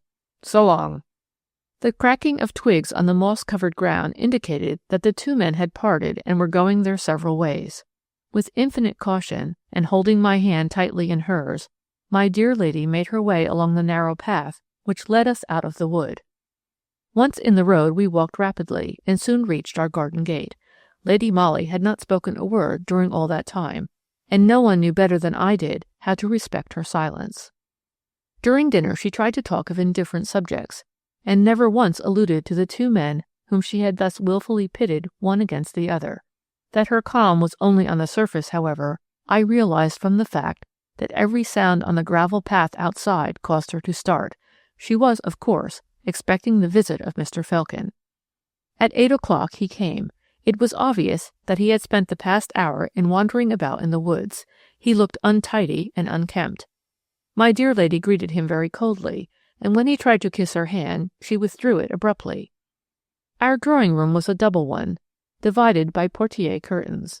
Lady Molly led the way into the front room, followed by Mr. Felkin. Then she drew the curtains together, leaving me standing behind them. I concluded that she wished me to stay there and to listen, conscious of the fact that Felkin, in the agitated mood in which he was, would be quite oblivious of my presence. I almost pitied the poor man, for to me, the listener, it was at once apparent that my dear lady had only bidden him come tonight in order to torture him. For about a year she had been playing with him as a cat does with a mouse, encouraging him at times with sweet words and smiles, repelling him at others with coldness not unmixed with coquetry. But tonight her coldness was unalloyed, her voice was trenchant, her attitude almost one of contempt. I missed the beginning of their conversation, for the curtains were thick, and I did not like to go too near, but soon Mr. Felkin's voice was raised. It was harsh and uncompromising. "I suppose that I am only good enough for a summer's flirtation," he said sullenly, "but not to marry, eh? The owner of Appledore Castle, the millionaire Mr. Baddock, is more in your line." "It certainly would be a more suitable match for me," rejoined Lady Molly coolly. "He told me you had formally accepted him," said the man, with enforced calm. "Is that true?" "Partly," she replied. "But you won't marry him!" The exclamation seemed to come straight from a heart brimful of passion, of love, of hate, and of revenge. The voice had the same intonation in it which had rung an hour ago in the dark Elkhorn woods. "I may do," came in quiet accents from my dear lady. "You won't marry him," repeated Felkin roughly. "Who shall prevent me?" retorted Lady Molly, with a low, sarcastic laugh. "I will." "You?" she said contemptuously. "I told him an hour ago that he must give you up. I tell you now that you shall not be Philip Baddock's wife." "Oh!" she interposed, and I could almost see the disdainful shrug of her shoulders, the flash of contempt in her expressive eyes. No doubt it maddened him to see her so cool, so indifferent, when he had thought that he would win her. I do believe that the poor wretch loved her. She was always beautiful, but never more so than tonight, when she had obviously determined finally to dismiss him. "If you marry Philip Baddock," he said now, in a voice which quivered with uncontrolled passion, "then within 6 months of your wedding day you will be a widow, for your husband will have ended his life on the gallows." "You are mad," she retorted calmly. "That is as it may be," he replied. "I warned him tonight, and he seems inclined to heed my warning, but he won't stand aside if you beckon to him. Therefore, if you love him, take my warning. I may not be able to get you, but I swear to you, Philip Baddock shan't either. I'll see him hanged first," he added, with gruesome significance. "And you think that you can force me to do your bidding by such paltry threats?" she retorted. "Paltry threats? Ask Philip Baddock if my threats are paltry. He knows full well that in my room at Appledore Castle, safe from thievish fingers, lie the proofs that he killed Alexander Stedman in the Elkhorn woods. Oh, I wouldn't help him in his nefarious deeds until he placed himself in my hands. He had to take my terms, or leave the thing alone altogether, for he could not work without me. My wants are few, and he has treated and paid me well. Now we are rivals, and I'll destroy him before I'll let him gloat over me. Do you know how we worked it? Sir Jeremiah would not disinherit his grandson. He steadily refused to make a will in Philip Baddock's favour, but when he was practically dying, we sent for Alexander Stedman, a newcomer who had never seen Sir Jeremiah before, and I impersonated the old gentleman for the occasion. Yes, I, he repeated with a coarse laugh. I was Sir Jeremiah for the space of half an hour, and I think I played the part splendidly. I dictated the terms of a new will. Young Stedman never suspected the fraud for a single instant. We had darkened the room for the comedy, you see, and Stedman was destined by Baddock and myself never to set eyes on the real Sir Jeremiah. After the interview, Baddock sent for Captain de Mazarine. This was all part of his plan and mine. We engineered it all, and we knew that Sir Jeremiah could only last a few hours. We sent for Stedman again, and I myself scattered a few dozen sharp nails along the loose stones in the road where the motor car was intended to break down, thus forcing the solicitor to walk through the woods. Captain de Mazarine's appearance on the scene at that particular moment was an unrehearsed effect, which nearly upset all our plans, for had Mr. Stedman stuck to him that night, instead of turning back, he would probably be alive now, and Baddock and I would be doing time somewhere for attempted fraud. We should have been done, at any rate. Well, you know what happened. Mr. Stedman was killed. Baddock killed him, and then ran straight back to the house, just in time to greet Captain de Mazarine, who evidently had loitered on his way. But it was I who thought of the stick, as an additional precaution to avert suspicion from ourselves. Captain de Mazarine was carrying one and left it in the hall at the castle. I cut my own hand and stained the stick with it, then polished and cleaned it up, and later, during the night, deposited it in the near neighborhood of the murdered body. Ingenious, wasn't it? I'm a clever beggar, you see. Because I was cleverer than Baddock, he could not do without me, and because he could not do without me, I made him write and sign a request to me to help him to manufacture a bogus will, and then to murder the solicitor who had drawn it up. And I have hidden that precious document in the wing of Appledore Castle which I inhabit. The exact spot is known only to myself. Baddock has often tried to find out, but all he knows is that these things are in that particular wing of the house. I have the document, and the draft of the will taken out of Mr. Stedman's pocket, and the short bludgeon with which he was killed. It is still stained with blood, and the rags with which I cleaned the stick. I swear that I will never make use of these things against Philip Baddock unless he drives me to it. And if you make use of what I have just told you, I'll swear that I have lied. No one can find the proofs which I hold, but on the day that you marry Baddock, I'll place them in the hands of the police." There was silence in the room. I could almost hear the beating of my own heart. So horrified, so appalled was I at the horrible tale which the man had just told to my dear lady. The villainy of the whole scheme was so terrible, and at the same time so cunning, that it seemed inconceivable that human brain could have engendered it. Vaguely in my dull mind I wondered if Lady Molly would have to commit bigamy before she could wrench from this evildoer's hands the proofs which would set her own husband free from his martyrdom. What she said I did not hear, and what he meant to retort I never knew, for at that moment my attention was attracted by the sound of running footsteps on the gravel, followed by a loud knock at our front door. Instinctively I ran to open it. Our old gardener was standing there, hatless and breathless. "Appledore Castle, miss," he stammered. "It's on fire. I thought you would like to know." Before I had time to reply, I heard a loud oath uttered close to me, and the next moment Felkin dashed out of the drawing-room into the hall. "Is there a bicycle here I can take?" he shouted to the gardener. "Yes, sir," replied the old man.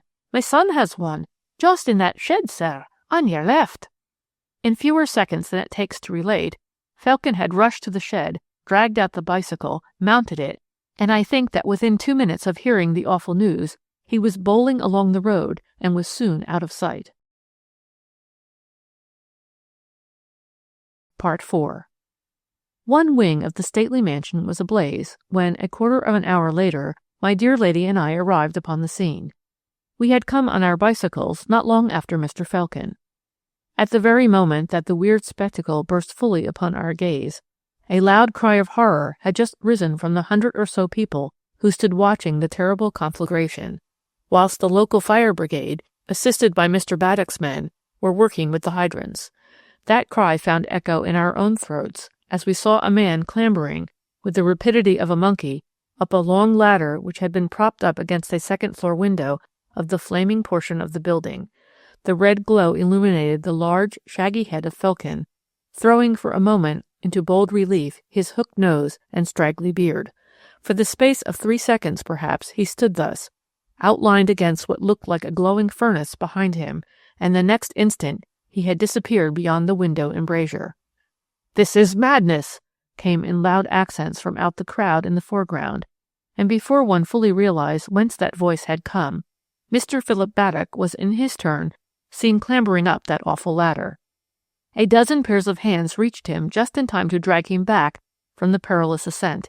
He fought to free himself, but the firemen were determined, and soon succeeded in bringing him back to level ground, whilst two of them, helmeted and well-equipped, took his place upon the ladder. The foremost had hardly reached the level of the first story when Falcon's figure once more appeared in the window embrasure above. He was staggering like a man drunk or fainting.